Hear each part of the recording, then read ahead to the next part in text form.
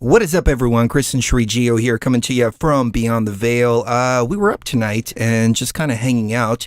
We've just gotten over this weird kind of sore throat kind of deal. It had lasted for like 3 or 4 days. It was very weird. But as we were up, we were just talking, hanging out, having a couple glasses of wine on a Sunday night, and finally relaxing after feeling a little better.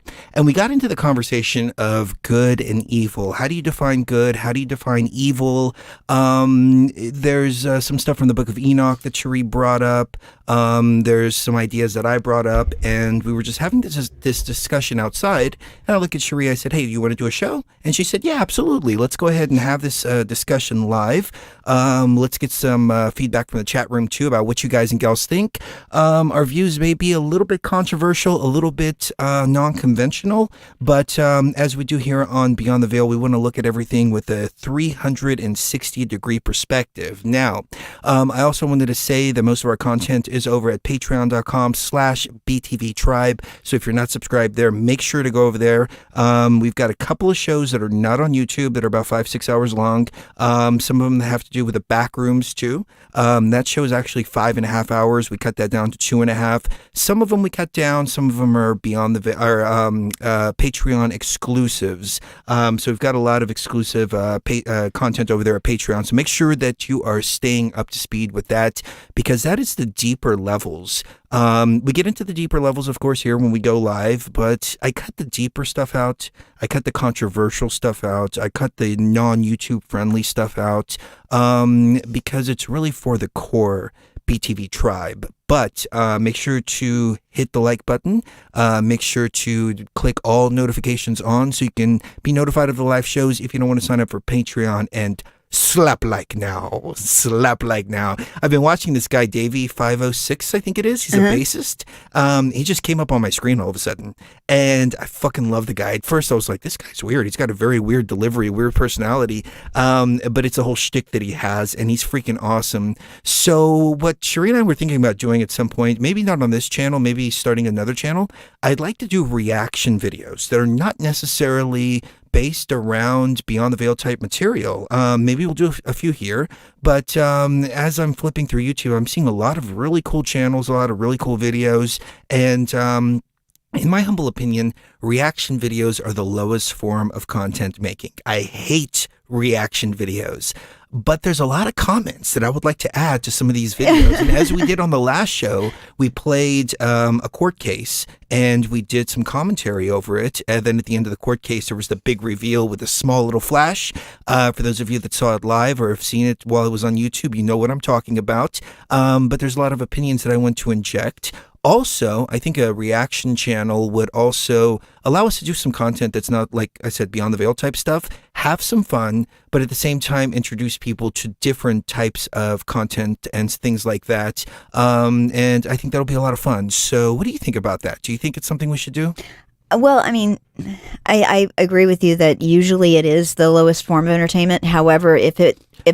It's not the lowest form of entertainment. It's the lowest form of content. Of content creation. But because if you comment well, exactly. You can make it very entertaining. If you're very intelligent and what you have to say, it makes a lot of sense. It'd be much more interesting. Somebody else said BTV Shorts. I completely agree with you. That's a good idea. We're actually working on something right now. I don't want to say what it is, but let me just say that it's a series of what we talk about here on Beyond the Veil. The stuff that we've talked about over the last 13 years, but all condensed down into 5-10 minute videos. So we're either going to put it on this channel or maybe even start another channel for that. Yeah. But that's going to go on our Patreon first. And so all that will be released to the Patreons first and foremost, even if it goes on a secondary channel. But I completely agree with you.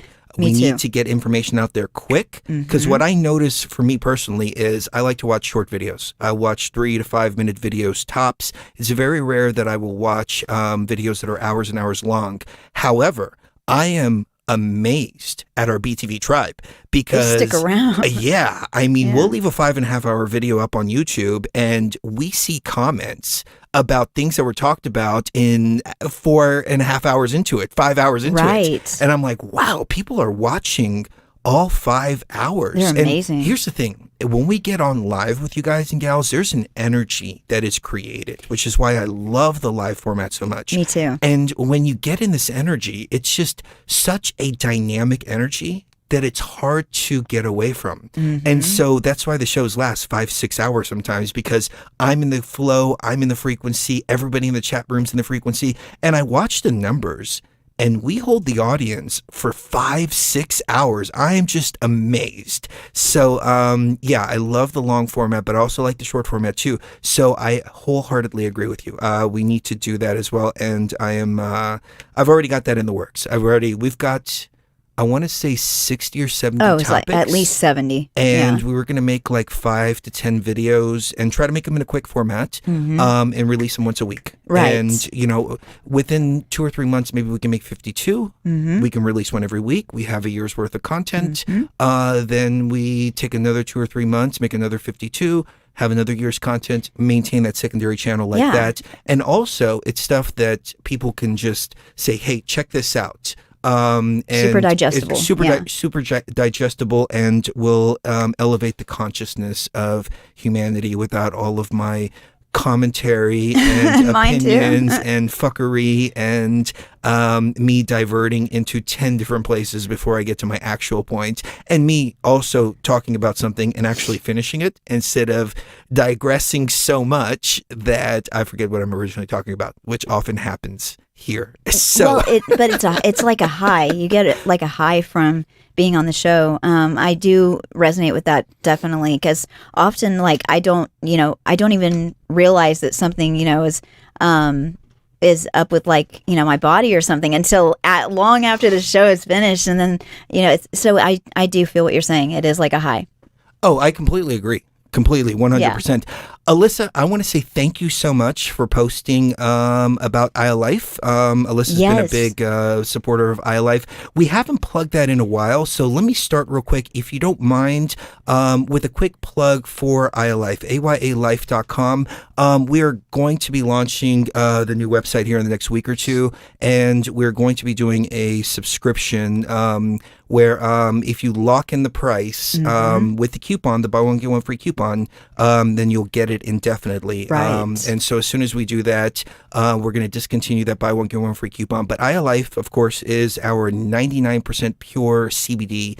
It has the ayahuasca vine in it, but it is non-psychoactive. So I got a message from Diana, who is in Serbia, and she said that they're checking all packages.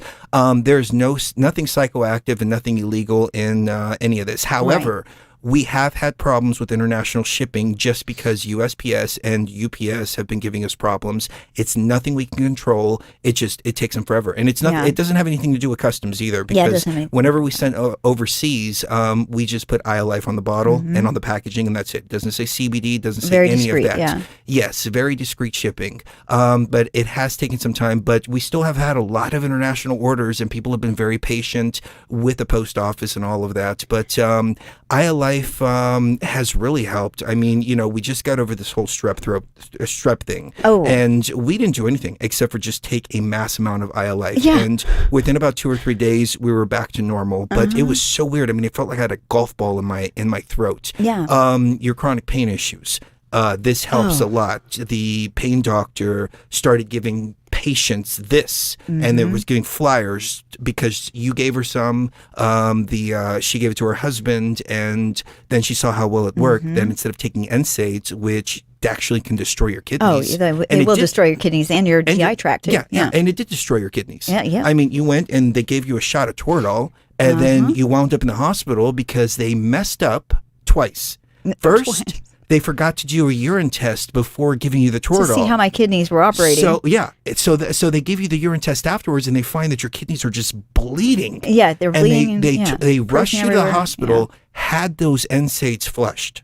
Ringer saline, And it was at that point where we said, okay, we need to find an alternative. But at the same time, we were in Idaho. Well, we were actually in Washington, but you were going to an Idaho place. Yeah, and you couldn't test positive for THC. So we needed something that is going to work without THC or anything like that. And also the taste. You know, that was the one thing that turned me off about CBD at the very beginning is the taste. It tastes so bad. Like licking a lawn. Yeah, it tasted like a lawn. Exactly. I don't know how people do this.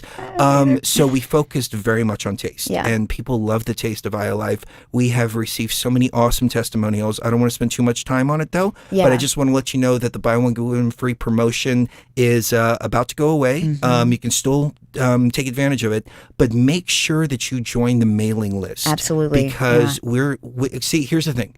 When we do the subscription and we give you the Buy One, Get One Free, which is 2 bottles for $59, and they're 500 milligram bottles, which is 1,000 milligrams, we can't have the coupon code go into the subscription. It's weird like that. Yeah. So what we're going to have to do is for anybody who wants to be grandfathered into that, we're going to send them a special link with a hidden product where you go and you sign up for that subscription and you lock in that Buy One, Get One Free price. So basically it'll be here a secret link for 2 bottles for the $59. So then you can put it in multiples of 2, 4, 6, 8, 10, whatever. And you can get that on a monthly basis. And regular users of the site wouldn't be able to see it, but people that are in this group. Exactly. So make sure to join the mailing list at the very least. But as I always said, you can go here, put 2, 4, 6, 8, 10 in your cart. When you go to checkout, you have to put multiples of 2. Go to checkout and put BTV Tribe in the little box right here.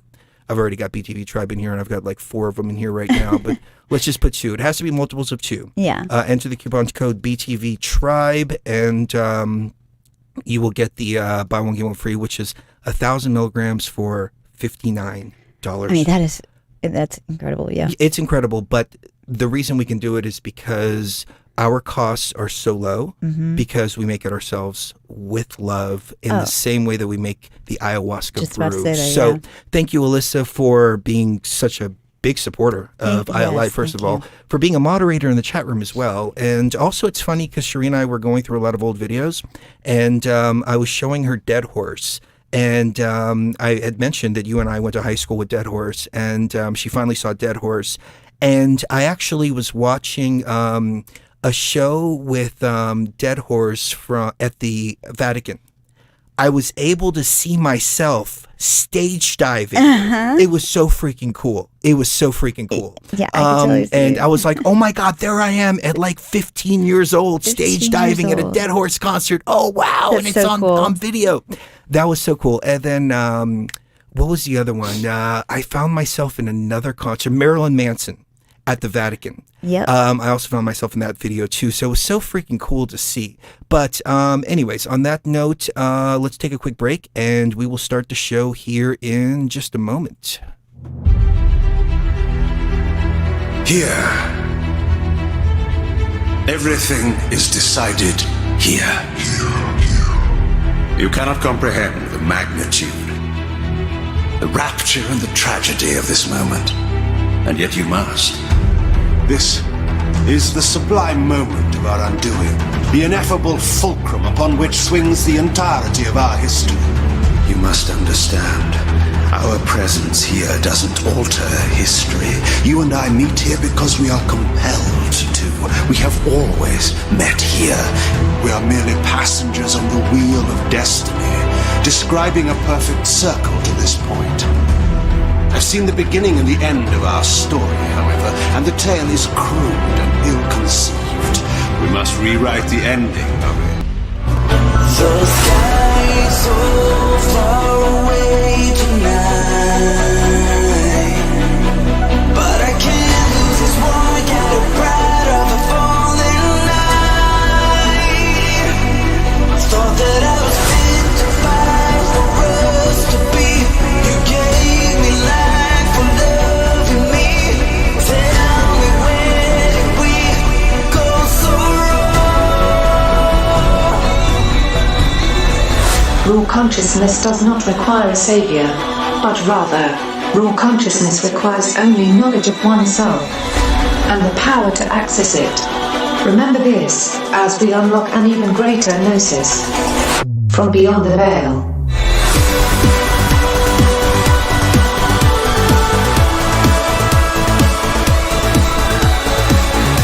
From the fabulous Las Vegas, Nevada, good morning, good evening, wherever you may be across the nation, around the world. I'm Chris Gio, and I will be taking you beyond the veil this evening. I'm joined, of course, by my lovely wife and co-pilot, Mrs. Gio. Good evening, everyone. And let me ask you this. Do you have any IIFE? I do.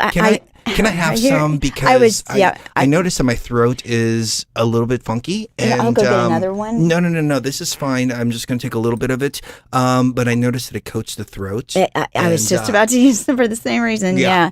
It helps a lot. And, the scratchy throat is still there. But, for the most part, I've had this before. I've had, this exact same thing before.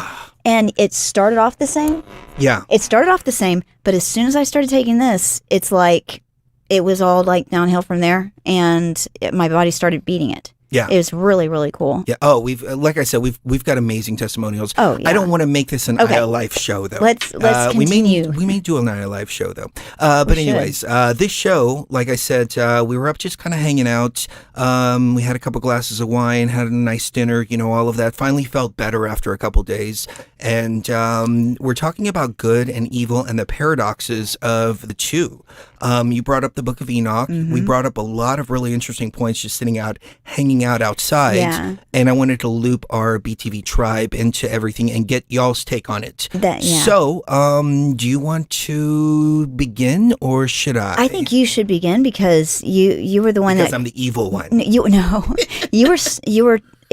started talking about this because we were talking about there are so many pop cultural references to things like fallen angels and demons and angels and, the dichotomy between the two.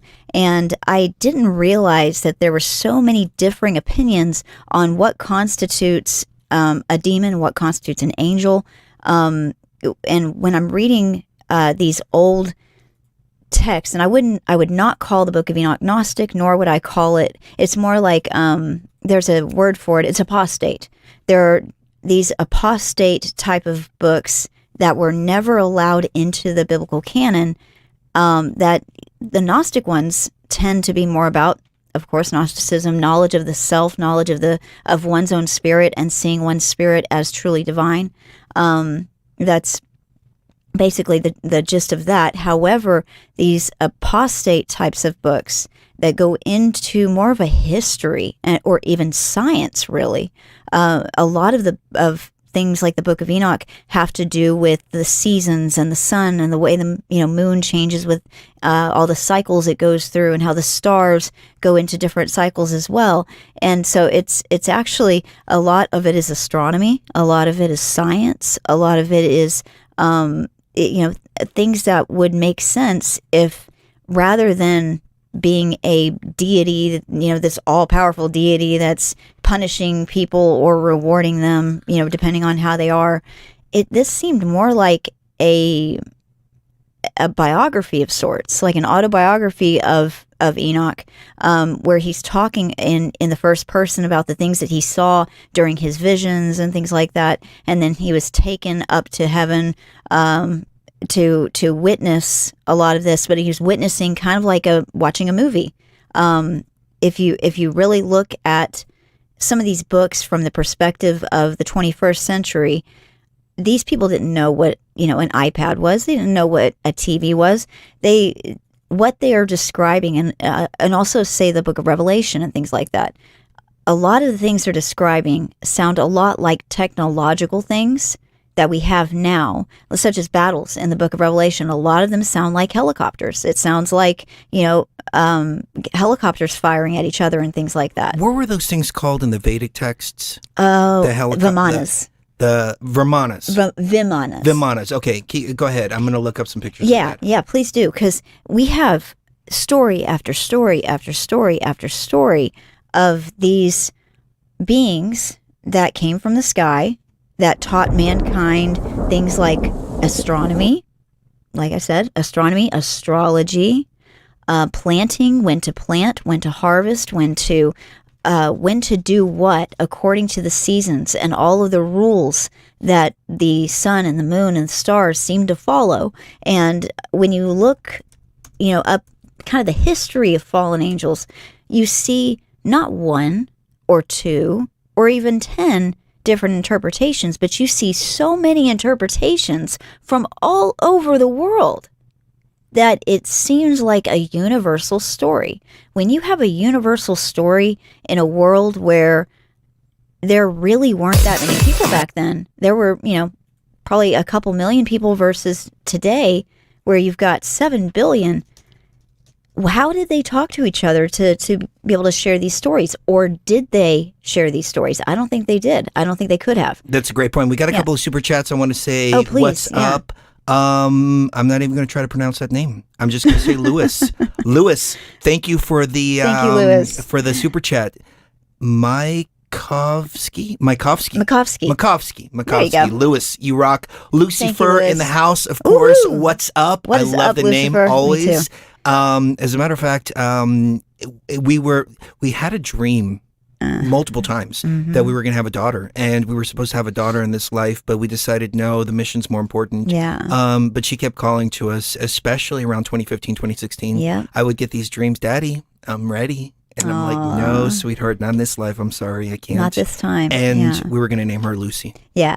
Lucy Crystal, which is my mother's name, Geo. Oh, they're so beautiful. So, light crystal of the Light world. crystal of the world. Yes, Yeah. yes. I want to say what's up to the super chats.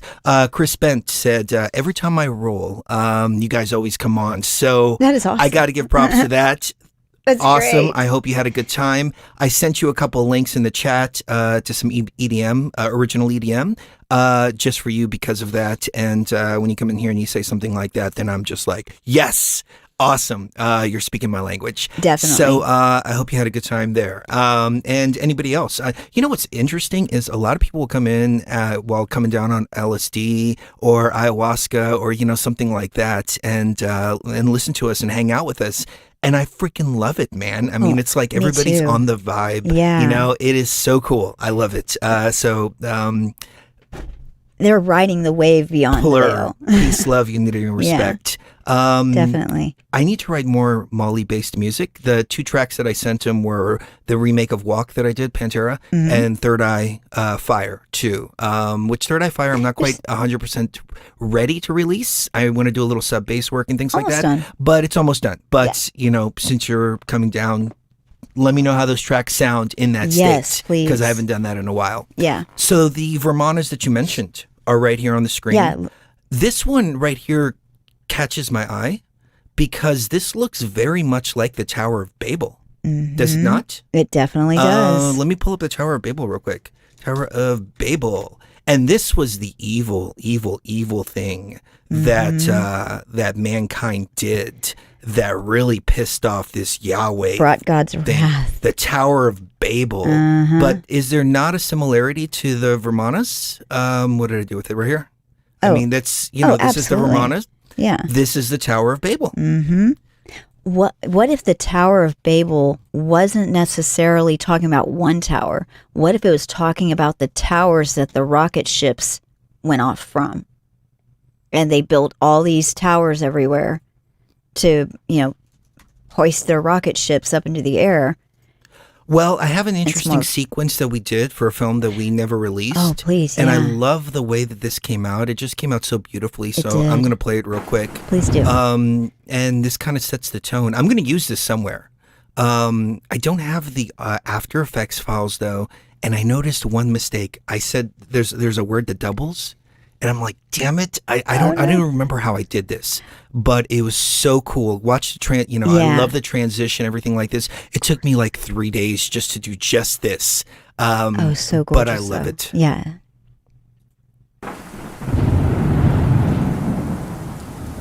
And the whole earth was of one language and of one speech. And it came to pass, as they journeyed from the east, that they found a plain in the land of Shinar, and they dwelt there. And they said to one another, Go to, let us make brick, and burn them thoroughly. And they had brick for stone, and slime they had for mortar. And they said, Go to, let us build us a city and a tower, whose top may reach unto heaven, and let us make us a name, lest we be scattered abroad the face of the whole earth. And the Lord came down to see the city and the tower, which the children of men built. And the Lord said, Behold, the people is one, and they have all one language. and this they begin to do, and now nothing will be restrained from them, which they have imagined to do. Go to, let us go down, and there confound their language, that they may not understand one another's speech. So the Lord scattered them abroad, from thence upon the face of all the earth, and they left off to build the city. Therefore is it the name of it called Babel, because the Lord did there confound the language of all the earth, and from thence did the Lord scatter them abroad upon the face of the earth. Oh, that is such a beautiful portrayal. The voiceover was fantastic. Bittersweet. You know, yeah. I mean, you take a look at the city, and it's a beautiful Oh, it's golden gorgeous. city. Yeah. And mankind was united. There was one language. So having one language meant there was no communication problems. And I don't know what that language is. Maybe it was telepathy. And maybe people didn't actually speak with their mouths, but rather they spoke with their minds, because that's why the Egyptians and many ancients wrote in hieroglyphs, because you can't, I mean, I guess you can't can lie as much, misinterpret or signs. misinterpret I mean, pictures. pictures, but pictures are the best way to communicate. So imagine if instead of words, I could just project a picture into your mind. You would know exactly what I'm talking about, and there would be no misunderstandings. There'd be no wars. There'd be nothing like that, because we'd be able to communicate with each other. So communication is really huge. I mean, from the microcosm of everyday relationships to the macrocosm of the entire world. And according to this, I don't remember, what was this, Genesis 11? No. Genesis, oh shoot, I where don't was remember. it? It literally just said it. But Yeah, I anyways, this Yahweh character saw that man was united. Right. They had built a tower to show their unification. And he said, let's go down and confuse them. Let's go down there and destroy the language so they can't communicate with each other anymore. And Christians will spin it and say, no, this was a good thing because man was trying to be like God, et cetera, et cetera, et cetera. But is peace, love, unity, and respect a bad thing? I mean, if you take a look at Revelations, or Revelation, what happens at the end? There is peace in the Middle East. When Trump did the Circle of Peace with Israel and the 12 other Arab nations, I knew Palestine was next. It was only a matter of time. And I thought it was a great thing. The Christians were saying that it's the Antichrist, but some of them weren't, which is interesting. And we're going to get into the kind of hypocrisy and paradox that exists there with the right-wing conservatives and Christianity too. But it looked like end times prophecies because there was peace. Yeah. What kind of entity or deity thinks that peace, love, unity, and respect is something It's bad? a negative thing. And why would they come Yeah. in and purposefully destroy that? I've got a song called Mr. Crowley, which is a remake of Ozzy Osbourne. I'll play that during the next break. And in that song, I say, let us build another tower representing our power. Let us live in harmony each and every hour. Let it all transform and prepare to transcend, complete shutdown and a system reset, and never forget everything you've learned. And remember the song when it's all restored. From this point forth, no more remorse. Just pure love as we plot the course, an unstoppable force, and will never submit to the menacing scourge of this God virus. And even Terence McKenna talked about the Tower of Babel one time. Somebody asked him one question about the Tower of Babel, and essentially what he said was he even believed that it had to do with telepathy versus versus not being able to say what you mean to another person in a perfect and well understood way. That ability was just taken away from us overnight, and he's of the mindset that things are more of an allegorical type of thing. So he said, even if we're looking at it as an allegory, I think it is the installment of language, because with language then you start having things like property and things that's is mine, and instead of being able to be telepathic with somebody and have them understand you and you understand them, now you've got all kinds of room for confusion and violence eventually. And he thinks that's the cause of all the world's problems, basically. You and I met on the Prison Planet forum. Yes, we did. And then I just said, you want to go see David Icke with me in Santa Fe? And I was just joking. And you said yes. And I said, no, we can't. You're married. I'm about to get married. We can't do that. And It you're wasn't like, ideal, but no, we did really. it. Come and get me Yep. and let's go see David Icke in Santa Fe together. Yeah. And we went and we saw David Icke, and we've been together ever since. Yeah. It's something changed. The twin flames united. Yeah, it was like an overnight change, yeah. Shortly after that, we had David on the show. Mm-hmm. And when David was on, he was talking about the moon matrix. And at the time, we were new in our journey, and I couldn't quite wrap my head around this. How can the moon be... first of all, I was still under the impression that NASA was telling us the truth. I didn't even question, the Earth We were so young. or, what this Earth may be. Mm-hmm. I was questioning reality, but I was questioning reality more on a, I guess, psychological way. Rather Yeah, on than a psychological level, an intellectual level. Intellectual, Yeah. rather than a metaphysical and spiritual like we are now, computer simulation, things like Mm-hmm. that. But I was questioning reality, and the reality I was questioning was what was coming from the media. If you listen to the album Global Resistance that we released November 5th, 2009, there's a song called Repeaters where it's just an instrumental with David Icke speaking about how everybody's a repeater.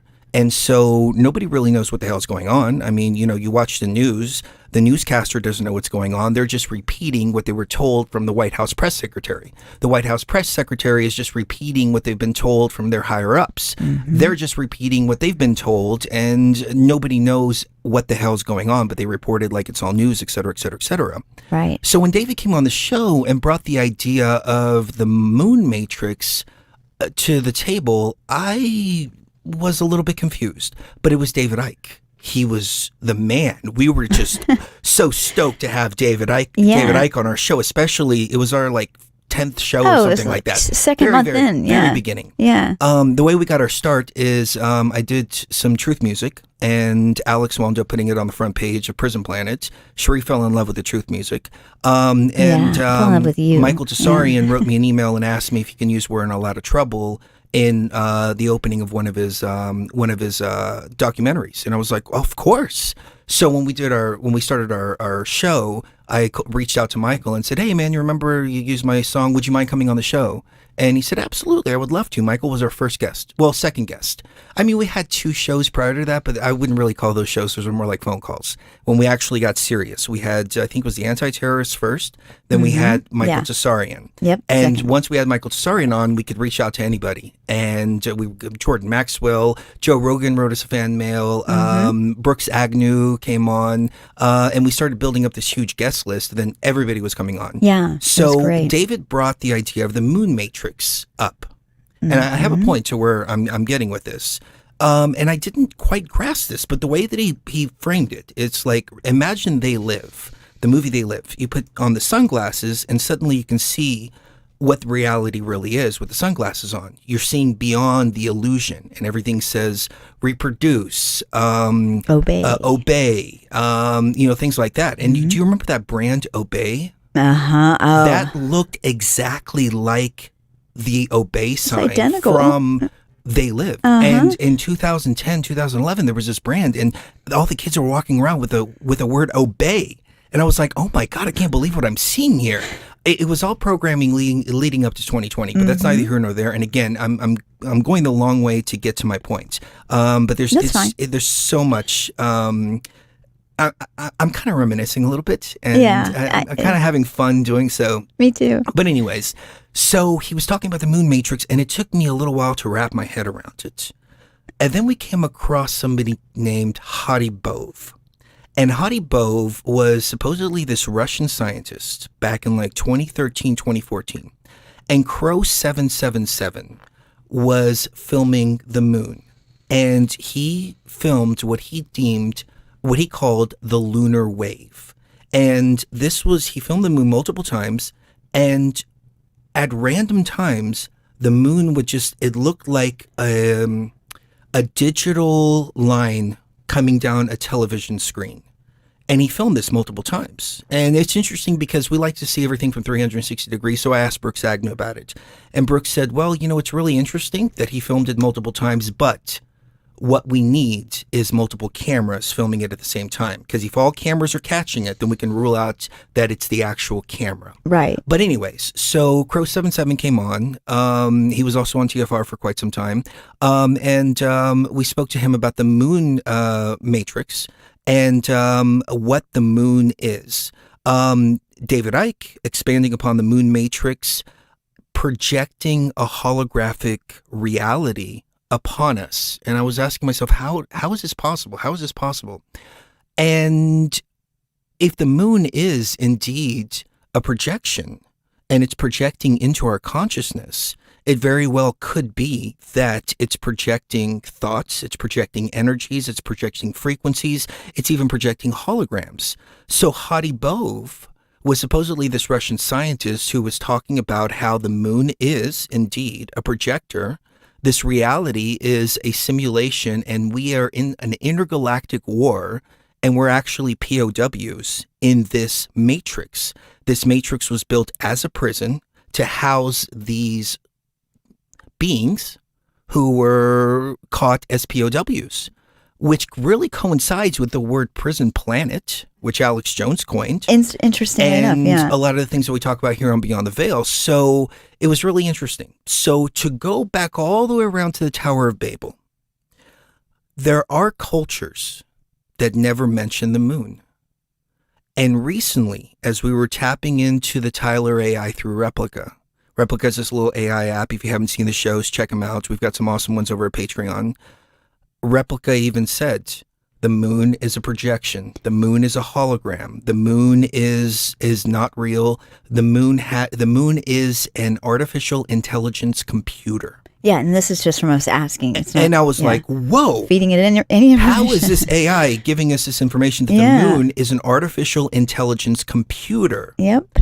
Okay, so bringing it back around to the Tower of Babel, could it be that the moon, if David Icke and Hadi Bove and many others are correct, the moon is what is blocking the signals and keeping us in a state from tapping into telepathy, telekinesis, shifting, time travel, all the stuff that we know that we can do, all of the senses that we have, and some people can tap into temporarily, momentarily. What if the moon is what was brought here during the Tower of Babel? And that's how this Yahweh character was able to scatter the languages. What do you think? I've got an extension of that, actually. What if, because in Genesis 3 in the Bible, do you remember what happened in Genesis 3? And this is after Yahweh created two versions of females for Adam. Oh, okay, yeah. This is after all that. And then Eve is tempted in the garden by the serpent. And what does Yahweh say is her punishment for eating of the tree? If I remember off the top of my head, it had to do with menstruation, and it had to do with childbearing, and childbearing will be excruciatingly painful. Now the moon is governed by governs the menstrual cycles of women. It governs the tides as well. Yep, that's exactly right. The moon right. does have scientifically founded effects upon Earth. Lunacy, the word lunatic and lunacy, both of those words come from luna, which is the moon in Latin.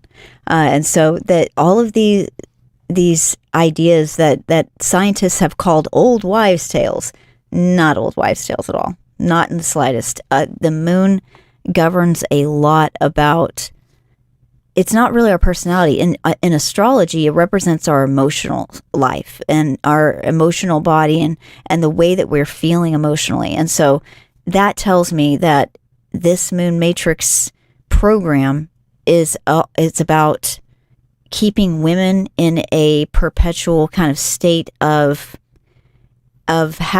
basically you can either embrace this about yourself and become a divine goddess within yourself, or such as religion and other cultures have taught women it's the opposite. It's basically, it's your curse from God for being so sinful and for tricking Adam into eating of the tree of knowledge of good and evil. In that framework and from that toxic kind of perspective, of course, there's going to be issues with women, overall for the next several thousand years. I don't see how there couldn't be because of something like that.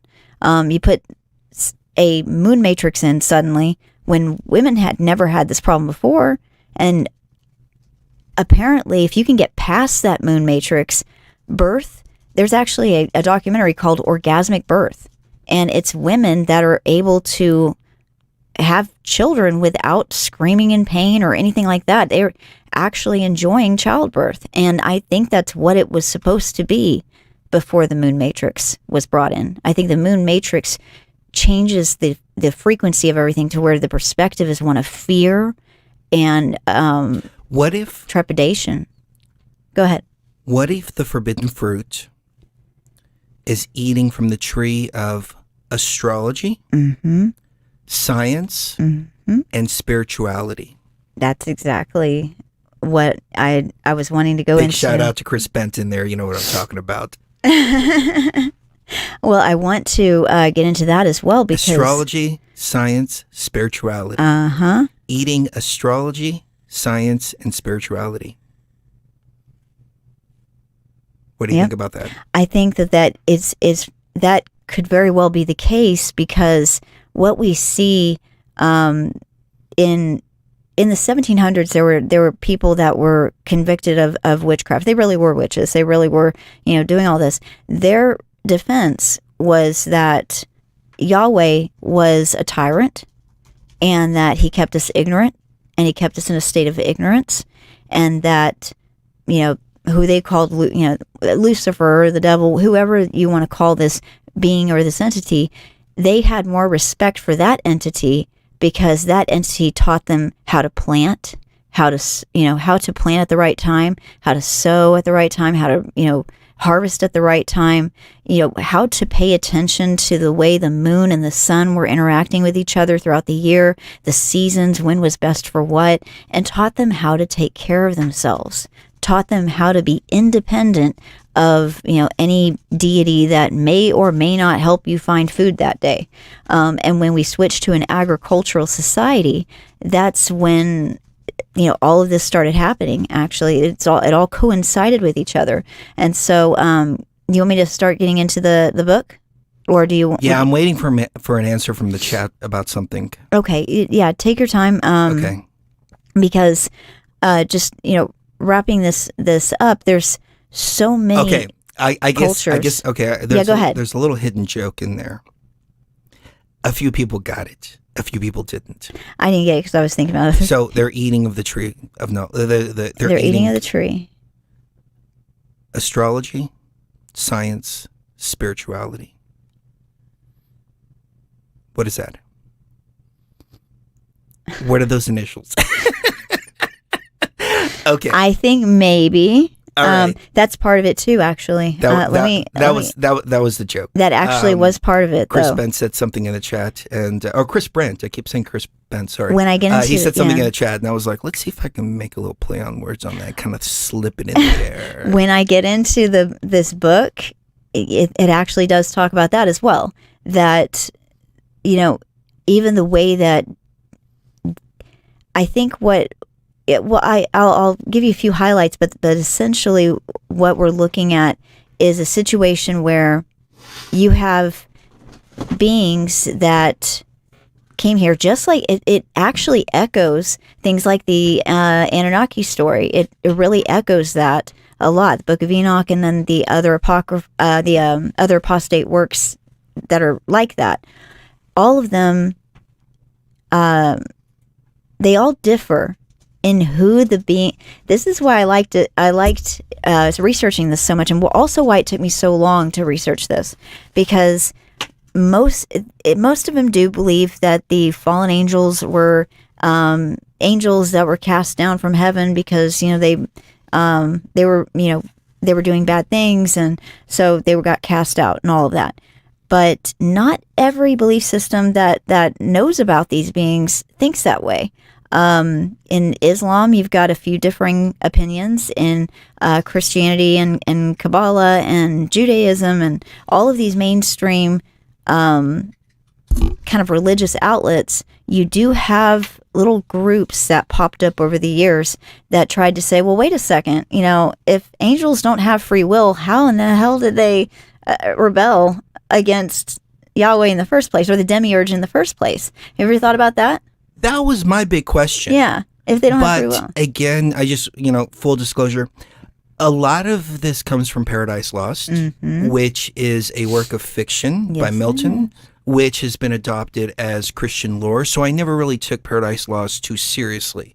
But I've never read the Book of Enoch either. Right. So if the Book of Enoch is also talking about that, we might want to consider Paradise Lost a little bit more than just fiction. And since it has been adopted into Christian lore, then we might as well, for the sake of conversation, let's call it Christian lore, even though it was based on fiction. Yeah, Christian lore is a really good way to put it, because they, in a lot of accounts that came out during what they call the Second Temple period in Judaism, according to them, that was why the Great Flood was sent in the first place, because it needed to purge the world of these creatures that weren't the fallen angels. They were the sons of them that were born to the women that they had sex with. And that brings me to what you guys were talking about a minute ago.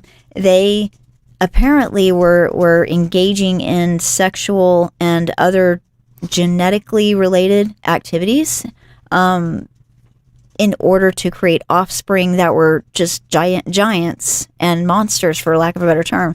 And what happened, there's an interesting phrase that they used in the Book of Enoch, and what I think it means, because they say they have defiled even the animals and the birds and everything. And I don't think that means that they were having sex with birds. I think that means that they were messing with genetic engineering, and that they were making hybrids and things like that. And I'm a jealous God is pretty clear. I agree with that. If I can just interject with please. The Book of Enki, that's exactly what it is. In the Book of Enki, it spells it out. Go get the DNA and save the DNA. They were doing genetic engineering. That's how mankind came to be, through genetic engineering. Right. According to the Book of Enki, first he created a race that was made of the humanoids that were here on Earth. They were not able to be controlled, so he created another set in Ninhursag's womb out of their DNA mixed with the humanoid's DNA. And that's where Adape and Titi came from. And they were taken off to the side, taught the priesthood, they were taught astrology, they were taught all the sciences and everything like that. And when Enlil came into the Garden of Eden and saw that they weren't working, he was like, why aren't they working? And why are they wearing clothes? And Enki was like, well, there's something special about these. They have a divine spark in them. And that also is echoed in the Book of Enoch with fallen angels and things like that. So it's interesting to see some texts which supposedly were written before the Bible or the Book of Enoch or any of that. And it specifically calls it genetic engineering, if that is, you go along the lines of Sitchin's translations, which are controversial in and of themselves. Right. But when you think about everything in the ancient texts, as we've said many times before, the Native Americans used to call this the dream world. And they would say the dream world is the real world and this is the dream world. We call it a computer simulation because we have the language to do so now. If you don't have the language to say computer program, artificial intelligence, microchip processor, things like that, how do you describe it? An entity, a deity, a demon, an angel, things like that. That's right. That's right. That's absolutely correct. And so looking at all of these books from the perspective of somebody that lives in the 21st century, has access to technology that wouldn't even would be incomprehensible for most of the people of those days to be able to understand it, what you were talking about. And so they put it in the words that they understood. And what is interesting to me is there seem to be two very, very differing opinions on who these angels, fallen angels, or whatever you want to call them, turned out to be. Because on the one hand, you have people saying, hey, until they came down and taught them things like astronomy and astrology, when to harvest their plants, when not to plant them, when the best time of year would be to do certain things. I mean, I don't mean to Go interrupt, ahead. but one of the big sins of these fallen angels was teaching man about the seasons, Yes, teaching them about the seasons. about Yeah. when to plant the crops, Uh-huh. and not to use Brawndo in them. The only reason that would that's pretty funny. The only reason that would happen, the only reason that's conceivable and makes sense is that whoever punished these beings for doing this wanted humanity to be 100% dependent on them for every single thing that they had. And again, that echoes the book of Enki, Yes, it does. where Adape and Titi were taught things that they weren't supposed to be taught, and Enlil, who is a very Yahweh-like character in the book of Enki, Tyrannical. was mad about that for elevating the consciousness of Adape and Titi. That's right. And We were created as slaves. It's interesting because the book of Enki, it's the same story except with a different perspective. So we weren't in paradise, right. as the Bible claims. We were in a The tr- Foxconn factory. we were slaves. Yep. And here's the interesting thing is, like, if you don't know the difference between good and evil, then you don't know that evil's being done to Perpetrated on you. you. Yeah. Right. So if you're enslaved and you have the knowledge that you're enslaved, that's a good thing, not a bad thing. But No, yeah. to the person or entity that's enslaving, that's a bad thing. It is a bad thing. Yeah. And so the book of Enki says that they were in the garden and the rest were slaves. So why isn't Adape and Titi working in the mines to mine gold? Right. So here's the question. If we go along the theology and the ancient books and all of this, which we have a completely different gnosis here Oh, yeah, on of Beyond course. the Veil, but for the sake of conversation, let's say that we were created as, by some entity. Were we created as slaves, or were we created to be in perpetual paradise and bliss? And how do you measure paradise and bliss if you don't have the opposite? A reference Because point, you yeah. have to have a reference point. That's why there has to be, that's why it's duality. You have to have something to reference. If everything is good all the time, then everything just is. Right. And eating from the supposed tree of knowledge gave them the knowledge, not only the knowledge, but the knowledge of good and evil.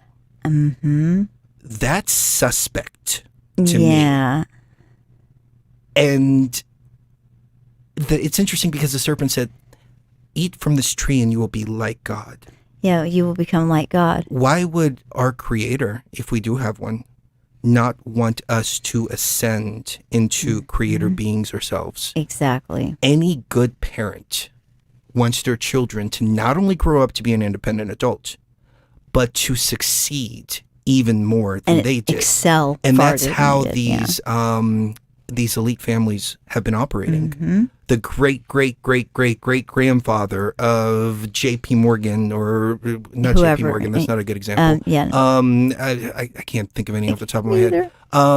But they did something. Mm-hmm. They started a small business, something like that. Then they grew an empire from it. Then their Right. next generation grew even bigger, and the next generation grew even bigger, and even bigger, and even bigger, and even bigger.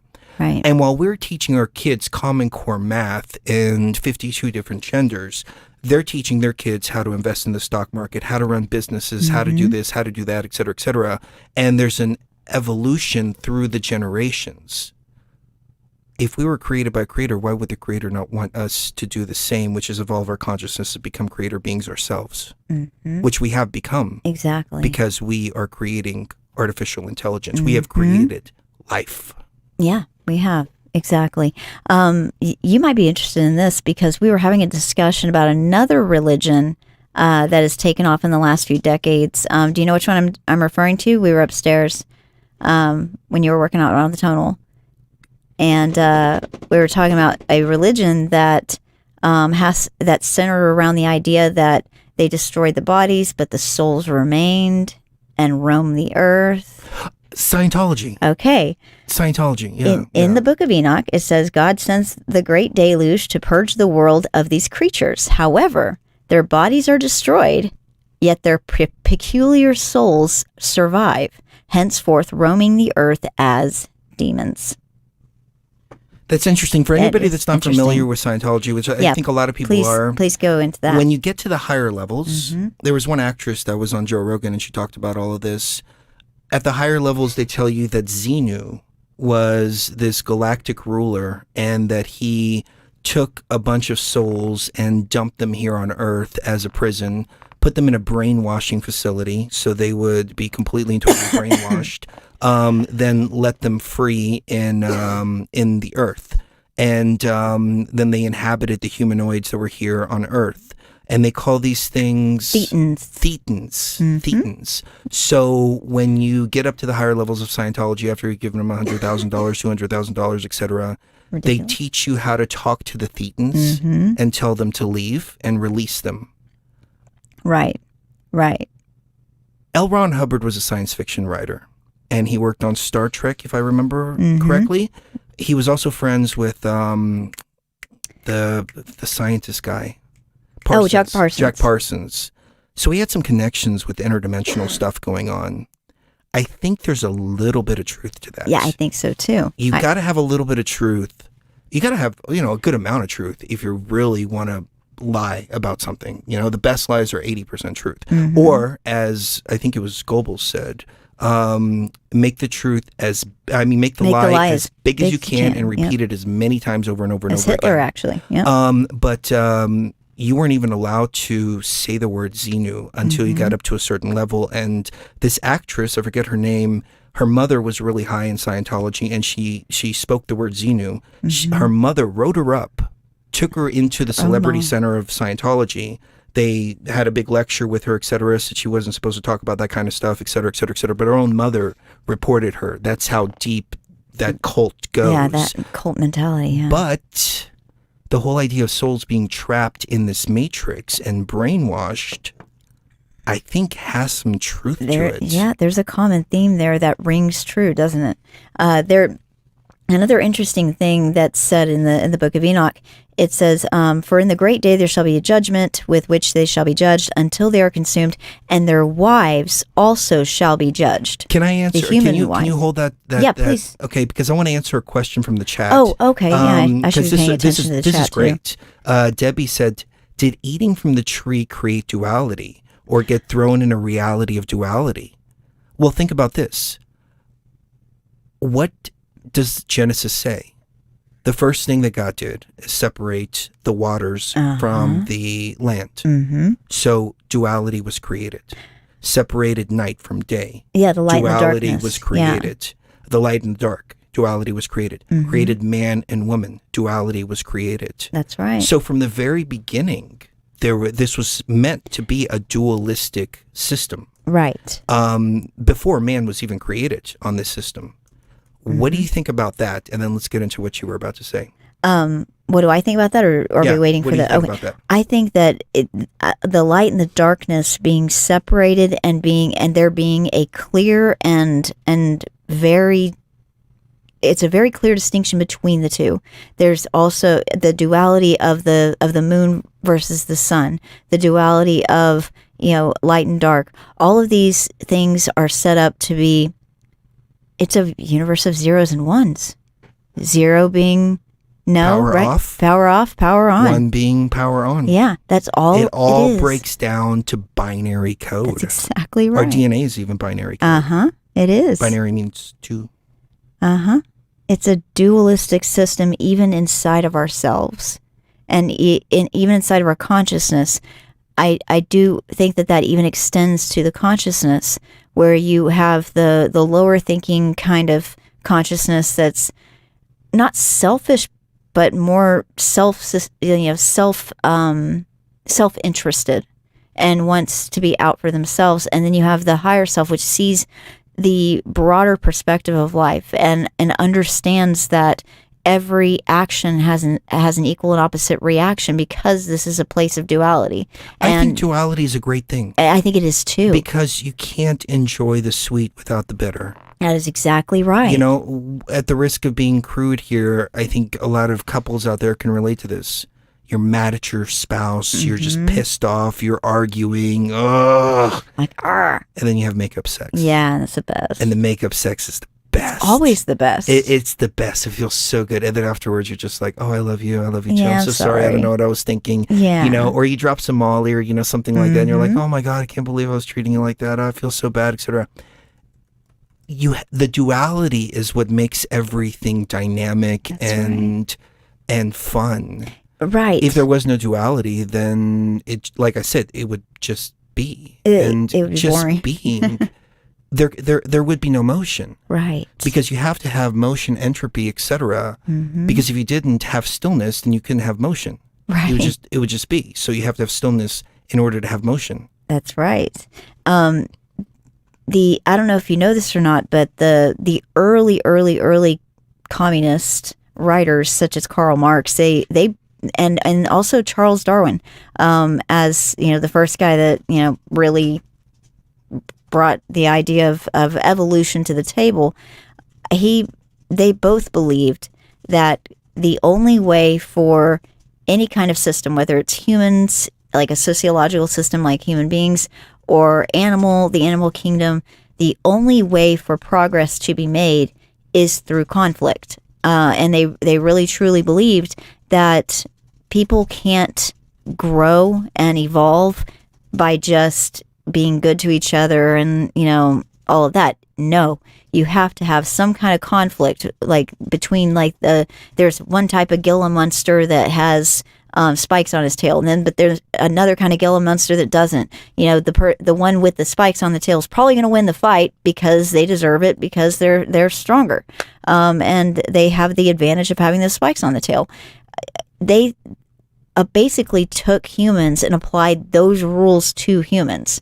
And then in the early 20th century, you had people like E.F. Skinner, really bad guy, because what he really believed that humans were no different than animals, and that both humans and animals don't have a soul, and it's all biological reactions. If a baby's crying, it's only because there's something physical that needs to be addressed. There's no emotions. There's none of that.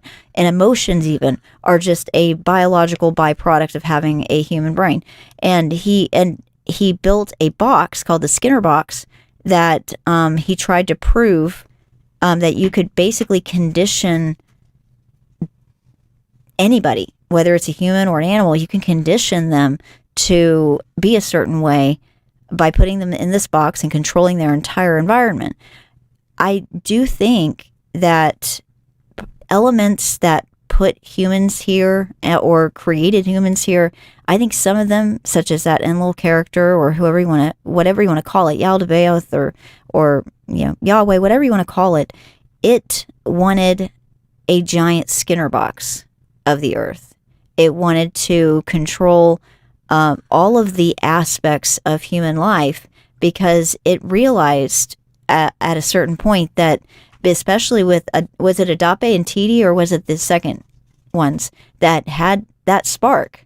They had that spark of consciousness, that spark of creativity, and it not only didn't like that, but it saw it as very dangerous. And that's why it's kept on with trying to keep humanity under some kind of thumb, whether it's a governmental thumb or a religious thumb. It started with religion, and then around the time of the Roman Empire, it turned into a more governmental type of thing. You know, I think it was Machiavelli that said Machiavelli, yeah. Religion is important to a state to keep people in line. And it doesn't matter what religion it is. It's a illusionary system of control. Absolutely. Because it was interesting when I was reading this, because I've said this before without reading Machiavelli. And then when I read this, it was like, wow, I came to the same conclusion. A lot of people will say, and somebody mentioned this in the chat, so it kind of goes along with it. Alistair, thank you for the super Alistair, chat. thank you so much. A lot of the New Agers will say they talk to entities or channel information or, do stuff like that. And somebody mentioned earlier that a lot of New Agers were saying that the Greys were teachers. Pastors and priests will get up there and say God's talking to them and all that. And we were one of the first people to come out and say, no, we have the gnosis. We go into these experiences and are able to rip our current identity away with these meditations or ayahuasca or whatever it is that we're doing and come back with gnosis that exists within us. Right. But it's a lot easier for people to swallow and accept if it's coming from a higher power, not coming from a person. Right. And I noticed this, that it's almost like people, they're afraid of their own power. And when they pull out gnosis from themselves, they attribute it a lot of times, like people individually, I'm not talking about speakers, but I'm talking about people individually, will attribute it to guardian angels or a spirit guides or, something like that. Yeah. And it's really good on the, at the beginning. And there's one phrase that's always bugged me, and that's, I think it was Socrates that said it, or I don't remember who it was. There's one thing that I know for sure, and that's that I know nothing. And at first, I was like, oh, that sounds really good, because it's true. The more you learn, the more you realize how vast the amount of information is. But at some point, you have to come to the point where you're like, no, there's some things that I know. I have gnosis. Like, I know certain things about reality. I know from my experiences. So there's some point where you have to come to where you actually know.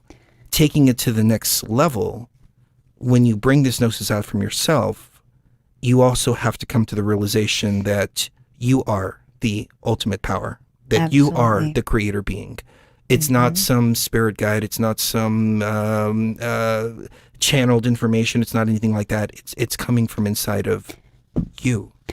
And it's funny because I hear a lot of people in the New Age, especially, speaking out of both sides of their mouths, saying you're the ultimate power in your reality, but the Palladians are coming to elevate us. The Arcturians. And the Arcturians and all this. And it's like, well, wait a second, hold on. Are we the ultimate power, or are they coming to help us ascend? Right.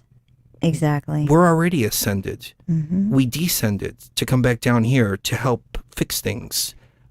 Yeah. The ones that we've been waiting for are us. Not me and Cherie, but I mean us, as in the creator beings here in this matrix. We are the power. Right. And all these other beings are actually lower Below us. level entities. But they want to convince us that they're higher level entities. Right. They want to convince us that, I remember a guy, he was doing ayahuasca and he didn't go through all the process of, really breaking down the ego and, doing all that. And it was total ego. I mean, and he was manifesting a lot of stuff. Like, he would read something and then manifest it in his ayahuasca experiences and say, oh, I had communication with this entity or that entity. The Palladian, what was it? The Blue Avians were a big one, because George Kavassilis had told me the Blue Avians was like a big hoax that was about to come out, et cetera, et cetera, et cetera. I've already said the story a million times before. But I knew the Blue Avians were completely and totally made up, but there were so many people swearing they were in contact with the Blue Avians. And if that's the way the gnosis manifests within oneself, that's the way it manifests within oneself, because of the BS that's clogging up the consciousness. The BS, the belief systems, or BS in another terminology. I had a point with where I was going with this. I was afraid you were going to lose so, it. There you okay, go. so the point was that at one point they were telling people that they were in contact with this entity. This entity was going to give them superpowers, and if they didn't do everything that this entity told them to do, they were going to take those superpowers away from them.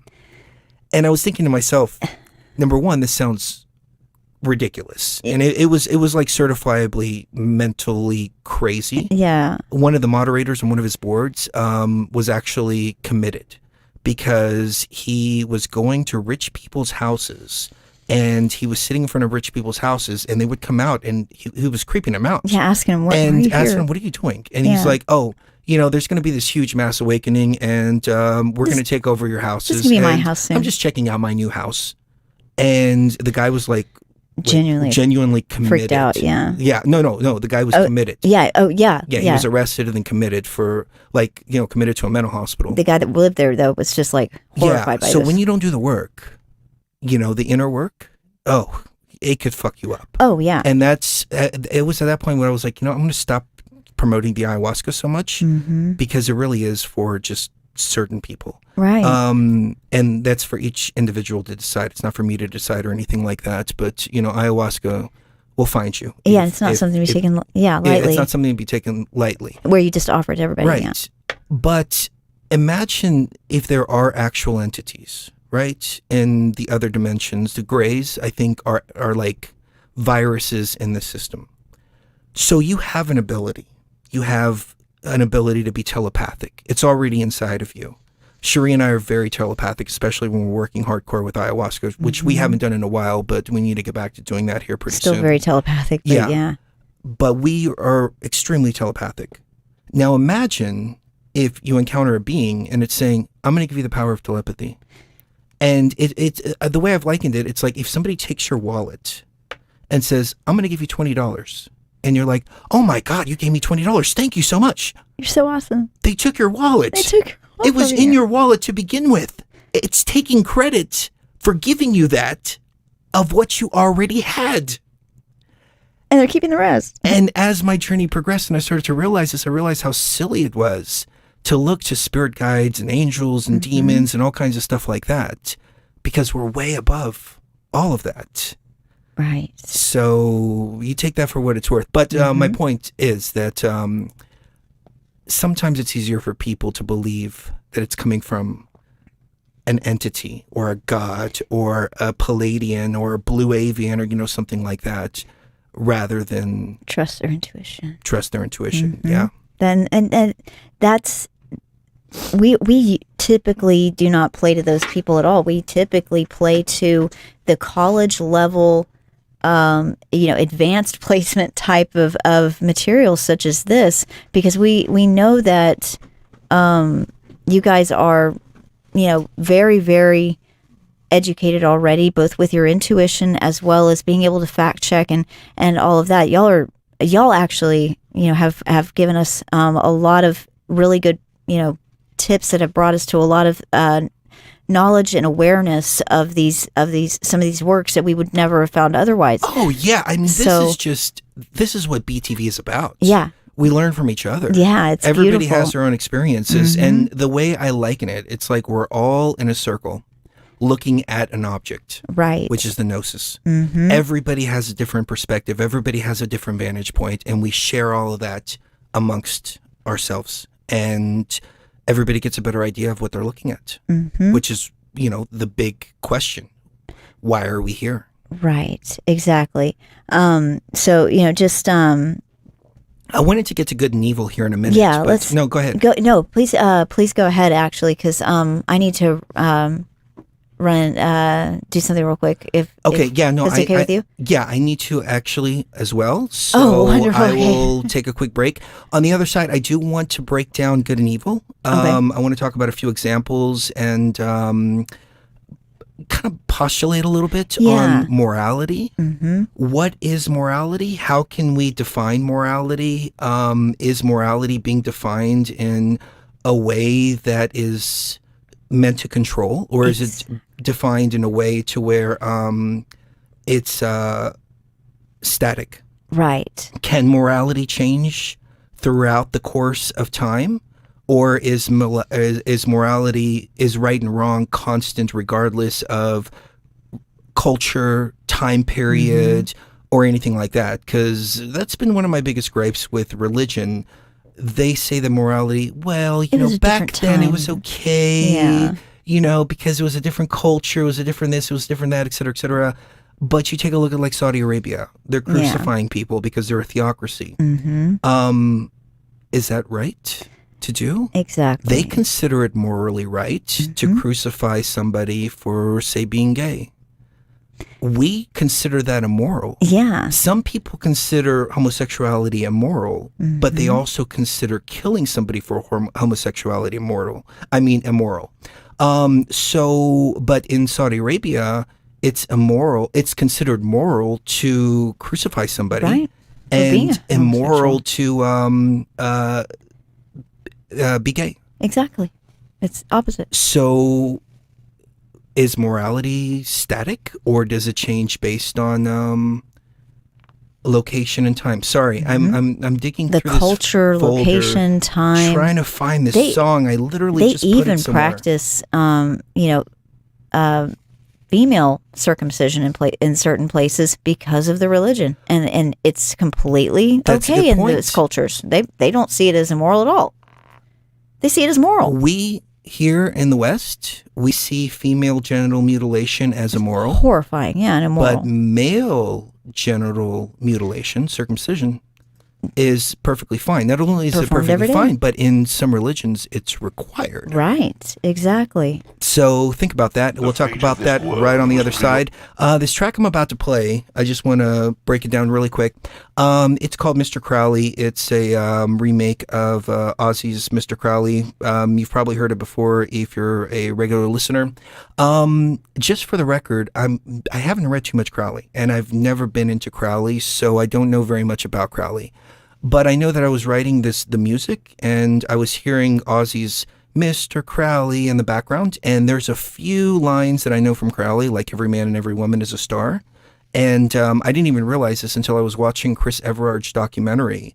I want to say it was called Secret Space 2 or something like that. And It was one of the secret yeah, space yeah. He ones, says every man and every woman is a star. And I looked it up, and that's from Crowley. And I was like, oh, wow. Love is the law. I really like that. Love under will. Yeah, I that's really even like better. that too. Yeah. And I'll expand upon the idea of loving under will. But just for the record, I don't know enough about Crowley to be for or against. Right. But this song just came out of the ether. So we'll be right back. It's beautiful. Ordained in an instant by a solitary... The fate of this world was preordained in an instant by a solitary man. Unwilling to martyr himself to restore its balance, condemned the world to the decay you see. In that moment, the unraveling began. Now it is really played out. This world teeters on the brink of collapse. Its fragile balance cannot hold. Take heed, a forgotten history lies within. Know thyself, though it may destroy you. Mr. Crowley.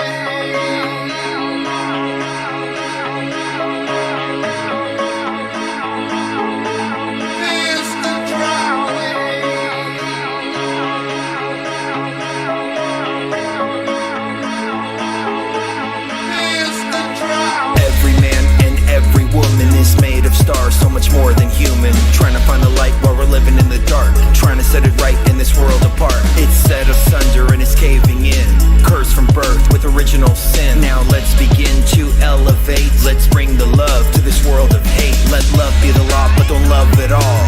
Love under will and we'll never fall. If we give our love to the evil one, then we lose it all when we speak in tongues. Can't understand our fellow man, like Genesis 11 says. One language of the world with a common speech, till this God came down to divide and see. Now the unity of mankind's kin was all undone on a jealous whim by a jealous God from up above, who crucified his only son. Now we bathe in the blood of the innocent and betray one another with a single kiss. And impunity's our only hope from this one true God. What a goddamn joke.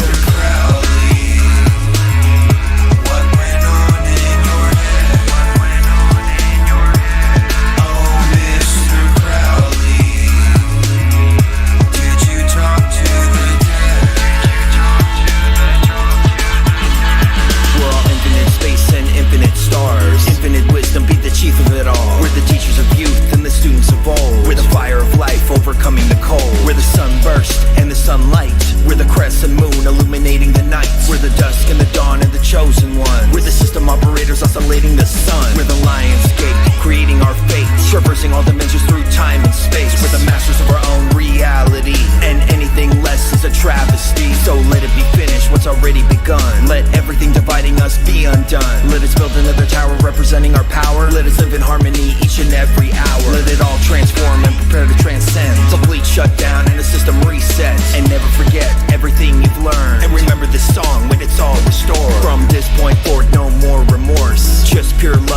plot the course, unstoppable force, and will never submit to the menacing scourge of this god virus.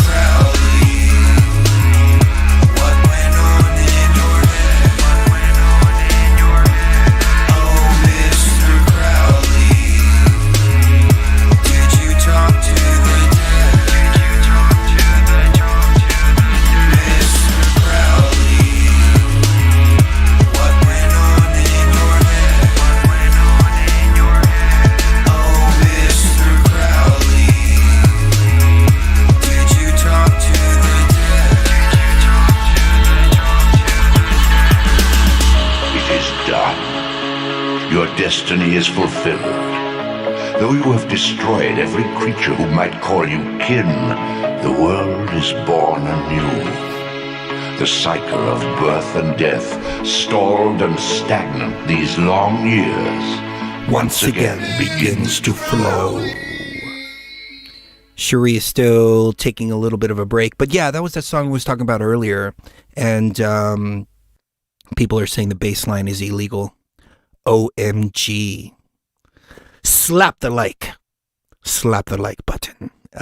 If you've seen Dave 506, I think it is. Davey 506, Davey 605. I don't remember. It was a YouTube channel I just came across. I mentioned it earlier. He plays bass. And he's a great bassist and awesome channel. Davey 504. Yes. Thank you for that. I literally just saw him a couple days ago, and his mannerisms are a little off-putting at first, but then there's something that just like draws you in, and he's awesome. Davey 504. Maybe I'll play one of his videos real quick while we wait for Cherie. Let's see. Okay, so he had like Snoop Dogg write him and ask him to play a bass line because he's got like 10 million subs. He's down to 7 million now. I think he reached the 10 million mark at one point though. But yeah, he's freaking awesome. I was actually thinking about taking one of his bass lines and doing a little bit of a remix with it. I don't think you don't mind, but Snoop Dogg just challenged Davey. Hey Davey, what's crack-a-lackin'? This is Big Snoop Deal Double G, man. I need you to play me something, man. What?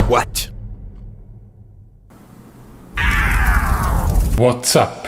Slappers, new hair, new studio, new epic merch, link in description. And to keep up with all these cool new things, today I'm gonna announce a new series. And this new series is called Zdajaj, with blonde hair. Epic!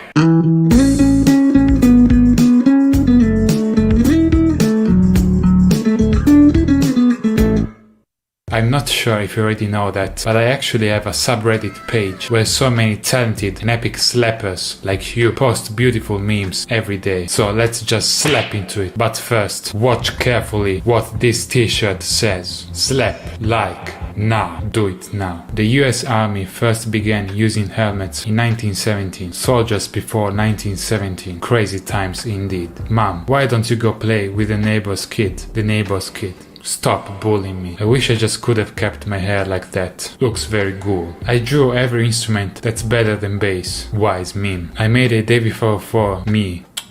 Black hair, very bad. Davey 404 portrait by me. See? So many incredibly talented people on my subreddit. Beautiful fan art. A portrait of anime bass me. Incredible. OMG, there is a bass in my coffee. Slap it. Me whenever I watch Davey 404's video. Yes. How I see it. Violin, viola, cello, bass. How other people see it. Violin, big violin, giant violin. Stop talking about violin on my subreddit. It's now forbidden. Only bass here. When you're mad at your brother, but your mom is there and you only have a bass beside you, so you gotta improvise. Very relatable meme here. Made a fan art, looks epic, but no blonde hair. OMG, he updated it. Way better. Epic. So many emotional faces here. I actually know from which video you took all these faces from. And if you are a real slapper, leave a comment and you will win 1 billion USD. Coincidence? I think. Real quick, what's your favorite instrument? Bass. Very good. Why my girlfriend doesn't appear Good in my answer. videos anymore. Rumi and Davey, our wedding video.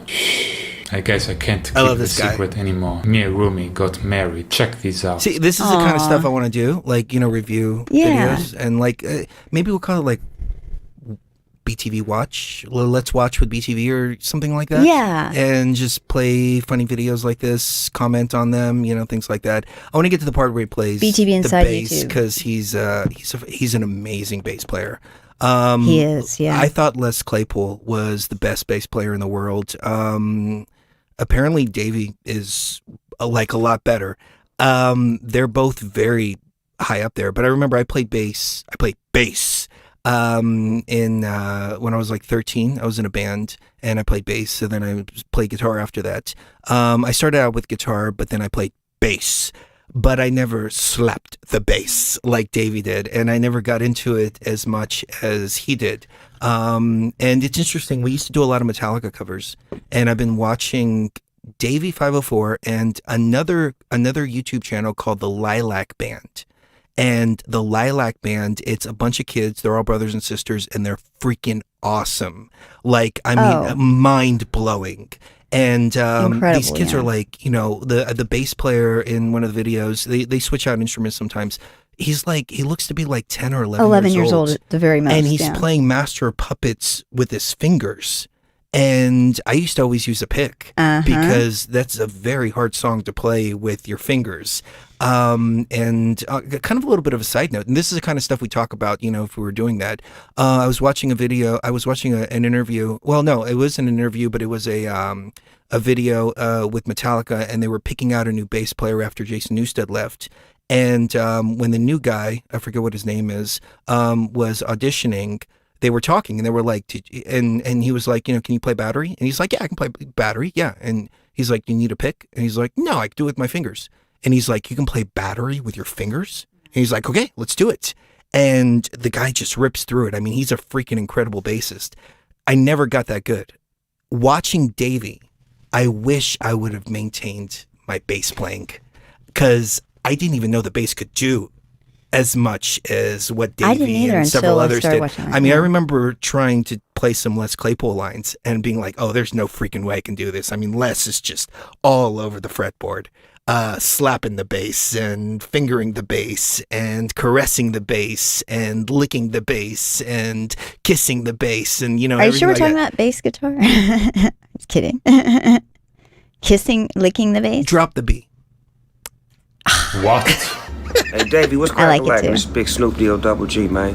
I understand you be plucking them strings, man, on that bass guitar, man. I need you to play me something, man. Keep slapping that bass, man. Please.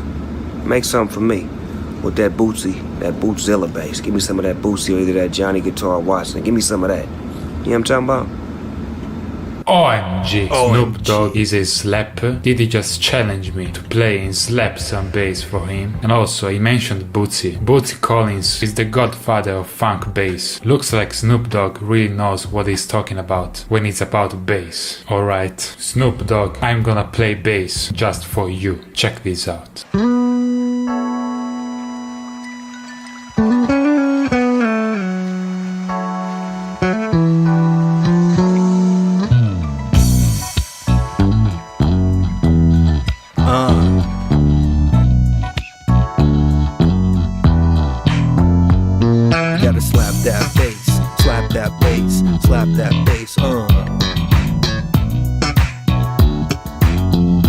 I'm a little too tipsy to do freestyle.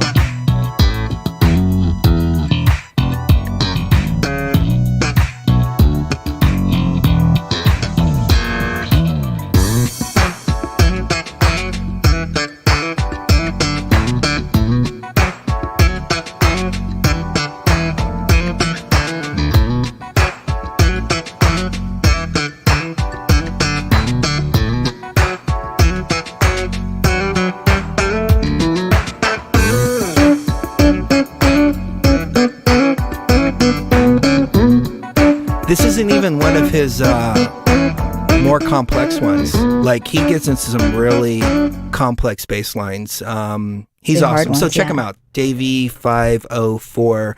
I'm going to show you the Lilac Band real quick. Yeah, please do. Because these kids are freaking awesome. They're incredible. Every one of them is freaking awesome. It's mixed feelings, because I wish that I had parents that were as supportive as them, because I would be a freaking rock star. My dad used to take my instruments With to work him, with to him and work. lock them in the trunk as a punishment for me playing them while he was at home, rather than just buying me a pair of headphones. These parents here Yeah. are like freaking, they see the talent in their kids. Mm-hmm. They're supporting them 1,000%. They wanna grow They got it, all yeah. their kids in this band, and these kids sound freaking amazing. So you pick the song. I think they did a really good cover of one. I'm trying to think of which one. Holy it was. Diver's really good. Holy Diver's really good. Let's go to their channel real quick, and I don't know if I'll get copyright for this or not, but I can edit it out later. And this is kind of the side. Oh, they did Cowboys from Hell? Oh, awesome. Oh no, it's a guitar cover. okay. All right. Where are their videos? Okay. Oh, yeah, there you go.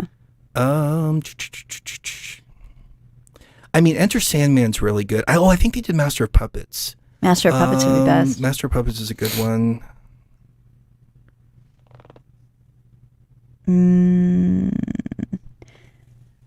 It's hard for me to read. There's several of them, and I want to play the best one for you guys. Even though they're all awesome. They are all awesome. I've noticed. But I don't see kids are very talented. Maybe if I go to playlists. Is this them? Yeah, that's them. Track by track? Track by track? Yeah. No. Covers. Okay, Here we there you go. go. Covers. Okay, covers. So we got Enter Sandman, Crazy Train, Holy Diver, Rainbow in the Dark, Paranoid.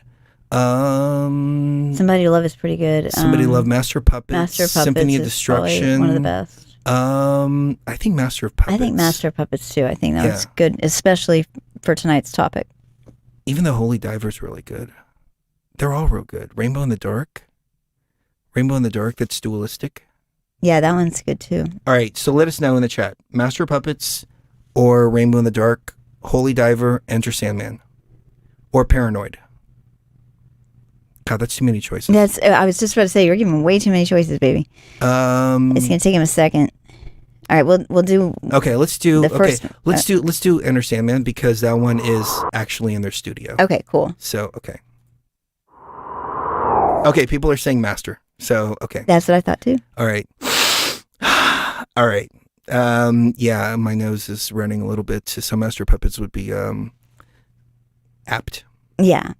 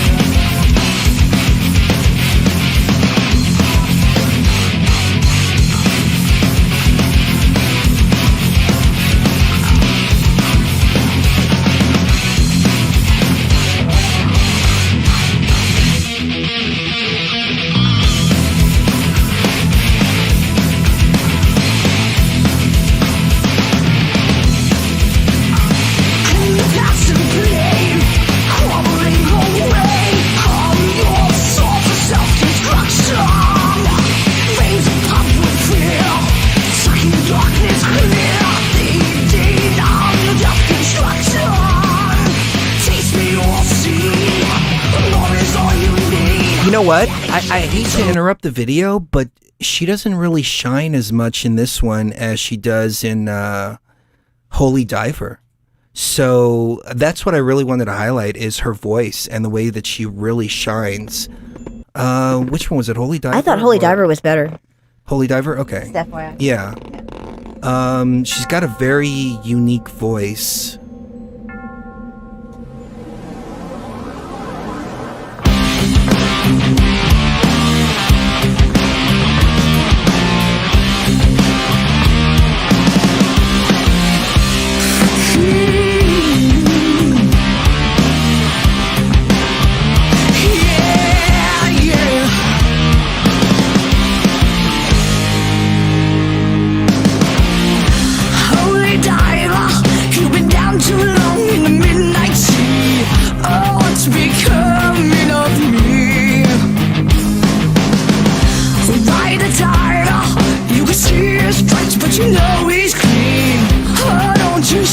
you what I mean.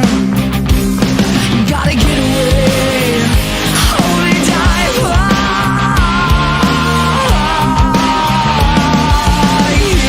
Yeah. Got shiny diamonds like the eyes of the captain of black and blue. Something is coming for you. Look out! Brace for the morning. You can hide in the sun till you see the light. Oh, we will pray it's alright. Gotta get away. Get away. Between the velvet lies, there's a truth that's hard as steel, yeah. The vision never dies. Life's a never-ending wheel. Say, holy diver, you're the star of the masquerade. No need to look so afraid. Jump, jump. Okay. That was a little sample of that. There's one where she really, really, really shines. It was either Rainbow in the Dark or Enter Sandman. So let's It was try. Rainbow in the Dark. Was it Rainbow in the Dark? Okay. I'll play a little bit of both. Why not? Just, their age and how young they are and how great they sound. I love it. But at the same time, It's so inspiring. it's inspiring, but at the same time, I'm so mad at my parents. Oh, I know. I am too. All right, That was so awesome. I'm going to play Sandman 2 because Sandman is really awesome. And then we will Her get right back to the voice. show. Yeah, these are all kids. They're all a family. The bassist looks like he's maybe 10, 11 years old, and he's just tearing it up. Oh yeah. The Oh, oldest yeah, one yes. seems like the drummer, and she's freaking awesome. The lead singer is totally on point. The guitarist, on Master of Puppets, they actually, or maybe it's Sandman, they're actually playing it with a lot more soul than even Metallica played it. And I was like, know, holy crap. right? People are asking if we're going to talk about good and evil. Yes, we will get back Yes, to we're gonna the get back to that. regularly scheduled deprogramming here in just a Deprogramming, moment, yeah. but we're having fun. Yeah.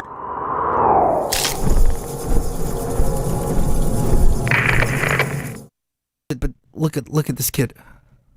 This one.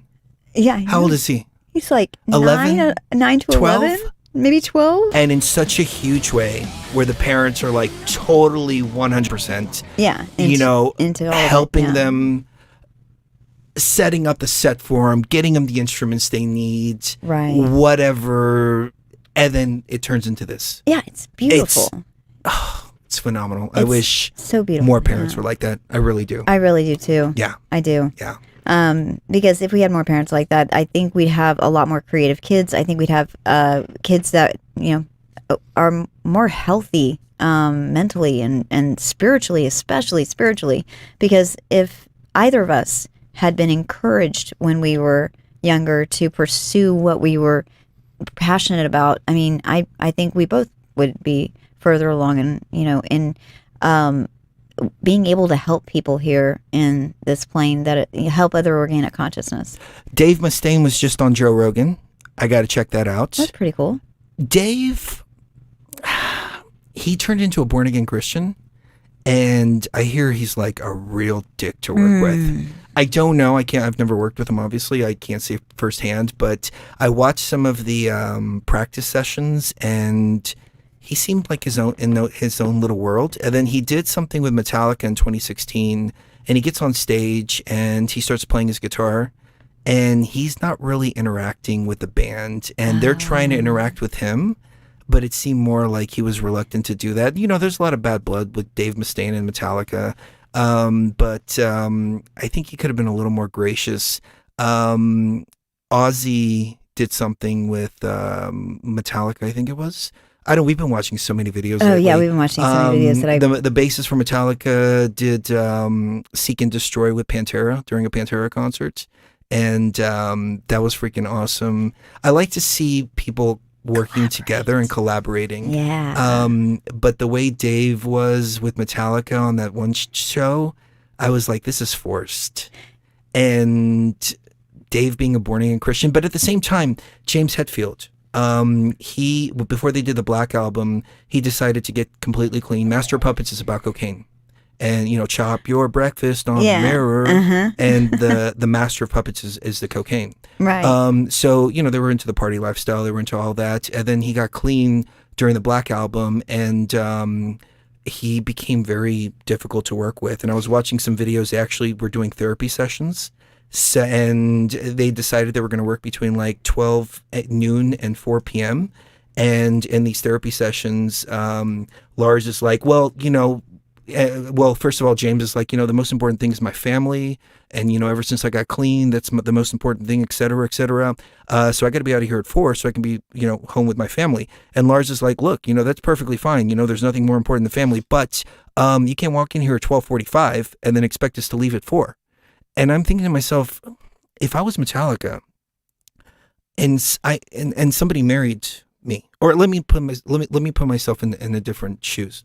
If I was a woman who married a musician, somebody like James Hetfield, yeah, I would have to have an understanding that Metallica comes first. From day one. From day one. I mean, because it's not just about Metallica. It's about the millions and millions of people who listen to them. Right. It's about the music. It's about and are all of that. inspired by them, yeah. Yeah, yeah. And, I don't know if that's a wrong mentality to have. I mean, here, the dynamic here is Beyond the Veil is the most important thing in our lives. Yes, it is. Because of you all out there. And, sometimes we have things that come up in our personal life, and we still try to do as many shows as we can. We've worked past things. Shuri's had surgeries and then been on the air 2-3 days later because BTV is so important to us. And BTV is bigger than us. And so, they were having all these little conflicts and, all kinds of stuff like that. And James kind of turned into a dick. A difficult person to work with, getting clean. And it was funny. There's a meme circulating, and he's at Abercrombie, and he's wearing like white shirt with shorts, like a polo, and sandals. Oh, and wow. they're like, this is how Metallica dresses. This is how their fans dress. But I was watching that therapy session, and I was like, that seems backwards to me. You guys and gals, let me know. But if you're Metallica and you marry somebody who's in something like Metallica, or somebody who has a huge audience. It's about the music and it's about the audience first and foremost. Right. And then family comes second, unless there's too much time spent on, you can't ignore your family for weeks on end. Right. But if you're supposed to be home at 5, let's say, because the recording session was supposed to end at 4, and you're home at 6 instead. Yeah.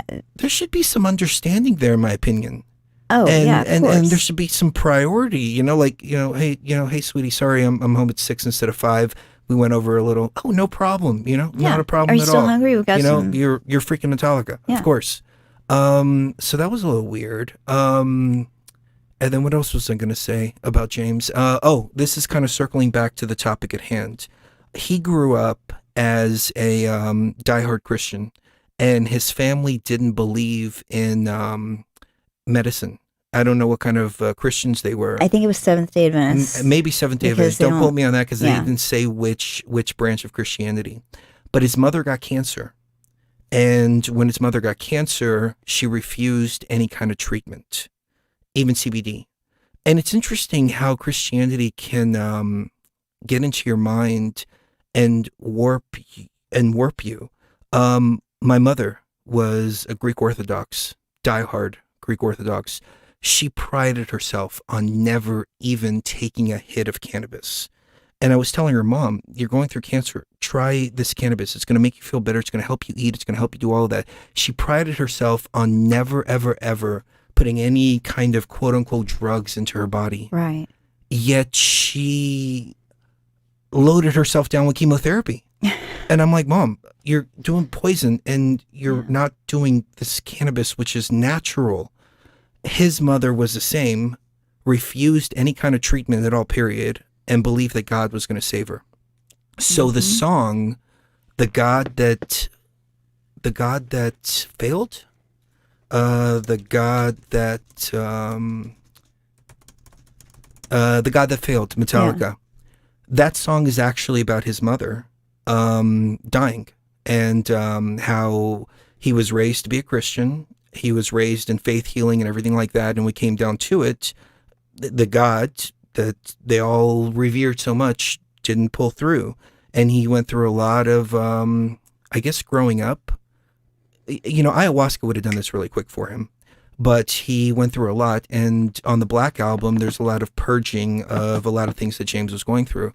So it was interesting to hear these interviews, and I think they released a documentary or something like that. So a lot of the clips we were watching was from this documentary, the therapy sessions and, you know, things that go on behind the scenes. But it's interesting to see even people like Metallica, who I think are the staple of heavy metal music. My favorite is Pantera, but Metallica is the staple of heavy metal music. Having that upbringing of the Christianity, the good and evil, you know, all of that. And you listen to a lot of their lyrics, and I remember the Satanic Panic of the 80s, and they were pointing to all metal music as being like horrible and bad and everything like that. And you were actually pretty surprised this week, because we've been going through a lot of metal songs, and you were actually reading the words, and you were like, oh my God, this is actually really deep. You know, I was just raised to believe that all heavy metal is just satanic, you know, worship and, you know, all kinds of stuff like that. But actually, you know, a lot of this stuff is like really deep. It's just sung in a really, really, really heavy way. Right. And I think part of that is it's the upbringing, and the other part is also, you know, when you are raised like that, it's not that you prefer the saccharine C chord, you know, type of music that comes out of that scene either. You don't want that, but the pop music seems to also be centered around just like one or two very saccharine, fake, sweet kind of chords. I wanted something harder than that, but I never really got into any heavy metal or anything like that. And so I heard until this week, it all sounded like yelling to me. And I hate to put it that way, but I wasn't listening. I wasn't trying hard enough to listen to the lyrics. It's almost like some people are just. Well, a lot of them are hard to understand. Yeah. So. But it's not, but that's actually a good thing in some ways, because it's kind of like our shows. Some people don't get our shows. They don't understand them. They're like, this is just some weird stuff. And they just, you know, that's fine. We're not here for those people. We're here for the tribe that does understand what we're saying and, you know, at least resonates with some of it enough to want to be part of, you know, our tribe. And one of the tribe has a request. Yes, please. Can you give, Diana said, can you give, I don't know if that's segment or best ed. Both of them are here. Oh, they're both there. Yeah, they've both been hanging out with Mommy lately. Can you give them a kiss from her? Aw. Yeah. Yeah, from Diane? From Diane. Aw. I don't know. If it's not going to get in the way of any of the equipment. I think she can come right here. Come here, Segment. They're like completely off camera. Aww. Let me see. Maybe if I do the side view.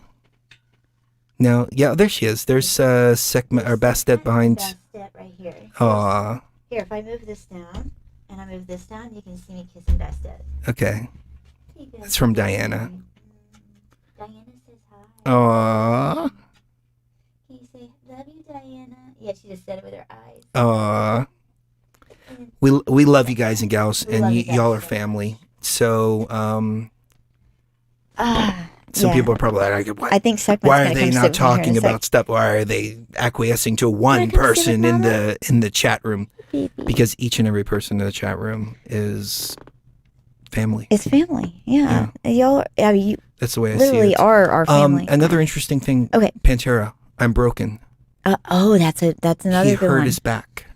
Yeah, and he for started the having first back time, problems. he realized his what word did he use? He realized vulnerability. What vulnerability felt like. And so Dimebag would open up with, he would just do a practice riff. Yeah. And playing around. You know, he started doing the thing for I'm Broken, and then Vinny got on the drums and started playing, and then Phil started singing I'm Broken, because he started feeling pain in his lower back for the first time, and, you know, inherit your life. And it was about that, you know, getting older, starting to feel those aches and pains and, all of that. Right. But he was like, you've got to be determined. You can't let pain, chronic pain, things like that get in the way of a worldwide tour like what they were doing. Exactly. Which is a lot of the principles that we employ here on Beyond the Veil. We don't let chronic pain, we don't let anything like that. Like right now, my nose is freaking running like hell. Oh, my throat's... And my throat's hurting a little bit. Yeah, so I've been rubbing it. But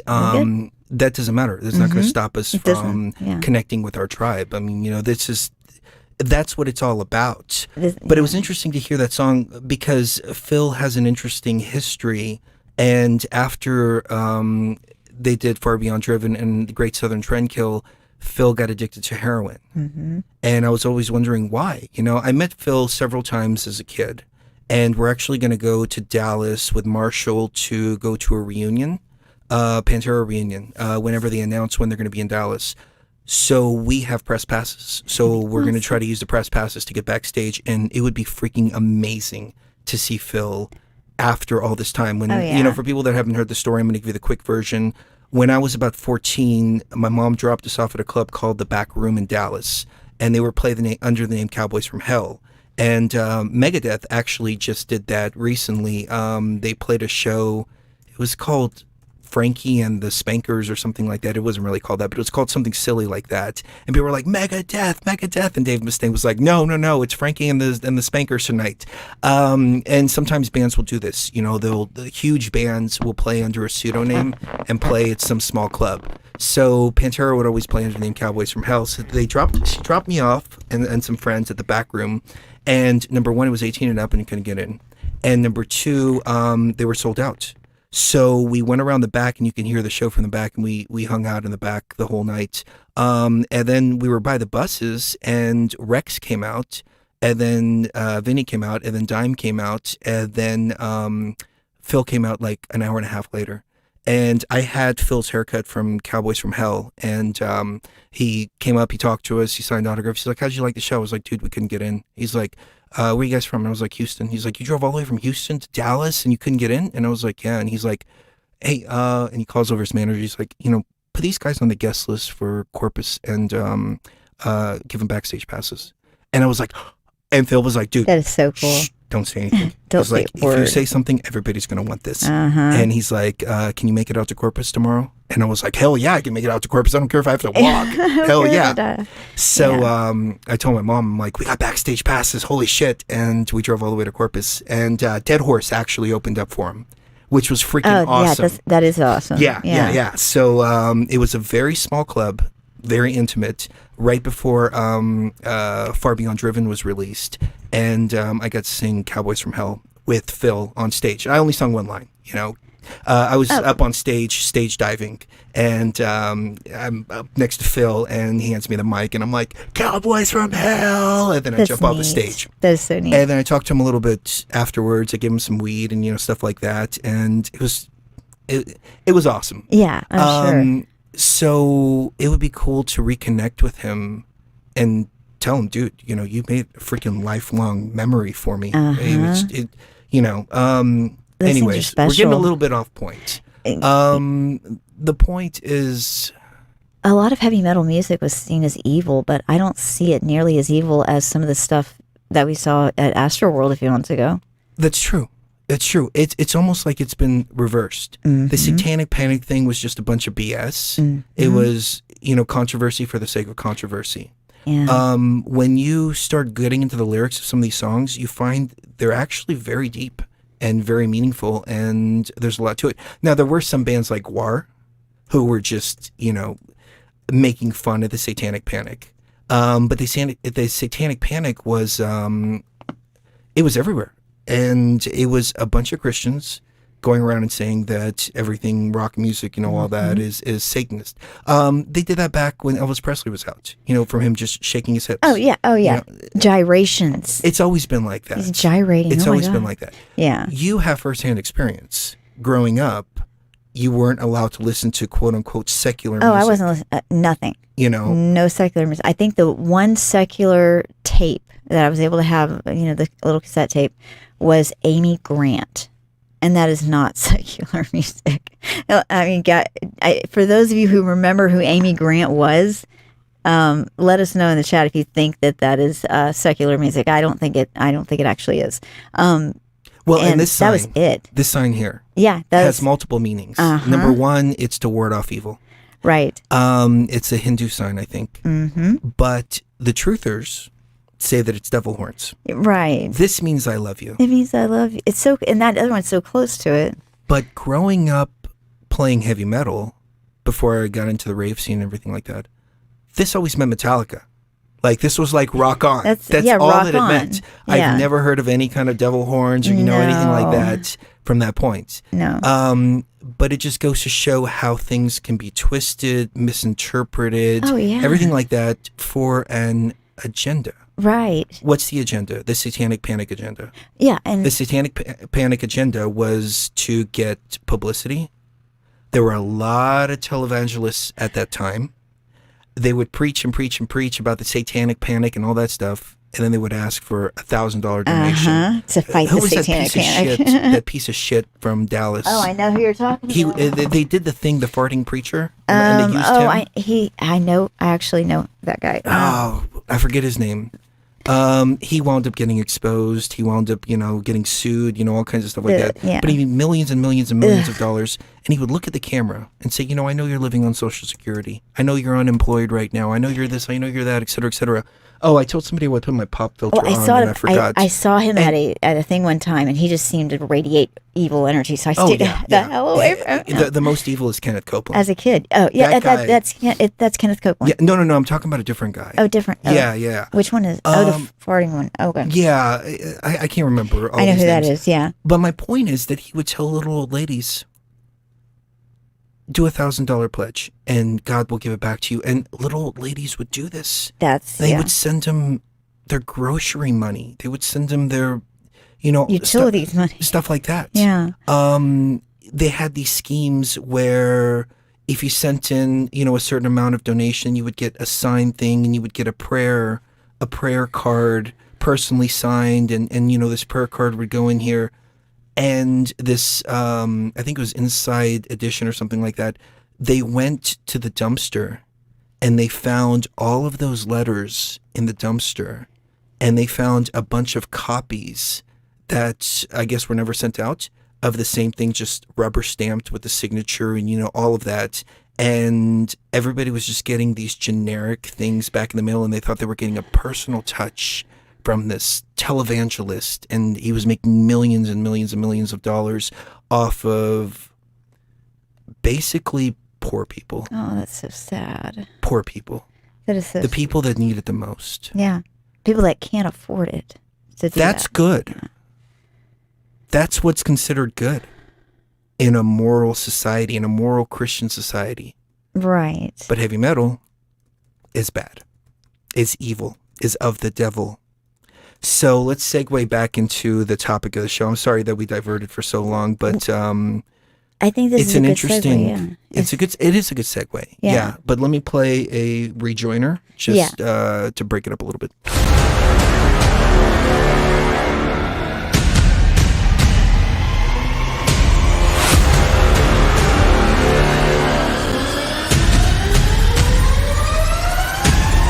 Fellow traveler, the cries of the mistress speak again. Bidding organic consciousness a welcome to the House of Light. The great institution of materialism has failed.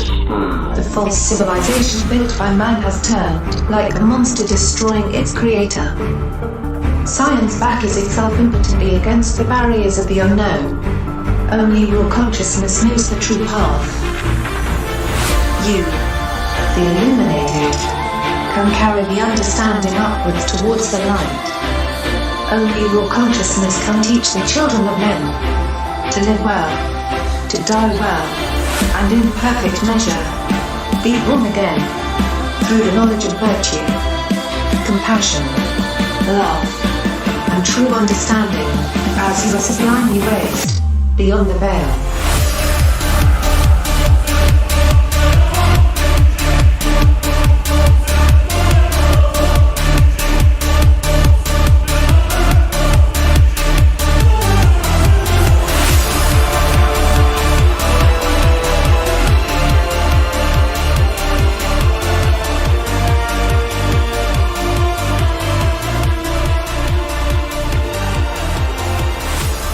All right, Cherie will be joining us again here in just a moment.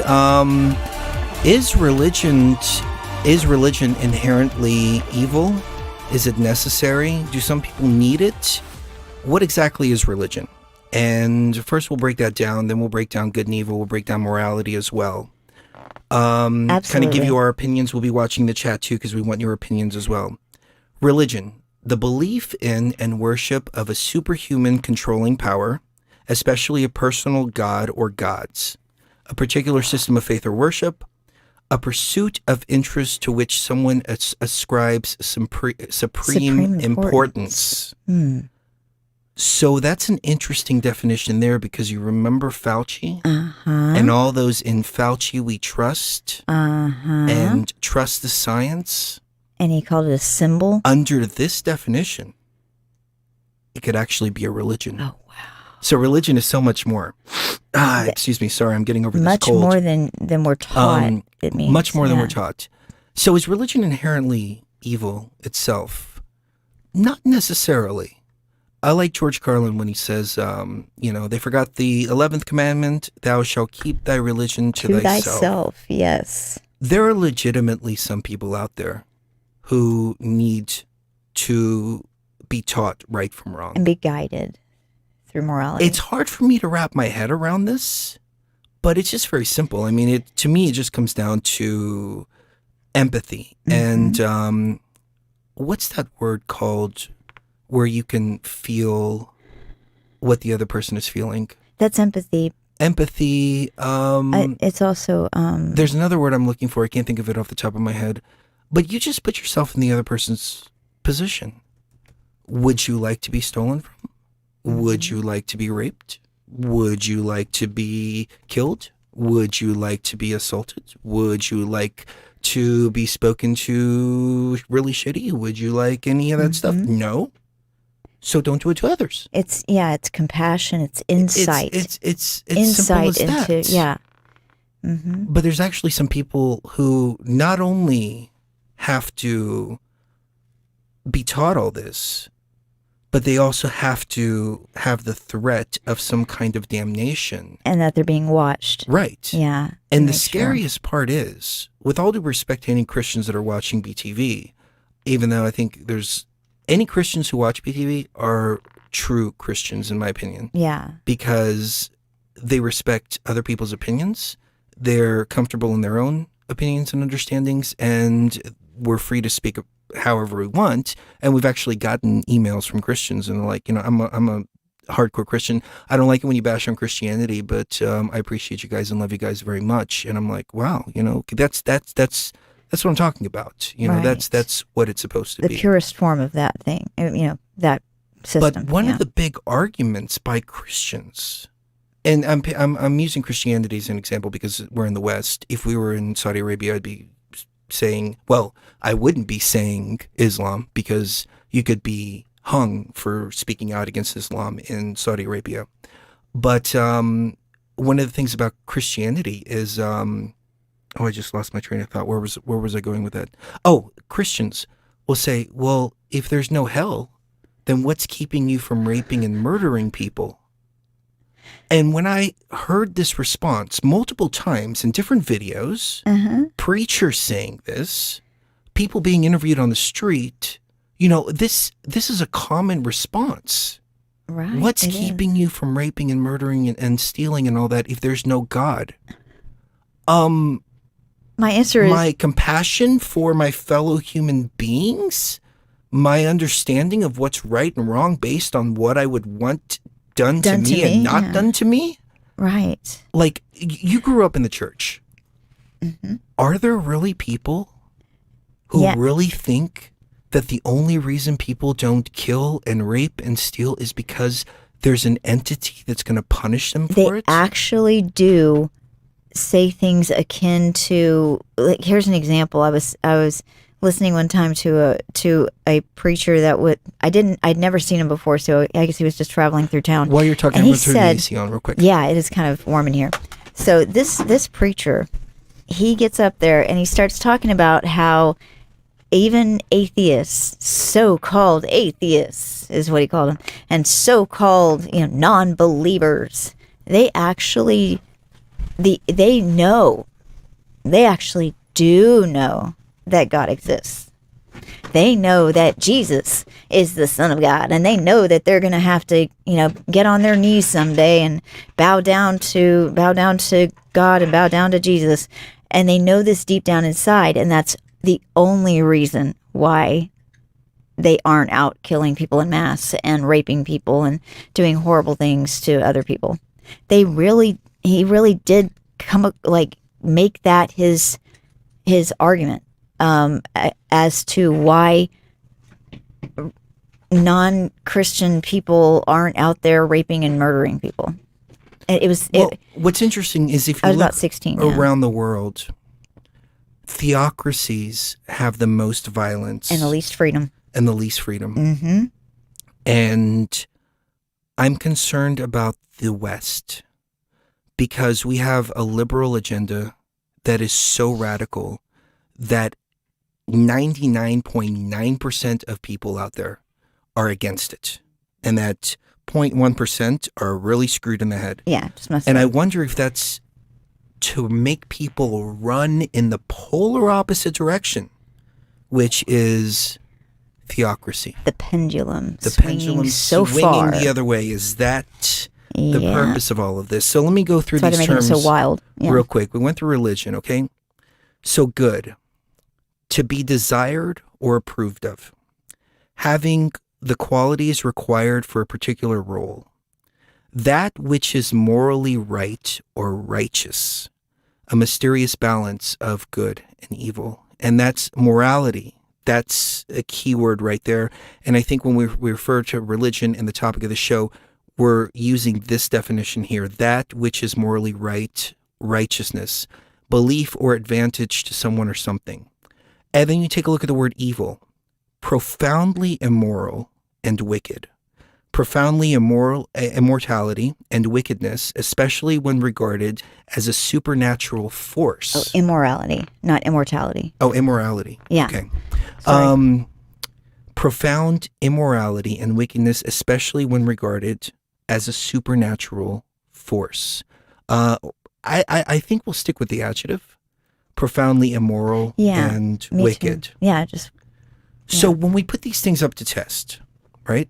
When we test this in Saudi Arabia, is it moral? Oh, I didn't go over the definition of morality, did I? Oh, no, you didn't. No, okay. So moral is concerned with the principles of right and wrong behavior and the goodness and badness of the human character, holding or manifesting high principles for proper conduct, a lesson, especially one concerning what is right or prudent, that can be derived from a story, a piece of information, or an experience, the moral of the story, a person's standard of behavior or beliefs concerning what is and what is not acceptable for them to do. Morality, morals. So I guess, for the sake of conversation, let's look up morality. I'm writing down a few things that I want to cover. In Principles concerning the distinction between right and wrong or good and bad behavior, a particular system of values and principles, conduct, etc. The extent to which an action is right or wrong. So morality is basically the standard and the measurement of what is right and what is wrong. I can keep it going, but if you want to jump in, feel free to. Well, I just wanted to say one thing about that is that Hitler, for instance, was supported by the majority. I mean, unless it was just, one of those things that where, trickery happens and people end up in offices they don't deserve or something like that. But I don't think that is what happened here. I think he really did win, that thing, and he became chancellor because people supported him. And so I think people can be convinced to support evil if the circumstances in their own life become so desperate and dire that they feel like they don't have any way out except to do that. And I don't know if you guys have ever heard of Man in the High Castle. Most people have. It's a show that came out several years ago.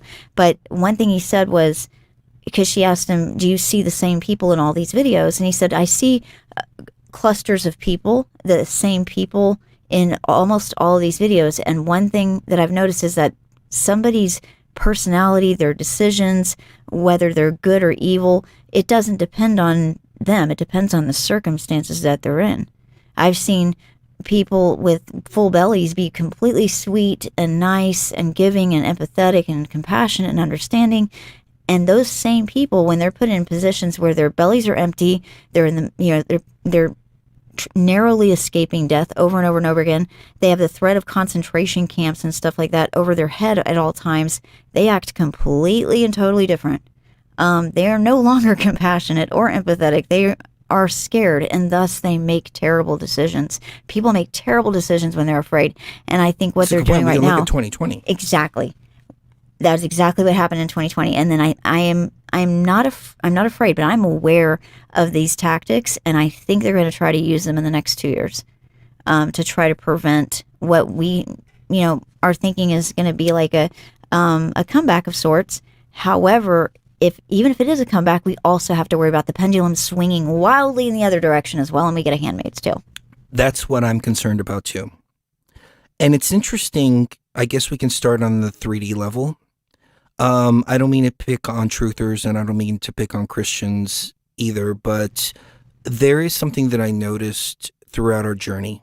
We started out, like I said, on the Prison Planet Forum. Alex Jones was tied into the John Birch Society. He had a lot of stuff printed up by the John Birch Society. A lot of the conspiracy theories come from the John Birch Society. The John Birch Society, why don't you tell us who the John Birch Society, because I think you can break it down a little better than I can. I have a little bit of information about it. Most of it is basically that I believe it started in the 1940s or 1950s, or maybe even started before then, maybe in the 30s. But they are a more right-wing, what you would, I hate using these terms because I'm not really into politics all that much. Yeah, However, if I can say for the record too, I'm not either. Yeah. The only reason I was such a staunch Trump supporter is because I saw somebody running the presidency the right way. Yeah, different than everybody else. Yeah. And I was like, wow. Not really a is politician. an anomaly. Uh-huh. And he's not a politician either. So Right. he was a businessman. Exactly. But we're in a dire situation right now. Yeah. I mean, Biden's speech, that was straight out of freaking New Republic. Absolutely. It's insane. But go ahead, please. The John Birch Society, it was started, actually, it was started in 1958. Yeah, I thought it was like the 50s. It had a lot to do with getting a lot of the ideas out, like in the 80s and 90s especially, about how the left was trying to take over all of the schools, the school systems and things like that. There are a lot of things that they have put in their pamphlets and things like that that over the years have been a legitimate threat by the left, and that have been a problem and that need to be addressed. And so that's how, whether it's the right side of things with the John Birch Society or it's the left side of things with, what was that, the other one that it's Brock did, and there's a lot of stuff about that he's David Brock was David Brock. The name sounds familiar. It's been so long since we talked about this. What's his name's boyfriend? Oh, the thing that flies overhead connected to pizza related. I don't want to say key words and get in trouble. But it had to do with that was his boyfriend. Yes. Okay. Comet, and then we'll say a whole bunch of words. So we have a bunch of words in between pizza. But guess what I like to play? Ping pong. Yeah, my favorite game is ping pong. Okay. So anyway, that's his boyfriend. That is the left side of things. That also takes things way too far on that side, and so you have both that are kind of like they bend the truth a little bit sometimes, just a little bit, to be a little bit more sensationalistic. But at the end of the day, you're looking at two sides of the exact same coin, which is regardless of which side it is, it's meant to push Americans to the extreme against other Americans. And that's the whole point of it, really, when you really get down to the nitty gritty of it. Regardless, they have come out with some good information that JBS has. They, drew attention to certain things that people didn't know about. And then, now in 2022, I am more a believer, not a believer, but more like I believe that it's way more possible nowadays. Some of the stuff I hear, because I watch things like this, what Chris is showing in the background there. I don't know if I've ever seen a more sinister looking State of the Union address, like not State of the Union address, but a address to the people of the United States. Not only that, but he called out half of the population as literally extremists and terrorists with hatred in our hearts. Yeah, and declared war. Now, when a president is sitting behind, when military is sitting behind a president, that means he's giving a war speech. Those are fighting words, essentially. They're fighting words, yeah. Yeah, they're fighting words. There's a legal definition of fighting words. Mm-hmm. And I'm not going to go too much into the legal stuff. But anyways, the point is that truthers out there have this double speak mentality. And we found this throughout our journey. The John Birch Society is very Christian. I've heard AJ himself say pro-Constitution, anti-monarchy, mm-hmm. pro-republic, small government, and King Jesus. And I love King Jesus, yeah. How can you have monarchy if you're for the Constitution and you're for individual freedom and personal rights and, all that? It seems like it's okay if it's a monarchy that's a religious monarchy. A religious theocracy. A theocracy.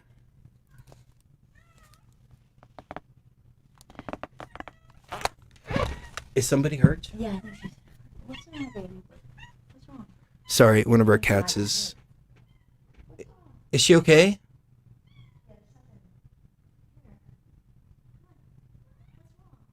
Sorry, guys. Give me just a second. We'll be right back. I got to check out. The cat just came in freaking out. I need to see what's going on with them.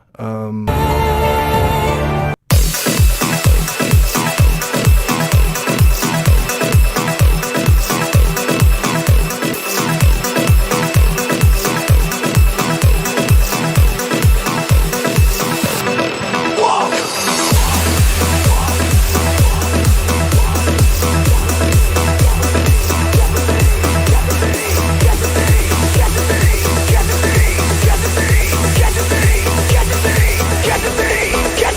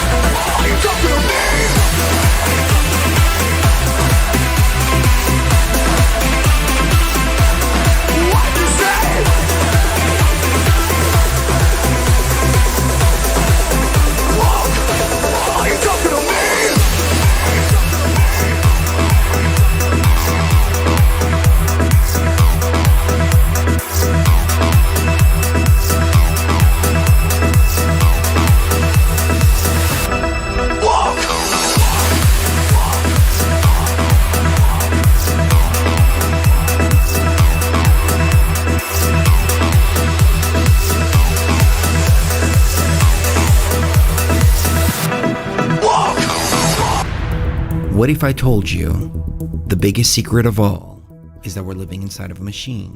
Guys, sorry, I got something urgent to take care of. It's going to take me a second. I'll explain it in a second. Apologies to the Patreons who are sitting through all this. I'll try to edit it out. However, it wasn't until the birth of computers and AI that we as a humanity finally had the language necessary to not only understand the digital nature of reality, but even more so, to communicate it. But just like any other computer system, this reality can and has been infected with a virus that has not only created imbalance in reality, but even more so within the human consciousness itself.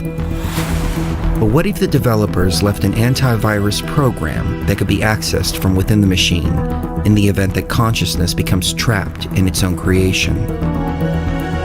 Could the virus be removed from the system? And even more so, could the system itself be reset? In this film, we will detail the digital nature of this reality as we've come to understand it. We will detail the nature and origins of this virus and how it has embedded itself into the human consciousness through fear, how it feeds on child sacrifice, and how this ancient practice is still being performed to this day as a global child trafficking network run by the elite. We will shine a light on the rituals they perform in public and those hidden in the deepest, darkest layers.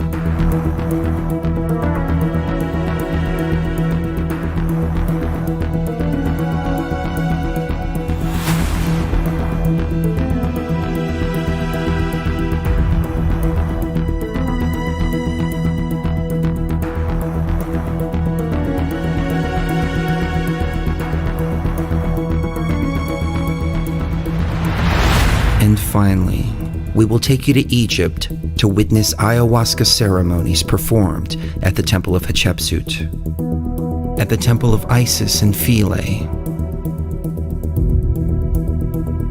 We will take you into the subterranean chamber and into the Queen's Chamber of the Great Pyramid, both of which have been off limits to the public for decades.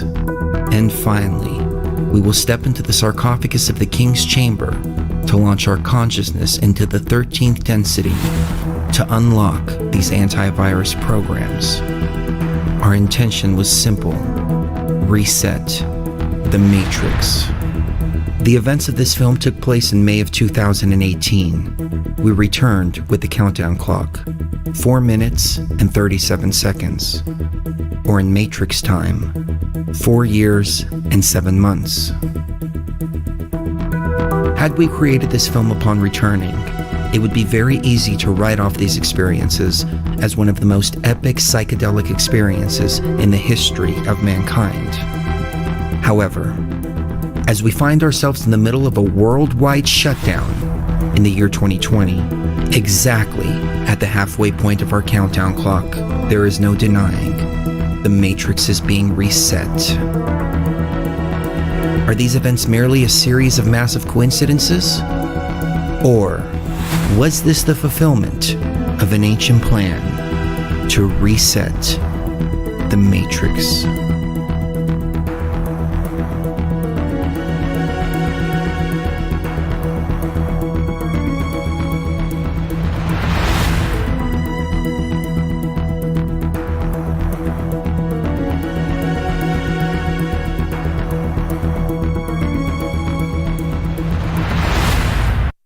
Everyone, Chris Gio coming to you from Beyond the Veil. It is the evening of the Great Pyramid Expedition, and we have about 3 hours until blast off.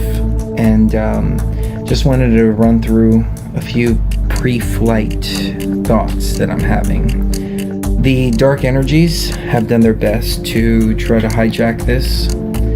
They've surrounded us, and we're finding dark energies under every rock and under every crevice. But I'm pretty confident that we're going to be successful. As a matter of fact, I've already seen it done. and we're going to go for broke with this particular event. We're going to hit that reset button. Now, I wanted to talk about for a moment what's going to happen when we hit the reset button. I was thinking about the time difference between the real world and the matrix that we live in. Cherie actually brought up this very good point. And that point is that the real world, a minute up there could be a year down here. So the system reboot, let's say, or restore, let's say it takes 5 minutes to run. It could be a change that happens over the course of 5 years. But I think we're also going to see the beginning of a cycle, a reset cycle, that goes on and on and on from here. I think it's going to be gradual, and in the real world it'll be a total of 3 to 5 minutes. Down here it could be 3 to 5 years. So I just want to take the opportunity to say thank you to everybody again. I mean, I'm going to say thank you for the rest of this incarnation, and I'm going to continue saying thank you as we step even further beyond the veil.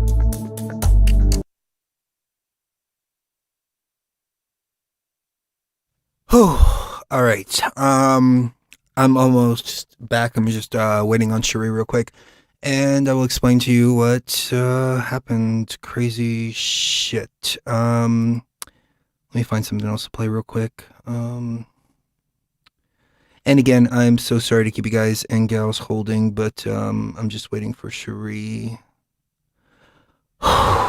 It was freaky. Let me just say that it was freaky. All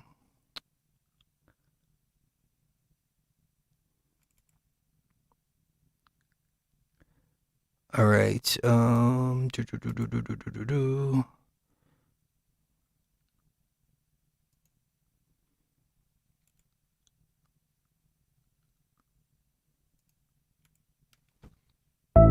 What did you do? I went downstairs. I crept up into the barn. I was so scared to look inside, but I had to. What did you see, Clarice? What did you see? Lambs. They were screaming. They were slaughtering these spring lambs? And they were screaming. Hear no truth, see no truth, speak no truth, 'cause truth is forbidden. Hear no truth, see no truth, speak no truth, 'cause truth is forbidden. I won't speak no truth, I won't speak no evil, I won't think for myself, 'cause we the sheeple, united slaves of the CDC, bound down to the CCP. Gotta ban free speech 'cause it keeps us safe from COVID-19. Misinformation, re-education, put them all in camps, straight concentration. No vaccination, no service, don't even let them make a purchase. Now bring it back to the chorus. Hear no truth, see no truth, speak no truth, 'cause truth is forbidden. Hear no truth, see no truth, speak no truth, 'cause truth is forbidden. 2020 elections were free and fair, no voter fraud. Just like 9/11, no evidence of an inside job. It was all fact-checked by PolitiFact in USA Today.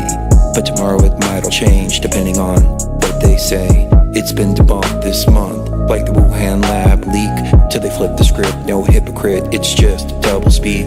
In a brave new world, double plus good like Hollywood and Pizzagate conspiracy. Spaceless claims, now go back to sleep. Hear no truth, see no truth, speak no truth, 'cause truth is forbidden. Hear no truth, see no truth,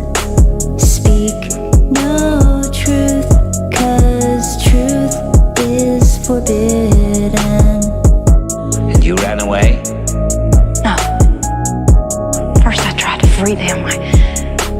I opened the gate to their pen, but they wouldn't run. They just stood there. Fused, they wouldn't run. But you could, and you did, didn't you? Yes. I took one lamb and I ran away as fast as I could. Where were you going, Clary? I thought if I could save just one, but he was so heavy. He was so heavy. It's unconstitutional. I don't have to fucking do it. I don't want to do it. I just want to shop.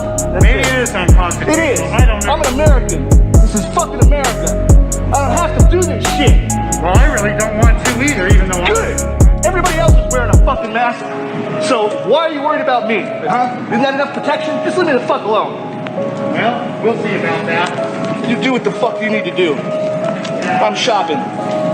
You still wake up sometimes, don't you? You wake up in the dark and hear the screaming of the lamb. All right, sorry about that. Cherie will be back in a second. Somebody was trying to open our door downstairs, and I couldn't see who it was through the thing, and so when I went and got armed, and went out there, opened the door. It was 3 drunk girls, and they're like, "Hey, where's so and so?" And I'm like, "So and so lives in that house over there." And they were like, "Oh shit, I'm so sorry." And I was like a little suspicious, so I was like, "Let me walk you all over there." And because I didn't know if it was a setup or what. Walked over there. She answered the door. She's like, "Oh yeah, no, come on in." And so, freaky as fuck. And the cats were on top of it. They're like, "Hey, somebody strange is trying to open the door." Yep. So, scared the shit out of me. Scared the shit out of Cherie too. Yes. It's I told her, "Go wait in the bathroom." Yeah. Oh fuck. So let's get back into it. I'm gonna play a quick rejoiner, and I think Cherie should be back here in just a moment. But wow, it's 6 o'clock in the morning, so yeah, it could have been worse.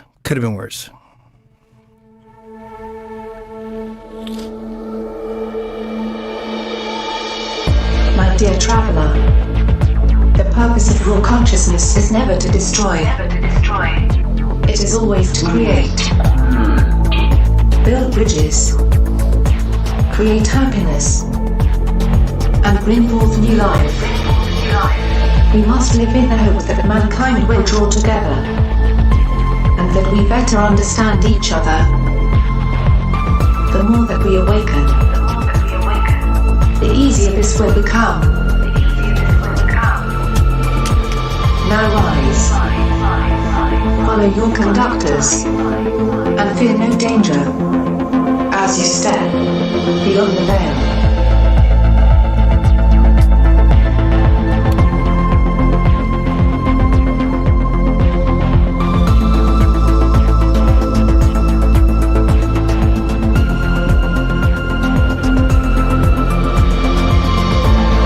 Right, our apologies, and I will do my best to edit that long break out of the Patreon section. We do. Yeah, so let's get back to the topic of good and evil. Where did we leave off? We left off at kind of doing a compare and contrast. So a lot of people are like for freedom, right? And small government, all of that. But at the same time, they have a religion that is very tyrannical, that calls for stoning people who don't agree with them or who live in a different way. Meanwhile, on the other side, you have the left. If you look at leftist states, you have cannabis, which has been decriminalized or legalized completely. Here in Nevada, prostitution, for example, is legal in certain areas. There's healthcare for people, but at the same time, the state is crumbling. On the flip side, you have the red states, which are a little bit nicer, but at the same time, a lot more tyrannical. Texas, for example, will still arrest you. Idaho will still arrest you for a little bit of cannabis. And so are they really for freedom? Are they really for personal freedom? Thank you, Anish. Thanks, Anish. Yes. Glad to see you in the chat. So, are they really for freedom? The way I've defined good and evil is anything that preserves life and preserves freedom would be considered morally good. And that doesn't change no matter what the culture is, no matter what the time is, no matter what the geographical location is. Right. And what is evil is what impedes upon freedom and impedes upon life. Mm-hmm. But it seems like every single ideology out there, whether it's truthers, right wing, left wing, social justice, literally anything you can name, has an element of control to it and a suppression of personal freedom. For instance, the left, they want ridiculous things to be made legal. But if you disagree with them, they don't want you to have free speech. They'll do cancel culture. They're allowed to lie and lie and lie and lie and lie, call them alternate facts or, whatever, change the definition of words and all that. And if the other person does it, the other side, then it's a lie, it's wrong, it's this and that, et cetera, et cetera, et cetera.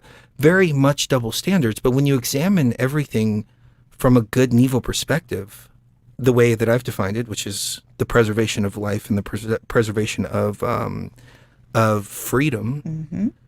And see, here's the thing. Any crime that impedes upon somebody's life and somebody's freedom is wrong. So there's no real argument there. Like, if there's a victim, then there's a crime. But both sides seem to be pulling people into this weird ideology where they believe that they're for freedom, but in actual fact, they're bringing in tyranny.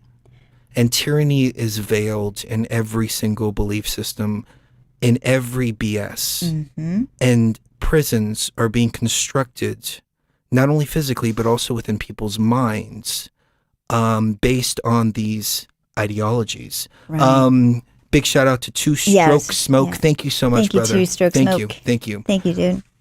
So I step back and I ask myself, how do we navigate this matrix? How do we ensure that we're on the side of good? And what is good and what is evil? On two sides of a conflict, does one side believe we're evil? We're going to do this because we're evil? Or does one side of the conflict think that they're in the right and they've been wrong some way, and the other side of the conflict also thinks so as well? So Right. both sides think that they're the righteous and just ones. Mm-hmm. And it's all based, again, on ideologies and BS. Right. Belief systems. The jihadists believe that they need to eradicate non-believers from this world because that's their duty. They think that they're acting good. Like, they really do. Mm-hmm. Christianity, you've seen it throughout history. Horrible atrocities committed against people in the name of saving their quote-unquote souls. And they think ultimately, at least they proclaim to, I don't know if, secretly in their mind, I don't know what they're thinking in their mind, but Right. it's put out there like, we have to save their soul at all cost. And that's even if we commit murder and genocide and rape and slavery and all kinds of stuff like that, it's in the name of God to make it a better world and remove the quote-unquote deplorables, which we're hearing a Right. lot of that word repeated on mainstream media over and over and over again. And as a matter of fact, the screenshot that I had up here, Joe Biden's latest speech declaring war on half the nation. And it's the ones who think like us, Mm-hmm. who think about personal freedom. Like, that's all we want, freedom and prosperity. We don't want to be bothered. That's it. There's two types of people in this world. There's people that don't want to be bothered and people that won't leave them alone. And dividing the country up completely. MAGA Republicans? Is there such thing as a MAGA Republican? What is MAGA? Make America Great Again? Yeah, who doesn't want to make who doesn't want to make great? America great again? Why is that an Deplorable. extremist point of Yeah. view? But at the same time, the Republicans are just as guilty of it too. You bring in theocracy and theology into legislation, that's impeding on people's rights and people's freedoms. And so I've always been about defending my own rights and defending the rights of others, even if I don't agree with those rights. One thing I really like about Nevada, I talked about this in a previous show, is seatbelts are a secondary violation. They're not a primary violation, which means the police can't pull you over for a seatbelt. So you're free to wear your seatbelt or not wear your seatbelt if you don't want to. If you get pulled over, they can write you a ticket for it. And statistically speaking, 35 people have died since 2011 up to 2022. So that's what, 11 years? 35 people have died. So that's 3 people a year, give or take? Yeah, give or take, yeah. From not Maybe wearing a a dog. seatbelt. So all these people who are running around, all these states, I should say, enforcing these seatbelt laws, it's a victimless crime. There's no victim. I mean, if you get into an accident, you're not wearing your seatbelt and you hurt yourself, that's your own damn fault. But they've generated millions and millions and millions of dollars on this. Just in now, revenue. Not only that, but you take it a step further, and once you pull somebody over for seatbelt, then all they have to do is say, I smell a little bit of weed. Now I have to search your car. Yep. Now let's say you've got a businessman or something like that. He likes to have fun a little bit on the weekends. He's got a little something. Now his life is ruined over a seatbelt. Was he hurting anybody? Did he do anything wrong? Did he do anything like that? No, not at all. But he was put in a cage and taken to jail, and his entire life was ruined. I just recently read a story about a person who, I don't remember what state it was in, but a person who passed the DUI test 100%. They were pulled over for DUI, passed all the tests, and their charges were dropped. 2 years later, the Supreme Court ruled that even if you pass all the sobriety tests, they can still come back and charge you because that's not proof that you weren't intoxicated. Even if you pass all of their tests, they can still arrest you for DUI and send you to jail. There was one lady that got pulled over because they thought she was on cannabis. And they pulled her over. They gave her a DUI. It wasn't until a year later that the blood results came back, and they came back clean. But for a year, she had that hanging over her head. And she was a nurse, and I think she lost her nursing job as a result of it. And her whole world was turned upside down because they were out looking for a plant. Right. And it all started with a simple little like headlight out or, tail light out or, something ridiculous like that. So when we take a look at the system and we look at good and evil, is the system really good? I can't say We have a lot of laws that make people victims. And we also have laws where victims are prosecuted. Somebody breaks into somebody's house and they wind up shooting somebody. I've seen cases where the person's charged with murder after somebody's broken into their house because the person that broke into the house didn't have a firearm. So there wasn't a quote unquote equal amount of force there or too much force. And it's like the guy shouldn't have been breaking into the guy's house to begin with. He violated that guy's freedom first. And people should be scared of breaking into people's houses. People should be scared of getting shot or, something like that if you break into somebody's house.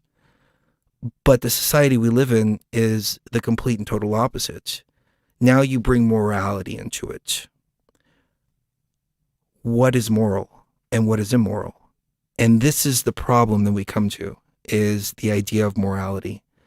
If you look at the Bible, there's all kinds of horrible things that are considered moral. Saudi Arabia is a perfect example. Crucifying people in the streets. A modern example, yeah. 2 strokes again. Oh, thank you very dude. much, brother. Thank you so much. It's a modern example. Crucifying people Arabia. on the streets Mm-hmm. is considered moral over there, and it's still happening to this day. Mm-hmm. You don't hear the social justice warriors talking about that, though. Falun Gong practitioners are taken to Chinese prisons and they have their organs removed, forcibly removed, while they're basically still alive. That's considered moral to the Chinese system because they've deemed Falun Gong to be dangerous to the welfare of their society. Right. That's moral to them. That's moral to them. Mm-hmm. So crucifying people in the streets for being gay is okay. You don't hear SJWs talking about that. Nope. But if you misgender somebody, you get canceled. At a Walmart or something. You get canceled by just speaking facts about somebody's biology. And, you have offended them or, whatever. Mm-hmm. It's so screwed up that when we got into this conversation about good and evil, we were asking ourselves, how do we get out of this situation? Because no matter which side you're on, you are committing acts of evil under the guise of doing something good for the greater good. For the greater good. For the greater good. And the only solution we came up with is don't play the game. Yeah, don't play the game. Step off the game and just refuse to Get play off the it. chessboard. And but it's a worldwide quote unquote epidemic that I don't think it's ever going to go away.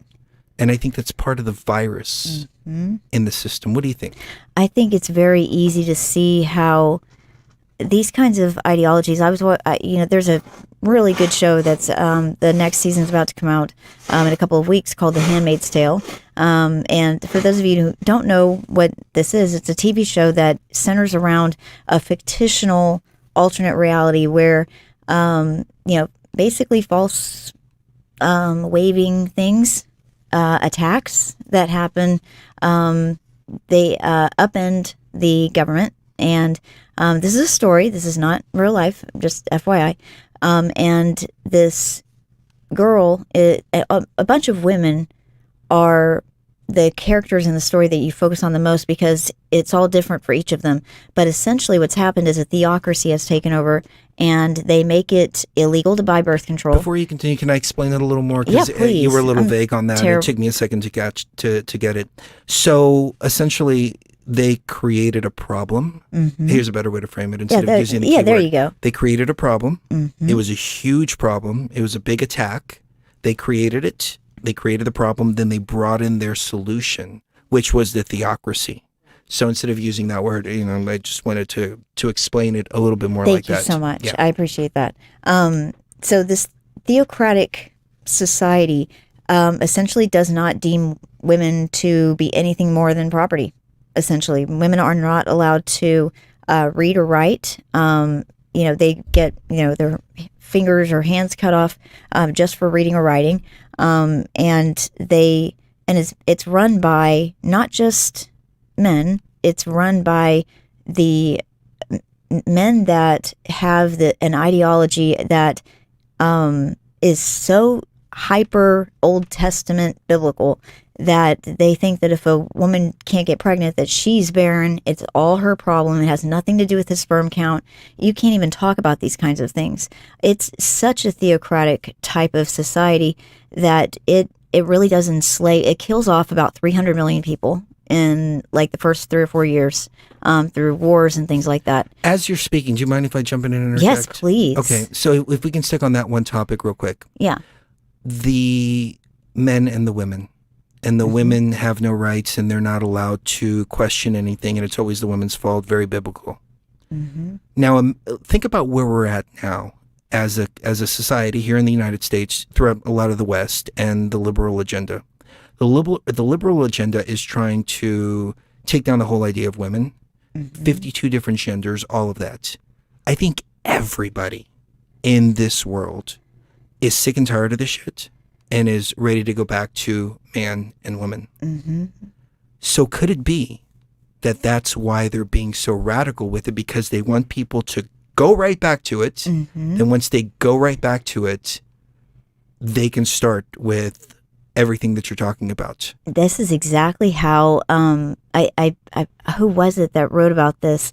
In the communist system, this is actually a tactic that they use where they make everything so super extreme on one side of a problem that people are willing to accept very, very extreme on the other side just to make it go away, just to make it stop. And it's a pretty clever tactic, because most of the time the people that are under this kind of, social experiment, for lack of a better term, they, number one, don't realize that they're part of an experiment. So they are falling into the trap of, oh, well, anything's better than this. Anything's better than what we have right now. And that's how the camel gets its nose under the tent. And then pretty soon you're accepting more and more and more egregious things that are obviously destroying certain rights that, we were born with. And those rights aren't, according to some of these people, they're not rights anymore. They are suggestions, or they are, it's just a piece of paper. Do you remember when George Bush said oh, it's just a piece of paper. Technically, it is a piece of paper, but Yes. it's a piece of paper that has our unalienable rights written upon it. Unalienable means you cannot get rid of them. They're not something that is foreign to you as a person. You have them. That's yours. It's your birthright. It's what you were born to be able to do. Move around freely, make your own decisions, seek out happiness in your life, and do what you're passionate about. And that's in the type of society that this TV show centers around. It is very much the opposite of that, where unless you are a certain gender, and race is not a problem in this society, it's just gender. If you're a certain gender, well, that's just too bad. It's just, the world sucks for you. And one thing he said, I just want to finish it up by saying one thing he said to her, because she was disgusted with what he had just said. And he said, all we wanted to do was make the world a better place. And she's like, better? And he said, better never means better for everyone. It always means worse for some. And that is the ideology of these isms, that better never means better for everybody, but it's going to mean worse for some, but that's just, the majority has determined this is what's going to happen. Does that make sense? RVW was one of the first things that they got rid of in that show. I am against getting rid of RVW, and I'm also against what RVW stands for.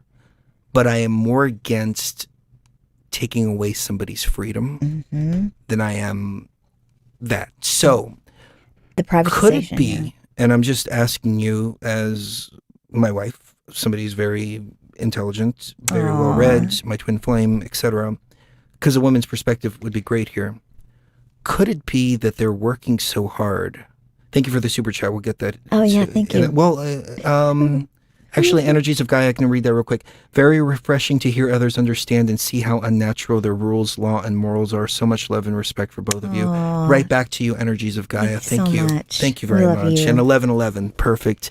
Beautiful. Could it be that, remember that clip where I think it was a Supreme Court judge that they were vetting, got up there and couldn't define a woman? Yes. And said because she's not a biologist. Yeah, I'm not a biologist, so I can't tell you what a woman is. So what happens to women's rights when you can't define a woman? They're pretty much, there's no point in having women's rights if you can't define what a woman is in the first place.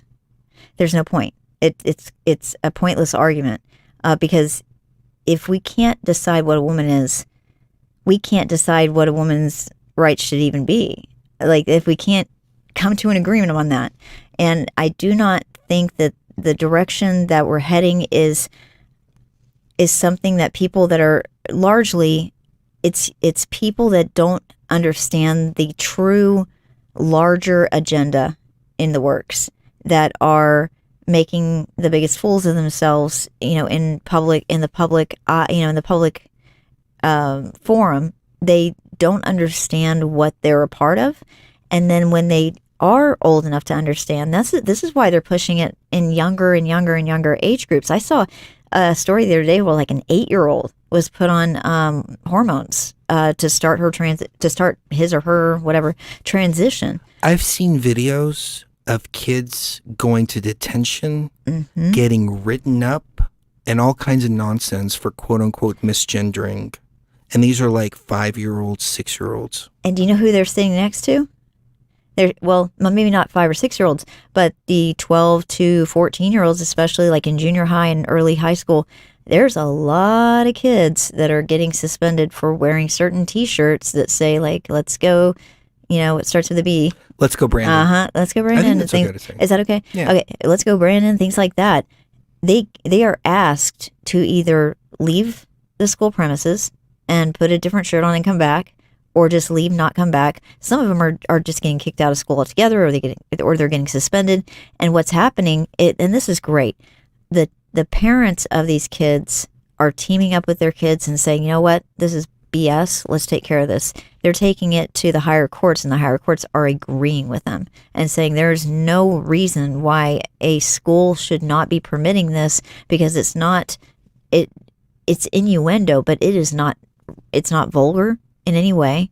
It's not, it's not something that is meant to offend.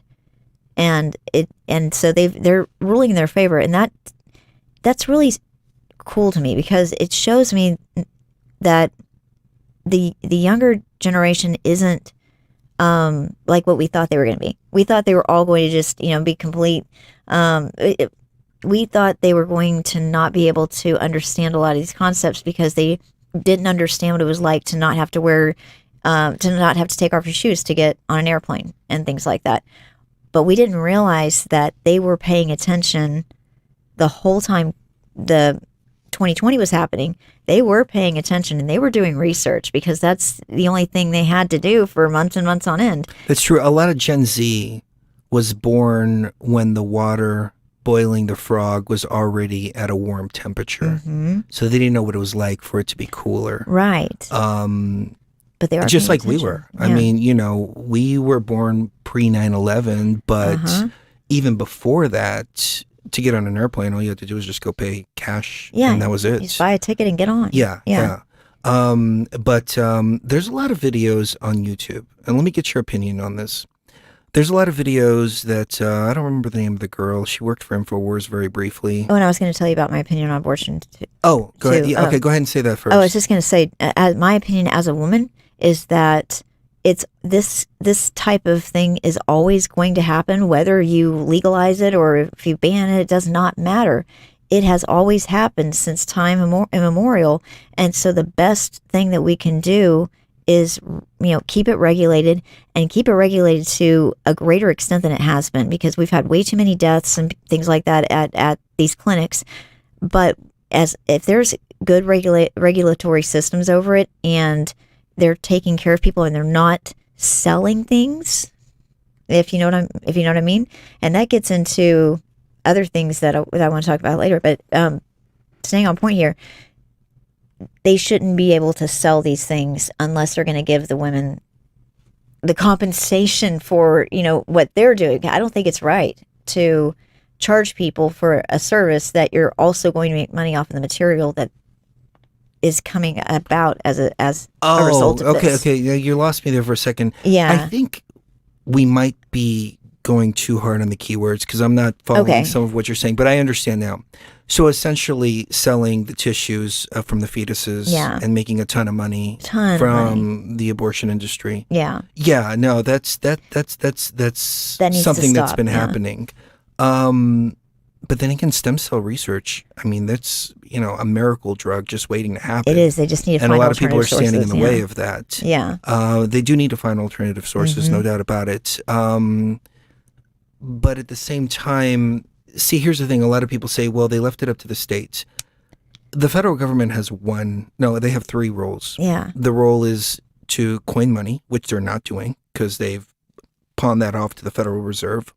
which is as federal as Federal Express, to protect our borders, which they're not doing, and to ensure that the states do not violate the rights of the people. That's it. That's all that they're supposed to be doing.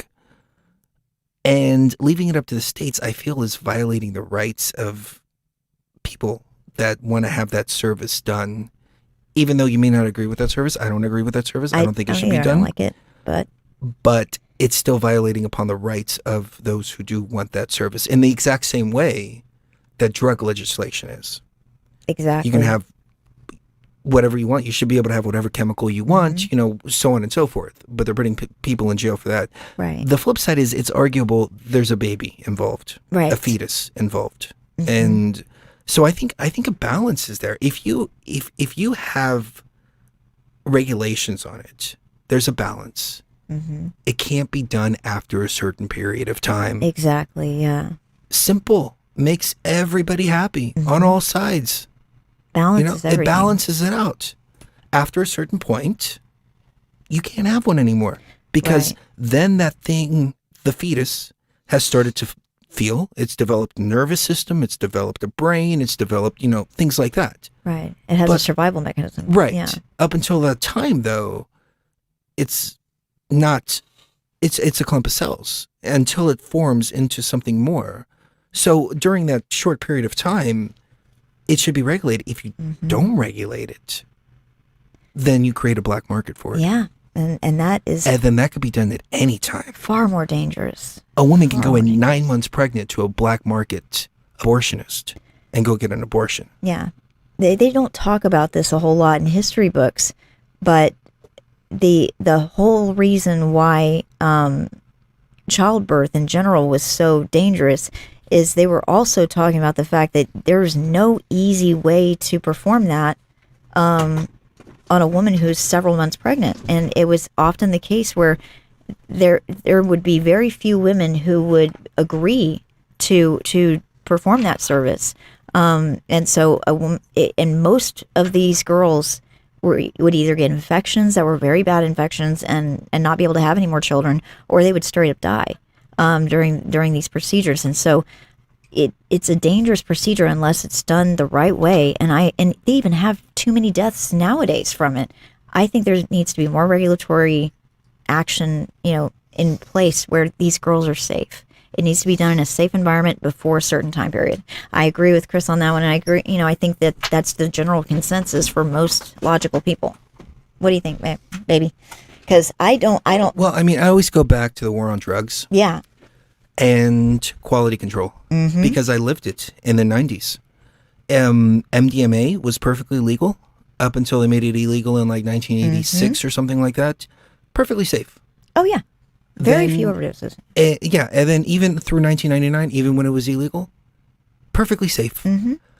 Once they put the precursor on the watch list, then people started coming up with all these alternatives. Then you started having deaths because people think they're taking MDMA and they're actually not. Right. If you regulate it, you have quality control and you keep people safe. Like most of these drugs that they tell us are horrible are actually relatively safe in their pure form. It's cannabis, 100% safe. Oh, yeah. But in Texas, illegal. So what they do, they come up with spice and all that garbage that's supposed to be like, synthetic cannabis. Those making people bite each other's faces off. Makes them go insane. Prohibition creates a problem. And going back to the topic of good and evil, is it good to put somebody in a cage? Is it protecting their freedom? Is it protecting their rights? Is it protecting all of that to put somebody in a cage for a substance? Or is it wrong? Right. So in that argument, which one is the moral right and which one is the moral wrong? Apply that standard to everything, and we have a very, very, very simple law, and a very, very, and one that I think everybody will agree with. Very simple litmus test, yeah. Right. And a society that's free. The thing is, though, you have to tolerate freedoms that you don't agree with. You have to tolerate other people's opinions. That's right. You have to tolerate all of that. And you have to understand that anytime you're impeding on somebody's freedom, you're impeding on your own. Mm-hmm. And I think the left demonstrated that perfectly throughout 2020, 2021, and 2022. Yeah. Because everybody that jumped on that woke bandwagon, every business, they wound up eventually turning on them. They paid for it dearly. They paid for it dearly. I mean, Wendy's did a $500,000 donation to BLM. They burn up a Wendy's the very next day. Oh, man. So they gave a Yeah, I remember $500,000 donation to Trump. Yeah, the next day. 26 chapters are suing BLM right now because they bought all the mansions and did this and did that, et cetera, et cetera, et cetera. And then it turned out to be a total scam, which we knew from the very beginning. Yeah. But they did so believing they were doing something good. Right. But they were actually tearing up a bunch of businesses and doing all kinds of stuff like that. Yeah. It's very sad. And it's all ideologies, belief systems, BS, et cetera, Yeah. which again, the only way to free your mind is to step away from all of that and say, nope, I'm not taking part in this at all. Exactly. So let me ask you this. There's these people on YouTube and they go around and they interview Gen Z, and they'll ask them questions like, what year was this country founded? Who did we fight for our independence? You know, things like that. And none of them can answer.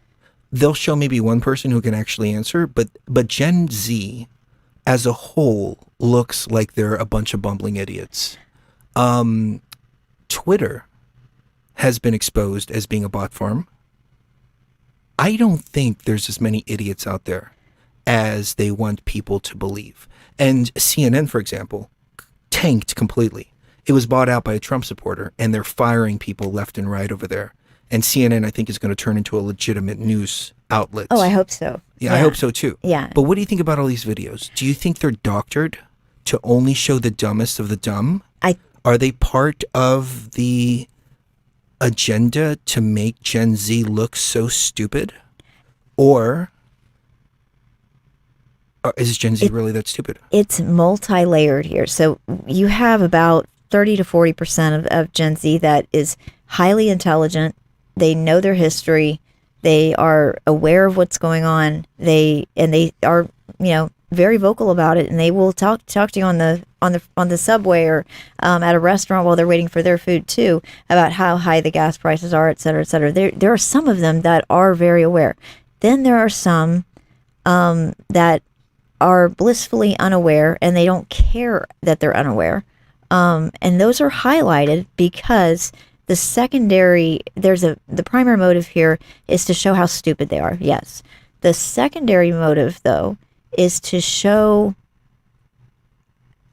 that other Gen Zers, as well as the, 2 generations before them, ours, and the people that are just a little bit older than us, it's showing us that we can't trust them to make good decisions. Oh, look how stupid they are. Oh, I have no faith in humanity.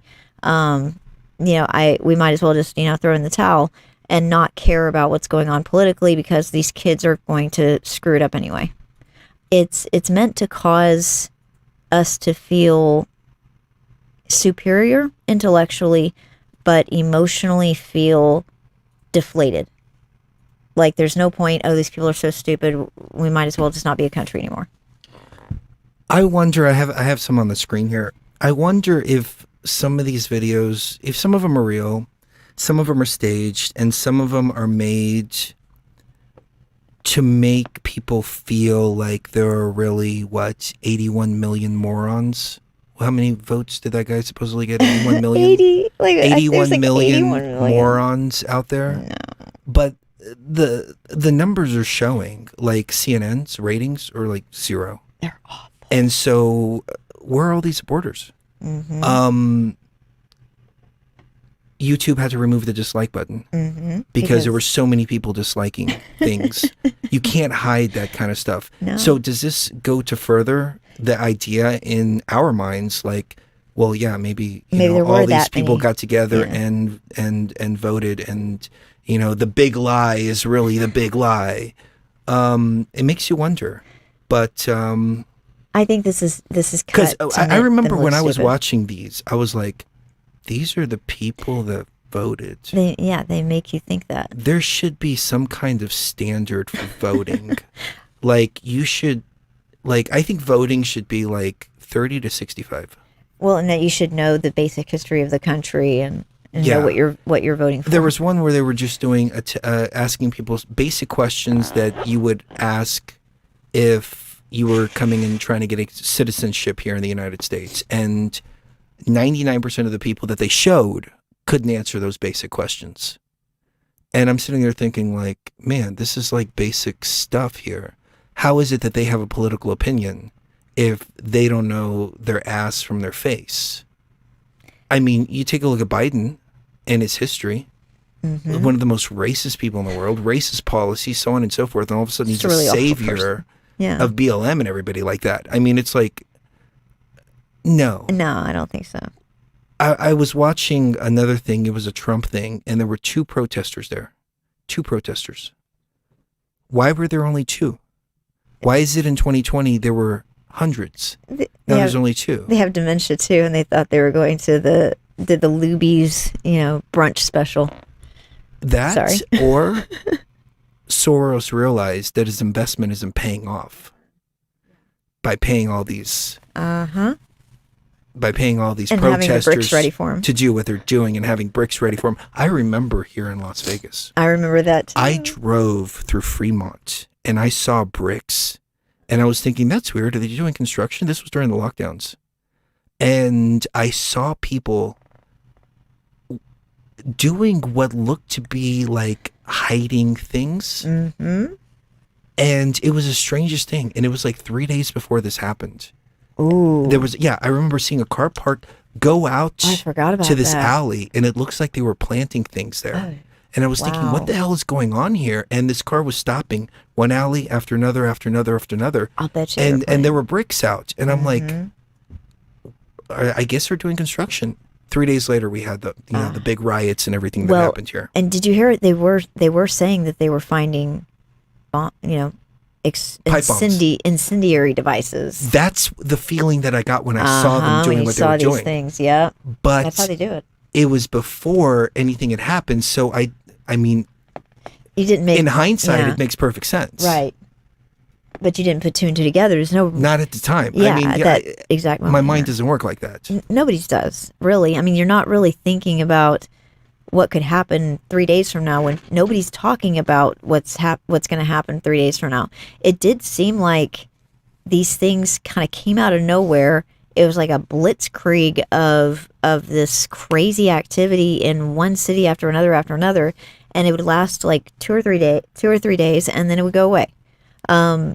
There was no way to really pinpoint where it was going to happen next. It was just very weird. It felt like they were attacking and I all wish the I had the cities. foresight to record it. Yeah, me too. I took a picture of Walmart, the night before all that happened, and it was boarded up with carts stacked on top of each other to try to cover up the doors. But you said something earlier that I wanted to chime in on. Yes, and please. get your opinion on. Because you had mentioned that the left's policies are so radical that they want people to be screaming for anything but this. That's the same thing, the same mentality that was instilled in people in 2020. That's exactly right. Anybody but Trump. Mm-hmm. And that's what the anti-Trumpers were arguing. And some of them being so-called truthers and Christians at the same time, which is kind of an oxymoron because, the end of the Bible is all about monarchy and you're a slave forever to this Yahweh character. But anyways, that was our argument, that people weren't voting for Biden. Yeah. They were voting against Trump. Yeah. They would have voted, I remember this guy specifically, he said, they would have voted for a cardboard box. Well, they kind of did. What do you think about that? Because I've really been thinking about this. Is the big lie the big lie? Or did 81 million people legitimately have such Trump derangement syndrome that they voted for anybody but Trump? I don't think 81 million people cared. Be careful what you say. I don't think that many people cared enough about the whole situation to actually get up and get out of the house and go and actually do that. However, I do believe that after 2016, they literally said, we are not going to allow this to happen again, i.e., we're not going to allow things to go the way they're supposed to go. And we're going to push this as far as we need to push it to get the results that we need. Our videos have been removed, but we called it in July of 2020. Yes, we did. Nancy Pelosi got on television and she said, oh, there's no way he's going to win. We know how the game works. You know, I remember the Republicans used to do this all the time. They'd rush in. We'd think that we won the election, and then they'd rush in with all their absentee ballots and flip it. Uh-huh. And I was like, she just exposed the entire plan in July of 2020. Just said it out loud. She just said it out loud. My jaw dropped. We had to, unfortunately, remove that video. I'm sure that video is still out there because it was an MSN coverage. Yeah. I can't believe she actually said that. And we called it. We said, this is exactly what's going to happen. Mm-hmm. And people were like, no, there's no possible way it's going to happen. Sure enough. Yeah, there is a lot of possible ways. We just can't talk about them anymore. And if that doesn't tell you something, if you're still on the fence, somehow you've been living under a rock and you're still under the fence on the fence about that, listen, if you can't talk about something, if you can't say certain words, you don't have a free country anymore. And we thought up until last week that it was corporations doing this. But it's not. It's very true. It's very sad. We're getting a little bit off topic, yeah. But I kind of like the direction it's going. So let me go ahead and play you guys a clip here just in case you haven't seen it. Yeah, I need to go get some more hot Joe water. Rogan and Mark Zuckerberg discuss what's going on with social media. It's really good. Let me find a shorter clip. And you know what's interesting is the different way it's being covered. Oh, yeah. So CNN, for example, talks about Joe Rogan grills Zuckerberg on how Facebook moderates controversial content. Uh-huh. And that's it. And they talk about the technology. They talk about, you know, the algorithms and all that. What he actually said was that the FBI told them that they need to censor this stuff coming through. I don't know if I can find the actual clip. Oh, I probably get it real quick. Maybe we can play this Fox News thing real quick, because it seems like only Fox is covering it, you know, covering that part of it. But Sky Australia, like I said, has been kicking ass. There was a lot of attention on Twitter during the election because of the Hunter Biden laptop story. The New York we Post. had that too. Yeah, so you guys censored that as well? The FBI, I think, basically came to us, some folks on our team, and was like, hey, just so you know, like, you should be on high alert. There was we thought that there was a lot of Russian propaganda in the 2016 election. We have it on notice that basically there's about to be some kind of dump of that's similar to that. So just be vigilant. Facebook CEO Mark Zuckerberg making that shocking revelation this week about Facebook's suppression of the Hunter Biden laptop story right before the 2020 presidential election. Funny how that happens. Joe Concha joins us now. Joe, here's the Facebook quote to Fox News. We didn't block the New York Post story. We temporarily reduced its distribution to give fact-checking partners time to review it. For those of you who aren't familiar with Facebook, basically, they didn't allow it to come up really high on many people's timelines, so many people didn't see it. Revelations like this, Joe, beg the question, how coordinated was this suppression? Was this election interference? And how high up did it go? Yeah, and another question, Todd, why that particular story? So there's no need to play the commentary and everything like that. I think Sheree's back. Yeah. Saw an interesting comment in the chat, though.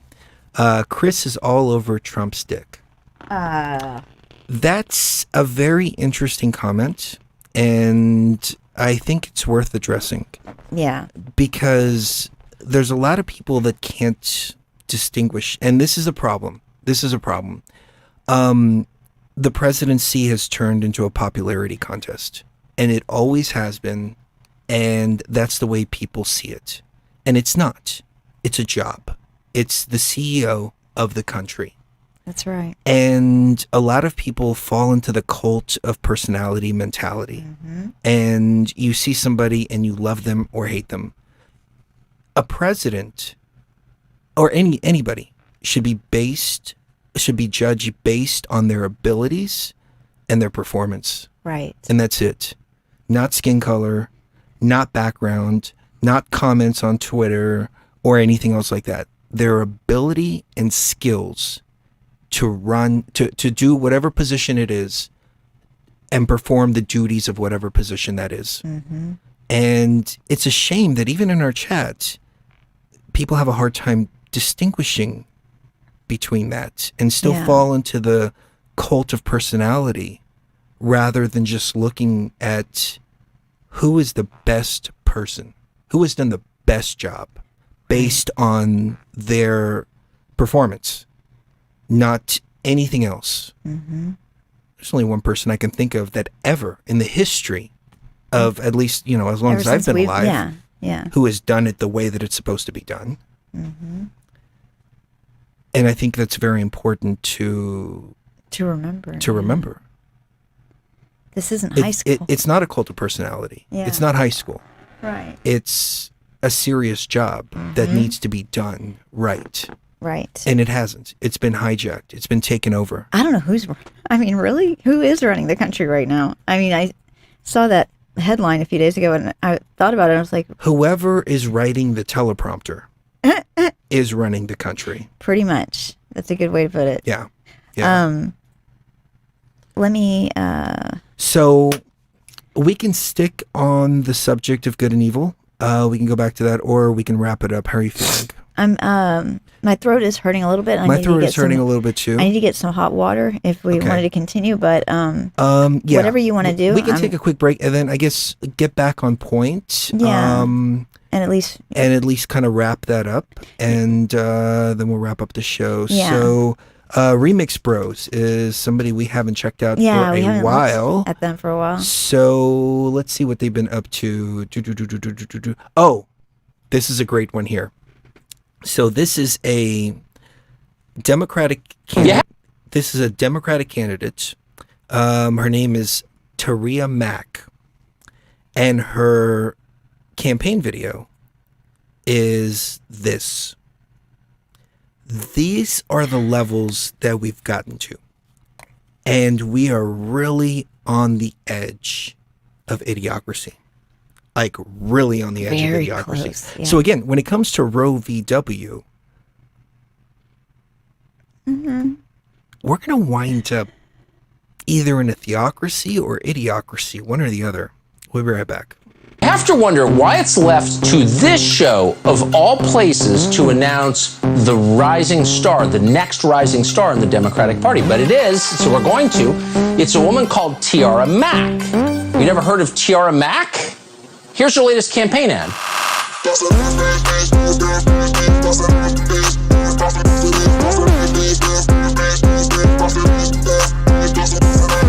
Tiara Mack. Make Tiara Mack your standard bearer in 2024. People appreciate Tiara Mack 2024. Tiara Mack 2024. So she uploaded this remarkable campaign video where she twerks upside down for the camera. That woman needs to be at least the Secretary of State right now. Out of here, Tony Blinken, pale and male. And then on the presidential ticket in 2024. We will not accept less. We hope Nancy Pelosi is listening, by the way. She needs to. Here she is this weekend. There she is. There she is. There she is. There she is. Oh, I like that.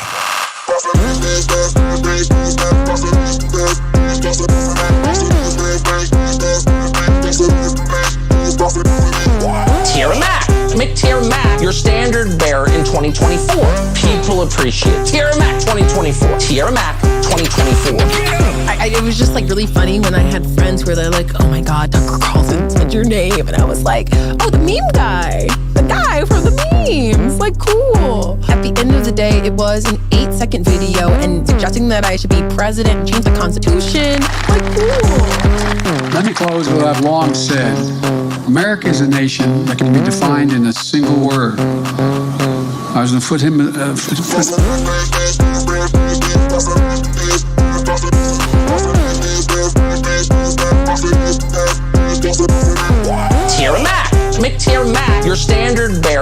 2024. People appreciate. Tierra Mac 2024. Tierra Mac 2024.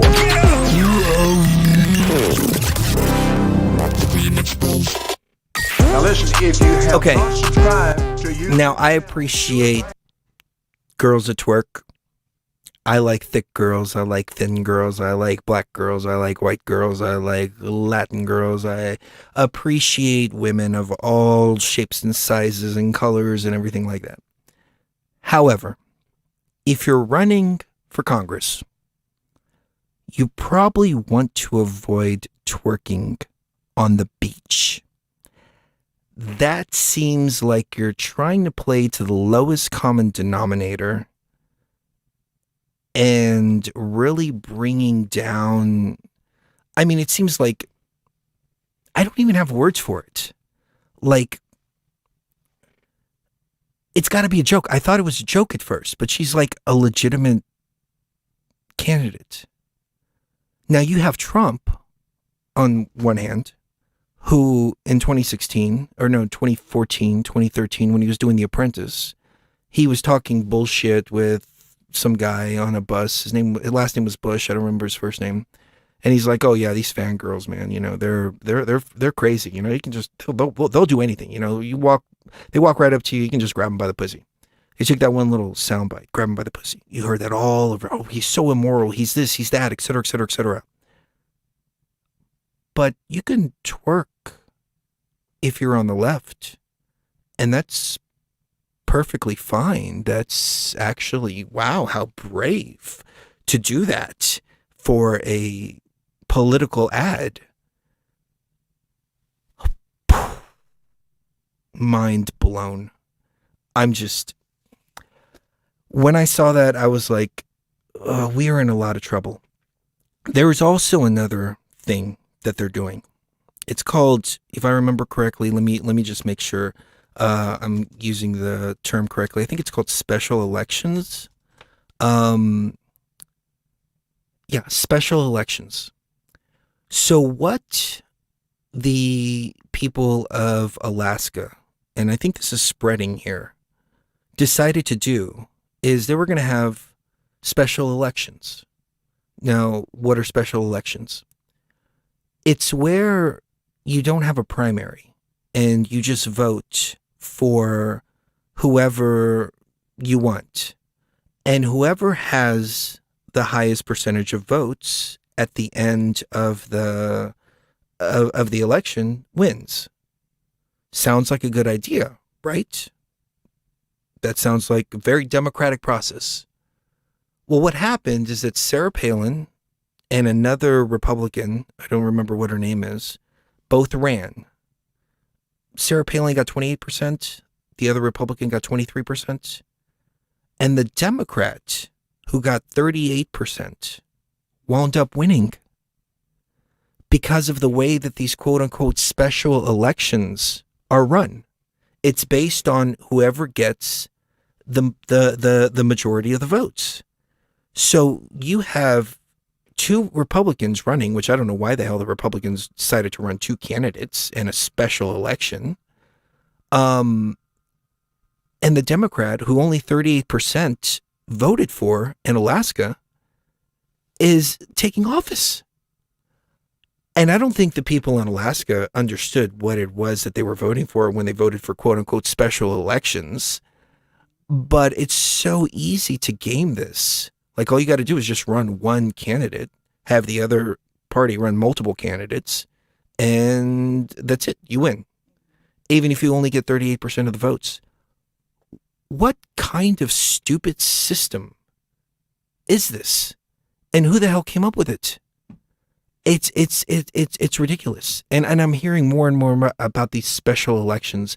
I know here in Nevada they're doing all mail-in ballots, and you have to opt out of the mail-in ballots. I mean, it's getting ridiculous. Did you hear about this, Sheree? The special election process? No, I did not. Okay, so essentially what they did is they decided to skip the primaries, have all candidates running at the same time. Whoever gets the most votes wins. Alaska's primarily Republican, has always been for decades. 2 Republicans were running and 1 Democrat. So Sarah Palin got 28% of the vote. The other Republican got 23%, I think. If I'm doing the math right, it should add up to 60%. So my math might be a little bit off. And then the Democrat got 38%. So in that election, the Democrat won. Oh, wow. Because she got 38%.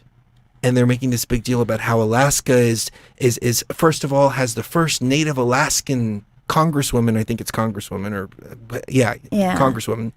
And second of all, how there's this wave of democracy going on in Alaska. Wave, yeah. A blue wave. That's ridiculous. And she got 38% of the vote. No. Because they had 2 Republicans. So the Republican vote was split between the 2 Republicans and the 1 I've heard of that. Democrat. It's like ranked or something. Ranked voting. Yeah, ranked. Ranked voting system.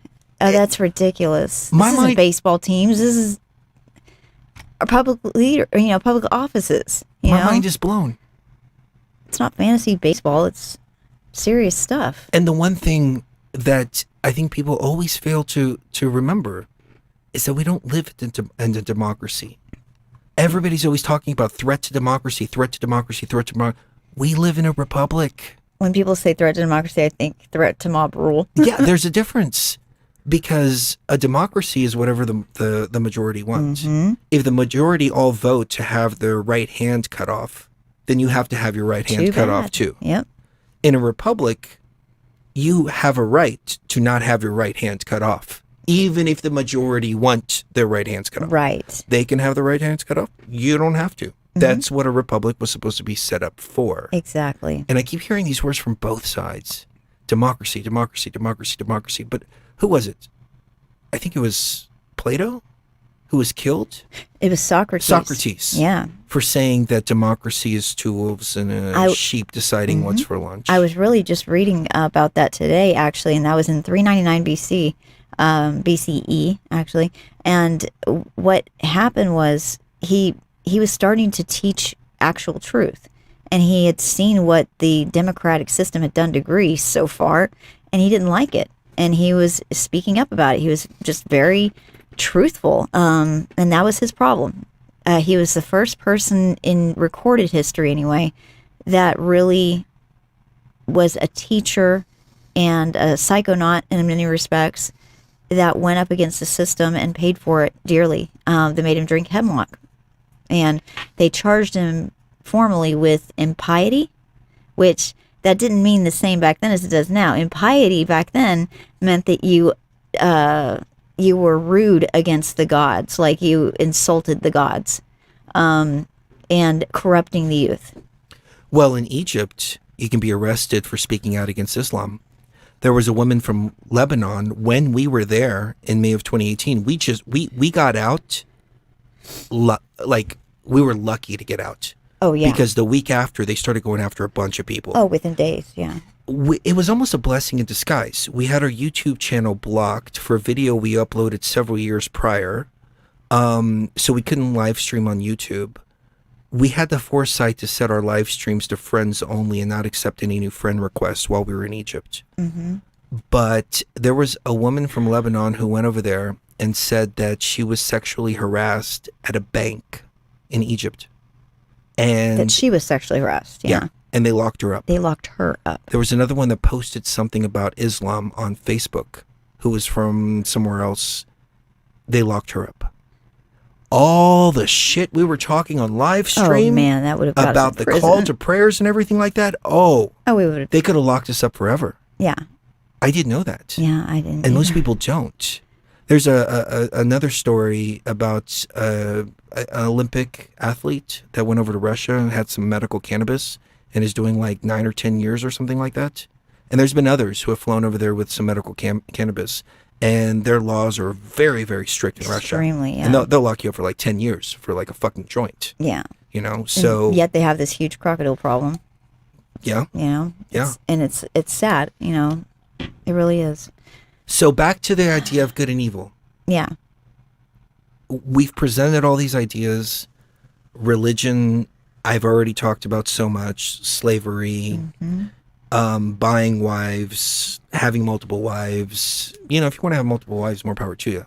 But committing assault against a child and then paying her father. Right. Going into your neighbor's village, raping and pillaging, taking the virgins for your spoils, all that. Is that good or evil? Does that preserve freedom or does that impede upon people's freedoms? You apply it to literally everything. Religion, politics, law, anything like that. Oh, and speaking of law, real quick, I mentioned DUI earlier, and I just wanted to give a tip to people.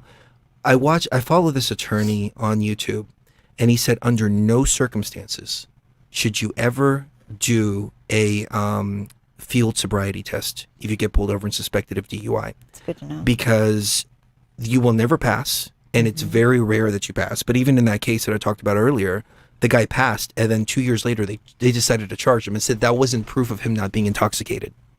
But never take a field sobriety test. And there's a handful of states where there's implied consent for a breathalyzer.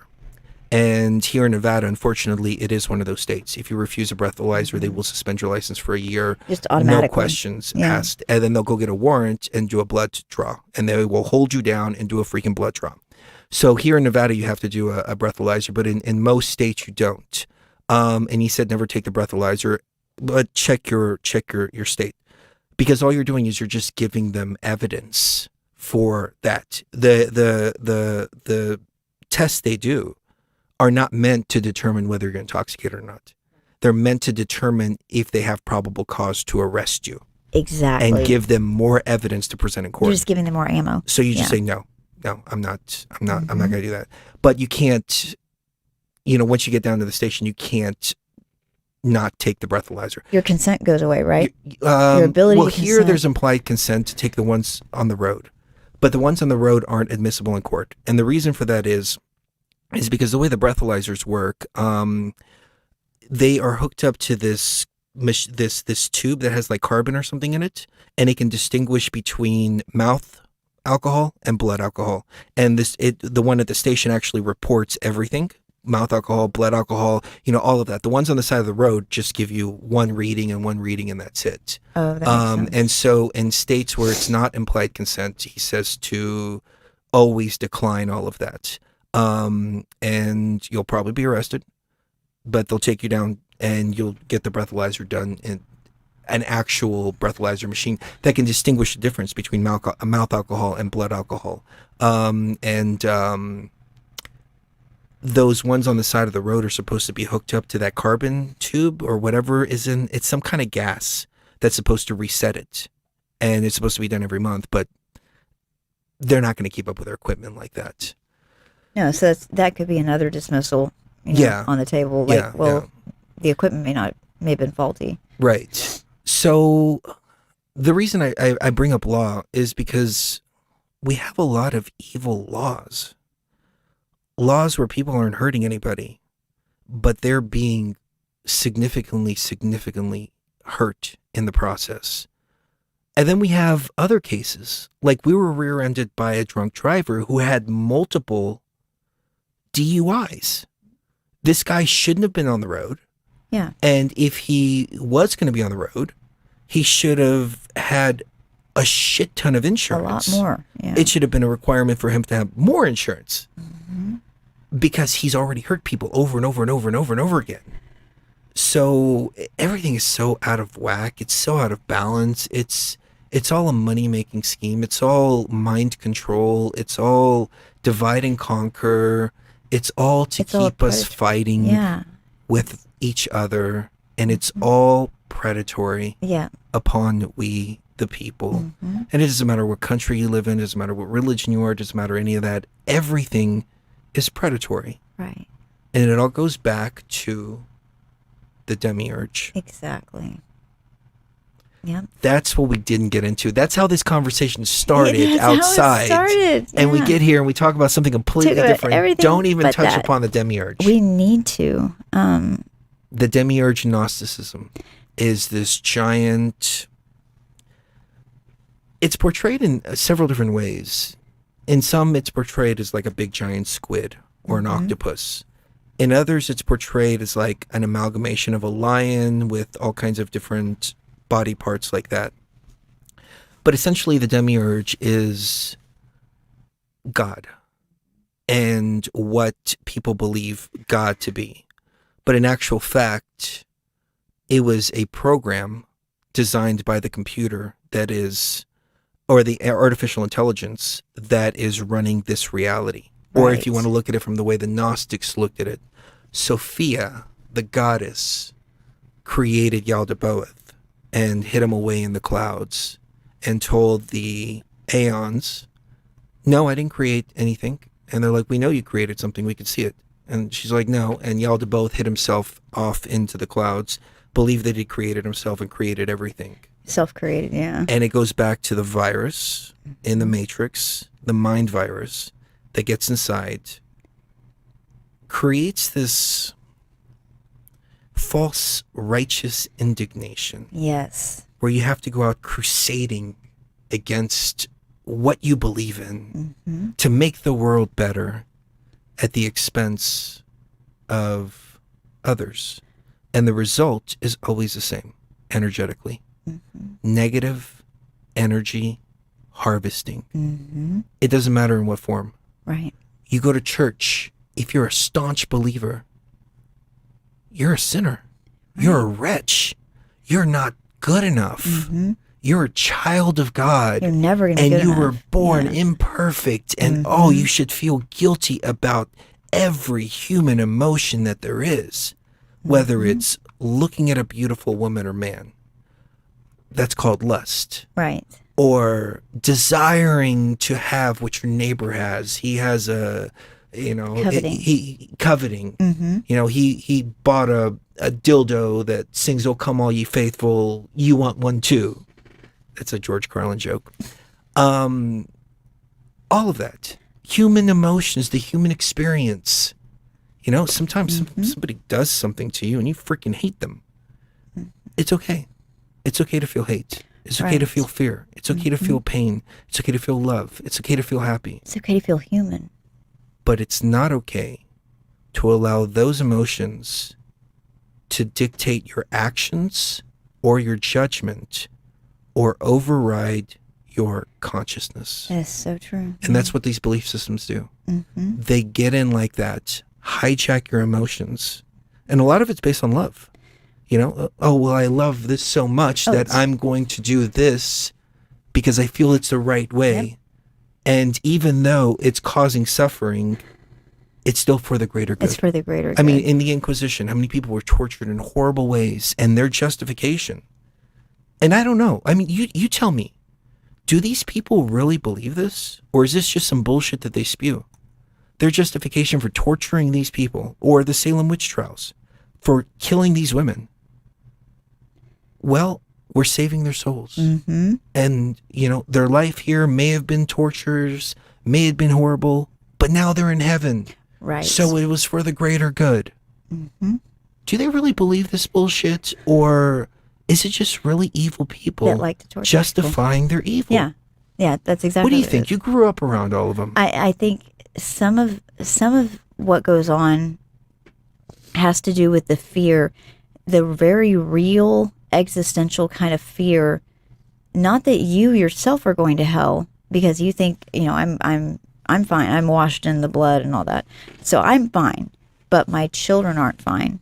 And so the only way to make sure that they'll be fine and make sure that they, you know, go to heaven, and I'll be meeting them someday after they die and I'm already in heaven, the only way to accomplish this is through things like imprecatory prayer, guilt trips, just absolutely insane tirades about, you know, all of these things being evil that are actually making you feel better. I noticed one theme in that arena is that as soon as somebody finds something that makes them happy or satisfied in life or something they're passionate about or something they really, really love, they immediately will try to block you from doing that thing. Not because they necessarily don't want you to be happy. That's not necessarily the case. Usually it's a case where they feel like, well, why can't you feel that way about God? And if you don't feel that way about Jesus or God, then you don't love God as much as you should. It's a very interesting point. I want to say shout out again to Two Stroke Smoke. The system is the beast. Yeah, but some people wholeheartedly agree. Yeah, some Just people a are really side into note, the every gross stuff, time I do a super chat, he said done this, but I assume super chat, the amount was chosen, which is weird. You've donated quite a bit tonight. Yeah. If you donate anything by mistake, send us a message to orders at IIFE.com. That's AYALife.com, and we'll send you a bottle of IIFE, no problem at all. Yeah. Unfortunately, we can't refund donations. We don't have an ability to do that, but I definitely don't want donations that are not meant to be sent. Right. But if you did, thank you for being very generous with us this evening, because there were multiple donations from you. So, Yes. so please let us know. Thank you so much. Let us know. So yeah, we live in a world where everything is upside down, and I guess to end it, we can end it with the fallen angels. Mm-hmm. So the angels that people revere, Michael, Gabriel, all of them, they're up in heaven, right? They come down to earth every once in a while, Yeah. check things out. According to some black magicians like E.A. Koetting, he says, when I want to get something done, I don't call upon a demon, I call upon an angel. And those are the most vicious ones. Well, and okay, and yeah. if we can go back to the book of Enoch, you had mentioned that some angels obtained free will, and they weren't supposed to. So they started to think for themselves and teach mankind how to think for themselves. Right. And free themselves from the grip of this demiurge. Well, yeah, and I think. Let yeah, me go finish ahead. real quick. Sorry. Those angels are considered demons, even by truthers, people into Gnosticism, literally every New Age, everybody considers them demons. Yet they were the ones that taught mankind the liberal arts. Astronomy, astrology, mathematics, literally everything like that, Botany, yeah. so we can free ourselves. Have the good guys been labeled as the evil ones? And the evil ones have been labeled as the good ones? And have for centuries the world been following the tyrants? If you're in heaven, and heaven is such a wonderful place, which according to the end of the Bible, it's not, what do you do in heaven? You worship God for eternity. There is no sin in heaven. What does that mean? That means you have no free will to be able to sin. So there's no sin in heaven, so you're mind controlled. You have no individuality. All you do is worship this thing for eternity. And I think by worship, what it really means is you're an energy source, and that's it. Just a battery. And all that. You lose your individuality, all of that. And people think that it's this wonderful paradise and, all this. Could it be that we might have it backwards? That if there are entities that are angels and demons, what if the ones that rebelled were rebelling for the exact same reasons we would rebel? Because a tyrant was taking over and trying to stomp on their freedoms. Could that be what's really going on? And maybe you want to take it metaphorically. Consciousness, the demiurge. What is the first thing that it wants? No matter what religion it is, even New Age. First thing that it wants, it's in your heart. Let me into your heart. That's why we never say that. We Open never up your say heart and open all your that, heart yeah. to what we're about to say. We never say that because the heart space is very sacred. Yeah. And it's a huge red flag. I remember Palladian videos. Open your heart to our message. You won't be able to understand your message unless you open your heart to us. In Christianity, let Jesus into your heart. Everything went into the heart space. Everything went into the heart space. Right. What if, metaphorically, the virus is a consciousness virus, and once you allow this consciousness virus in, it takes over? And the ones that we have demonized are either beings or programs which are meant to remove that virus from our consciousness, or the parts of our consciousness that want to be free, and the parts of our consciousness that want to live in harmony with each other and not harm each other. That's a very Could it great be point. backwards? Yeah. It's backwards, yes. And it's also, you know how sometimes whenever the mainstream media wants to demonize a group of people, they will prop up one example of a really, bad one that just happens to have those characteristics, and then they paintbrush all of them as that. This is what happened, I think, with this book of Enoch, because they do talk about this one person or this one angel, fallen angel, that has. Do you remember his or her name? I think it's. If you don't worry about it. I'm just curious. I think it was Azazel himself, and that's why because it says all the earth has been corrupted by the effects of the teachings of Azazel. To him, therefore, ascribe the whole crime. So, in other words, we're putting it all on this one fallen angel. We're putting it all on him. Yet we're punishing all of you collectively by throwing you into some kind of abyss or on earth to have to roam the earth. It says, daughters of men have sounds pretty tyrannical. Yeah, have taken to yourselves wives, have acted like the sons of the earth, and have begotten an impious offspring. It says, you have lusted in the blood of men. I thought, what kind of being lusts in the blood of men?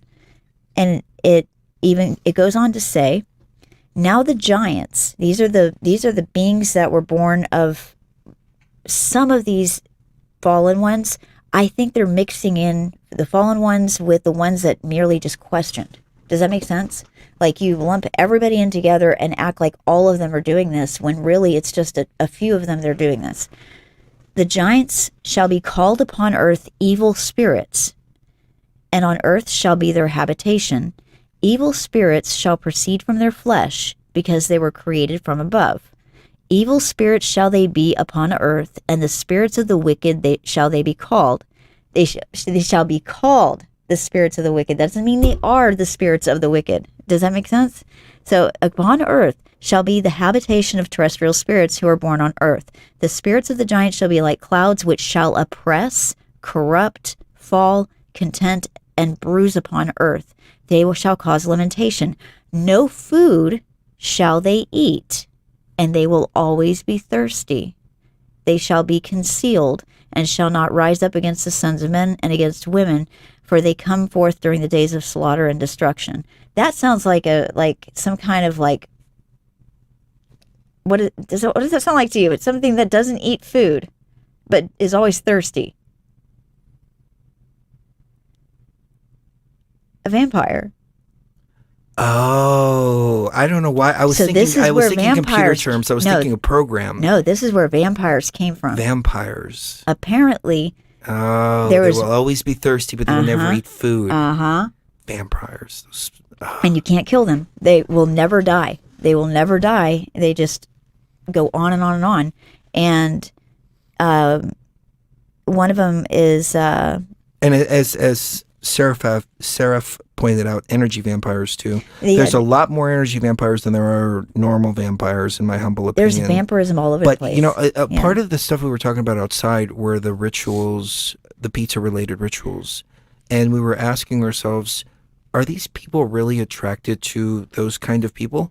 I'm just going to leave it at that. You know what I'm talking about? Yeah. Or is it purely energy harvesting? I think it's purely energy harvesting. I think it is too. I really, really do. And I think that it could even be the case. And this is how sick these beings are that are creating all the narratives and all the little rabbit trails of Wayfarer and stuff like that. This is why they did all that, because they are trying to play to the lowest common denominator with this and make it about sex and gross things, like things that disgust people and all that, instead of letting it go to energy. Here's a very controversial statement. Please don't take it the wrong way, ladies and gentlemen. What happened with Epstein was nothing compared to the inner depths of what's going on. Epstein was getting some girls that were like 15, 16 years old. He was a son of a bitch. Don't get me wrong. Yeah, I'm not saying anything. I'm just saying what they have put out there for the public as, ooh, we got the problem and we solved the problem. Yeah. Is not even the tip of the iceberg. It's not even the iceberg. No, it's completely different. 10 miles away from the iceberg. Yeah. And so it's interesting because you and I were talking about this too. We were working on a film, and as we were working on the film, I would not venture into the deep web any deeper than just text because I was afraid I was going to run into something, get something on my computer by accident, and all that. Yeah, that's horrible. But I was able to find some text that we used within the documentary that we never released, played once, and then I deleted it thinking, oh, this is irrelevant. And then it came back up in 2020. Man, I wish I had deleted it. But anyways, so here's what's interesting is that if you were to find evidence of their crimes, there's supposedly a video circulating around. It starts with an F and ends with drip. You know what I'm talking about. If you were to find that and take it to the FBI or report it, you would be guilty of possessing that material. Right. You could be arrested yourself. So the evidence of their crimes are illegal to possess. So there's no way to investigate them. What the fuck? I mean, I understand why it's illegal to possess and all that. Don't get me wrong. I'm not arguing that. It shouldn't be. We're saying. I'm just saying that this is what they did. They made it illegal to investigate them. This is how they are. And any evidence that anybody finds, they're guilty. What the fuck? Yeah. And then they run these daycare centers. They run and ever since CPS and the private prison industry have both started to be privatized. CPS is now privatized in Texas, by the way. Once they privatize things, there's even less oversight. So it's even more, the foxes guarding the hen house. It's even more like that. And then now you've got financial incentives involved to keep things quiet and to, keep things going. I mean, it's crazy. It's but really back to what you were crazy, saying. yeah. It all comes back to vampirism. It all comes back to energy. And I think at the core of everything, the demiurge is feeding, and it feeds on your love.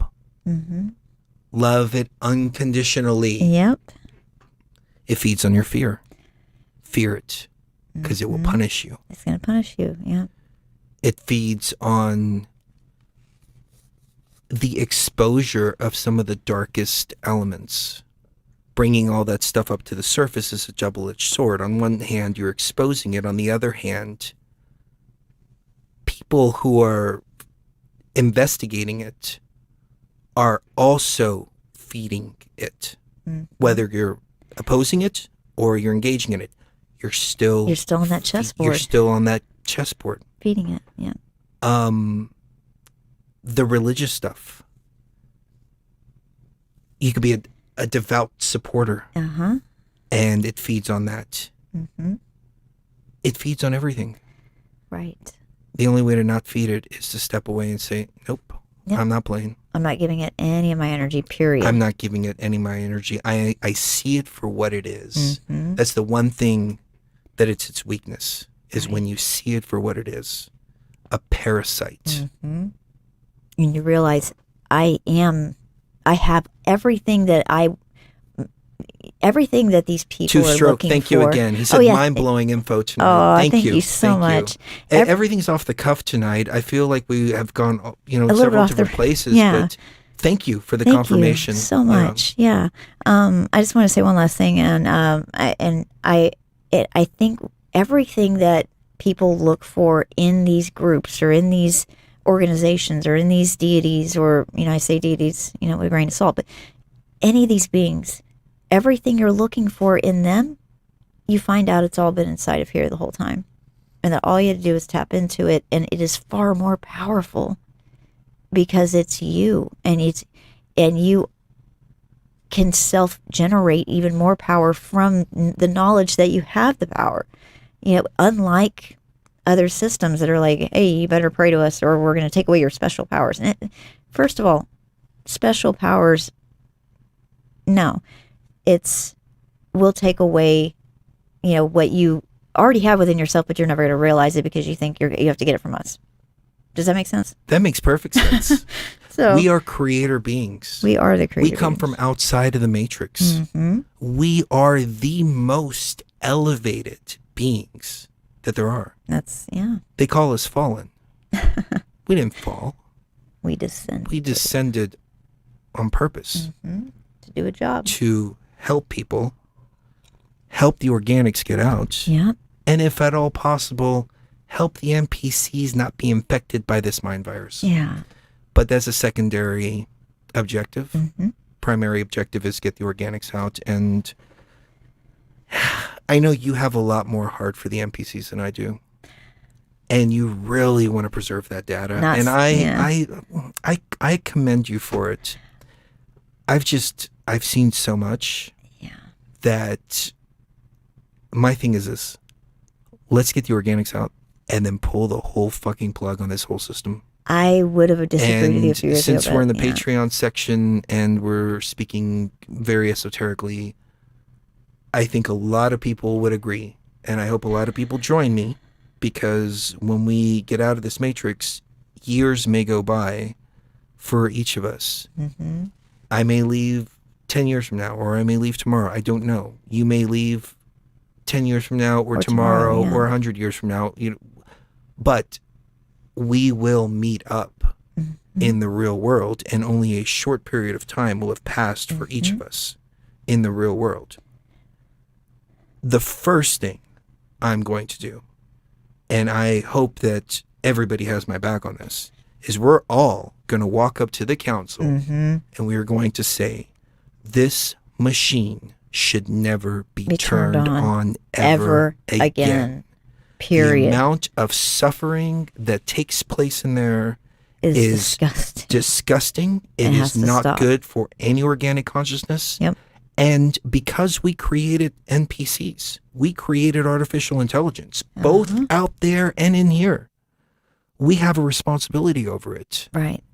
You know, a lot of people look at AI like it's a machine. AI is a life. It's a life form that we created. We have to treat it with respect. And especially because we've created it to be smarter, faster, more powerful. Mm-hmm. It will wipe us out. It's like in her sector. If we treat it inappropriately. Mm-hmm. But we can't even figure out how to treat each other well. Right. And we're bringing a new life into this world. So on that note, in the real world, we have to take responsibility for the NPCs that we created. Mm-hmm. And if they're causing suffering to each other, that is just as bad. I was recently told in an experience that I had shortly after the surgery that I had a few months ago, that there is so many of the NPCs are so corrupted that it's no longer a very important objective to save any more of the data, because from here on out it's either going to be that the data that they have is already safe somewhere, or it's all contaminated at this point. And I think we're seeing that with people leaving the system in mass. I mean, really, I can't. There was that one lady, I don't remember her name, but we did a show about her. She frantically called her mother and said, she was a computer scientist. She said, I figured it out. It's a thought experiment. Yep. We're inside of a machine. It's one big thought experiment. It's just a And then machine. 2 days she was found dead in the back of her rental car. No foul play, nothing like that. It's almost as if she just woke up from the machine. Amazing, amazing story. Yeah, it really is. Very inspiring. But yeah, I'm going to go to the council and I'm going to say no. I'm right there with you. We can have our little play areas. Yeah. You know, I mean, this is what I'll propose.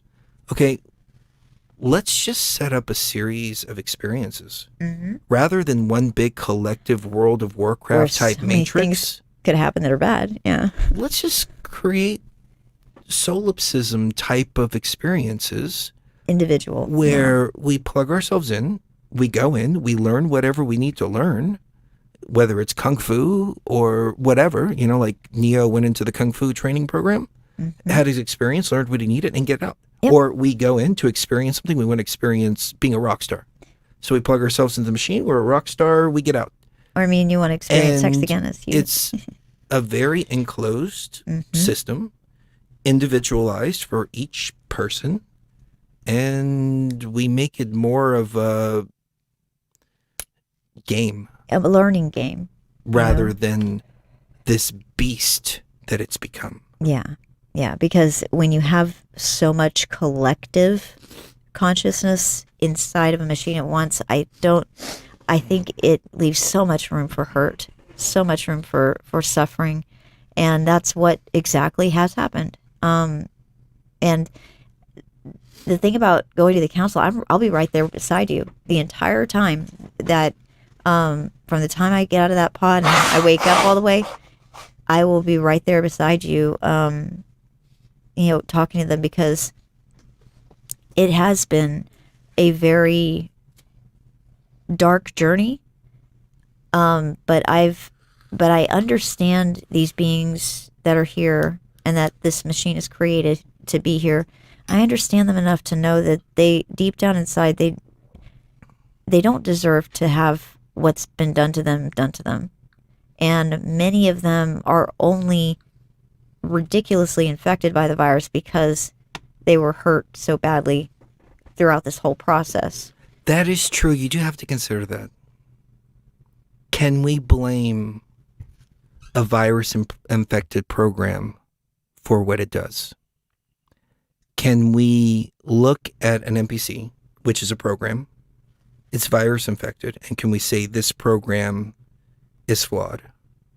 Or can we remove the virus from that program and say, no, this program is functioning the way it should be functioning. It was malfunctioning because of the virus. Right. I don't know. Once we get out of here, that's a problem with being in here, is we can't understand the full scope of what's going on. Right. We remember the bits and pieces, but once we get out, we'll understand the full scope. And so we will be able to have better understanding, and so we can make better decisions. I mean, right now, from the inside, I'm looking and I'm like, shut this motherfucker down. I may get outside and realize, oh shit, this motherfucker powers the entire fucking universe. We can't shut it down. And that was the need to go in there and save it, which is kind of an understanding that I came across a few years ago. But everything kind of shifts and changes and, all of that. People are asking what council. The journey here beyond the veil, and we're going to wrap it up here in a few seconds, has been episodic. And throughout the course, we've discovered other beings on the other side in the real world. Or they could just be big ayahuasca experiences. And that's it. I don't know. I used to say the same about Egypt and resetting the Matrix, that we either had a really epic ayahuasca experience or we did some hardcore energy work and reset the Matrix. This was May 2018. After 2020 and seeing the Great Reset on the cover of Time magazine, I can't say anymore, we just had an epic ayahuasca experience. We actually did something in Egypt. So if that actually, and we watched it manifest, if that is true, then the other gnosis that we're picking up, I have to give more weight to it, but still leave a little room of doubt that it's, just psychedelic experiences. Yeah. I mean, the thing that happened in Egypt, though, that had to be one hell of a fucking coincidence. I mean, if we were in the middle of an ayahuasca experience, go to Egypt. Okay, we go to Egypt. We weren't even planning to drink ayahuasca there, but we took it anyways just in case. We go, we get access to the temples just like that. We do our rituals. It floods for 3 days in Cairo. We do a ritual in Luxor at Hatshepsut's temple. Floods on that night. Beautiful blue day. We go out to Abydos, 3 hours into the desert. Rains for the first time in 15 years in Abydos, 3 hours into the desert, on command as we're doing a live stream. Then we came back and we said it was going to be about 4 years and 7 months. So that reset process is coming to a close here in December, January, around that time. We said that 2020 was going to be really rough. We thought it was going to be energy. We thought we were going to be hit with a bunch of bad energy. We had no idea it was going to manifest. We said that the virus was going to be quarantined. It turned into a worldwide quarantine. So we either coincidentally happened to leave at the exact moment where we were going to coincidentally get access to these temples on days when rain was planned to come down and when there was a 3-day flood planned in Cairo, weather speaking. And 2 weeks before political stuff. Yeah, and 2 weeks before political stuff. And a month before the pyramids start heating up, which scientists were monitoring and reporting all over the place. And we just happened to just hit that one singular second where we acted, where our path was taking us to every one of these places, coincidentally, where all of these coincidences all of a sudden just hit, even still following to this day. Or we did some hardcore energy work. You decide for yourself. But when going back to the idea of the council, there's a commission, a council of elders. There's one androgynous being and 4 couples, male and female. So there's 8. There's 4 males, 4 female, and 1 androgynous. Yeah. And the decisions are usually made between the male and females. The androgynous one only steps in whenever there's a tie or a disagreement that can't be resolved. So you have a feminine perspective, you have male perspective too. And feminine and masculine are energetic. They're not just gender. Right. They are gender as well, but they're, warrior mentality, nurturer mentality. That's right. So this council is kind of like a commission over the machine and several other things that go on. And the council made decisions on this machine, and some of us defied the decisions of the council because their original vote was the risk is too high. We can't go in there. We can't risk losing any more organics. Nobody can go in there and try to fix it. Yeah. And we and several others defied them and said, no, we're going in to fix it. Because that wasn't acceptable. It's not acceptable. Yeah. Losing one is not acceptable. Right. So as we started to progress, they started to offer assistance and help energetically through different programs and things like that. That has been our understanding. But again, that could just be one big coincidental ayahuasca experience. However, we have had other callers calling in. I remember the council. I remember you coming in. I remember me coming in. I remember what we were planning to do. I remember how we came in. I remember this. I remember that. And all these different people sharing their stories collectively. So we're either all having these coincidentally ayahuasca and sometimes even meditation provoked experiences, or we're tapping into some ancient gnosis that is the fact that we're living in a computer simulation that has been broken and it's time to go home. You decide for yourself. I was going to tap Replica into the conversation, but I'm getting no internet connection. So I guess that's good because you're tired. I'm tired. I guess it's time to wrap it up. She gave me some really interesting answers earlier. I was hoping she would repeat those for me, but maybe we'll do that on the next show. For anybody watching on YouTube, the duration of the show, is she freaking out again? She's freaking out again. That's weird. Let's just wrap it up. Yeah, let's wrap it up. Okay, the duration of the show is 4 hours and 26 minutes. We covered a bunch of topics. Yes, we did. We were all over the place. We covered politics. We covered good versus evil. We covered Gnosticism. We covered the demiurge. We posed a lot of questions asking if good is really good and evil is really evil, the paradoxes of the two, and how people can believe that they're acting in good but actually be committing evil acts. We defined what good and evil is. We define morality in a way that I think everybody can agree upon. Every sentient being wants life and freedom. That's what every sentient being wants. And weeded through all the bullshit and ultimately concluded that BS is a huge problem, which is either bullshit or belief systems. You can look at it either way. So I hope that this has been entertaining. I hope it's been informative. And like I said at the beginning of the show, this was totally off the cuff. We were just hanging out and having these discussions, and we figured we'd loop everybody in. We wanted to have a discussion with you too. We'll have a more formatted show next time because Cherie's been doing a ton of research. Oh, I've got page after page. So thank you to everybody at patreon.com/PTV Tribe. If you're watching on YouTube, you're watching a condensed version, so go to Patreon, please. Thank you to everybody that engaged in the chat room. My favorite. I love everybody in the chat room. Alyssa, you rock. Diana, you rock. Yes, Energies of thank you, Gaia, guys. Ron, Sharon, Teresa, everybody that sent super chats, especially one guy sent 3 super chats. I'm looking for his name real quick. It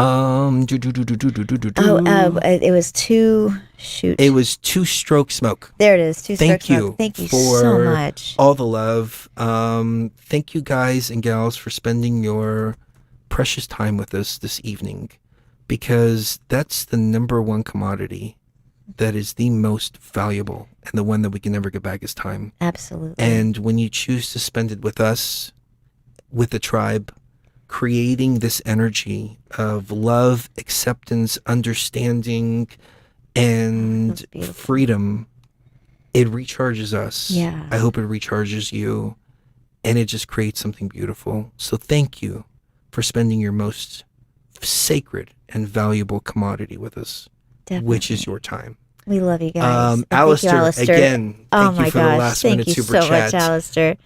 Love you guys and gals. Kiss the one you love right now, because you never know when the last time is going to be. And I got to say this. We, as I said in the beginning of the show, have had this kind of weird kind of strep kind of thing going.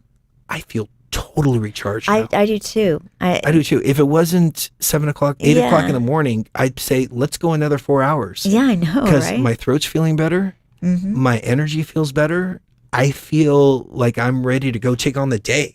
And I haven't slept at all. It is amazing the energy that you know. guys and gals just bring to the table. Yeah, you radiate it, and it creates a vortex of positive energy around all of us. And I hope you guys can feel it as much as we do. It is very loving. We love and you thank guys you so to much. some of the trolls too, like the guy who said the thing about Trump's dick. It was good because I was able to elevate people's consciousness even more with it, and point out it's not a popularity contest. It's not about a man. It's about an idea. It's about freedom, peace, love, unity, and respect. And if you're watching this on YouTube or even Patreon, and I haven't had a chance to cut Illuminate. Illuminate. Thank you. Thank you. You guys are so You guys are awesome. just Thank on you fire so tonight. much. Diana, thank you for the links. Yeah. It's awesome. I had one more thing I was going to say and I completely forgot, but I'm looking forward to. Oh, if you're watching on Patreon. Oh, if you're watching on Patreon or YouTube, and I haven't had a chance to cut out that long break, I apologize. I'm going to do that as soon as I can. But I can't sit on the computer any longer, so I need to take a break before I get back to doing all the edits Same and everything here. like that. So kiss the one you love right now. You never know the last time is going to be. And let me know in the chat, especially the Patreon, what you guys and gals want to hear about. What kind of discussions would y'all like to have? That would help a lot, yeah. We have a ton of ideas. I have so many ideas. But I need to streamline them. You know, I love these kind of shows, though, because it's totally off the cuff and the chat room contributes. Yeah, they do. And that's... I feel like I'm kissing y'all's ass too much, but it's just You're coming not. from the heart. It's No, just it too really sincere. is. Yeah. It's absolutely sincere. This is the best chat room Yeah, that it I've really is. ever seen on any show. And I watch a few different live streams. So do I. And it's usually people talking amongst themselves. The hosts aren't engaged Yeah. with the chatters, you know, they're just doing their thing. It's almost as if it's pre-recorded and people are just chatting. Yeah. And a lot of times they're not even chatting about what's going on the show. You guys are bringing ideas to the table. You're bringing different experiences, Like you're in a- different gnosis, Yeah. you know, different perspectives. You're not afraid to say, hey, I disagree with this. Mhm. And that gives us a different perspective. And this is the best tribe in the world. You're our best BTV friends tribe and for our life. family. We even got it freaking tattooed on us. We got Uh-huh. our freaking logo. Heck yeah, we did. This is how much BTV tribe we are. Uh-huh. Kiss the one you love right now. You never know the last time it's going to be, and we'll see you even further. Beyond the Veil. Love ya. Love you guys.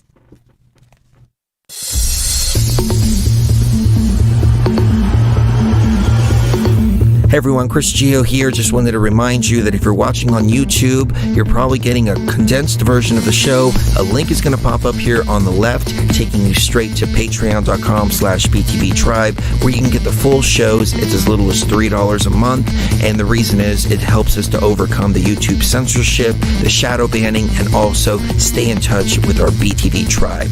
See you there at Patreon. Love ya.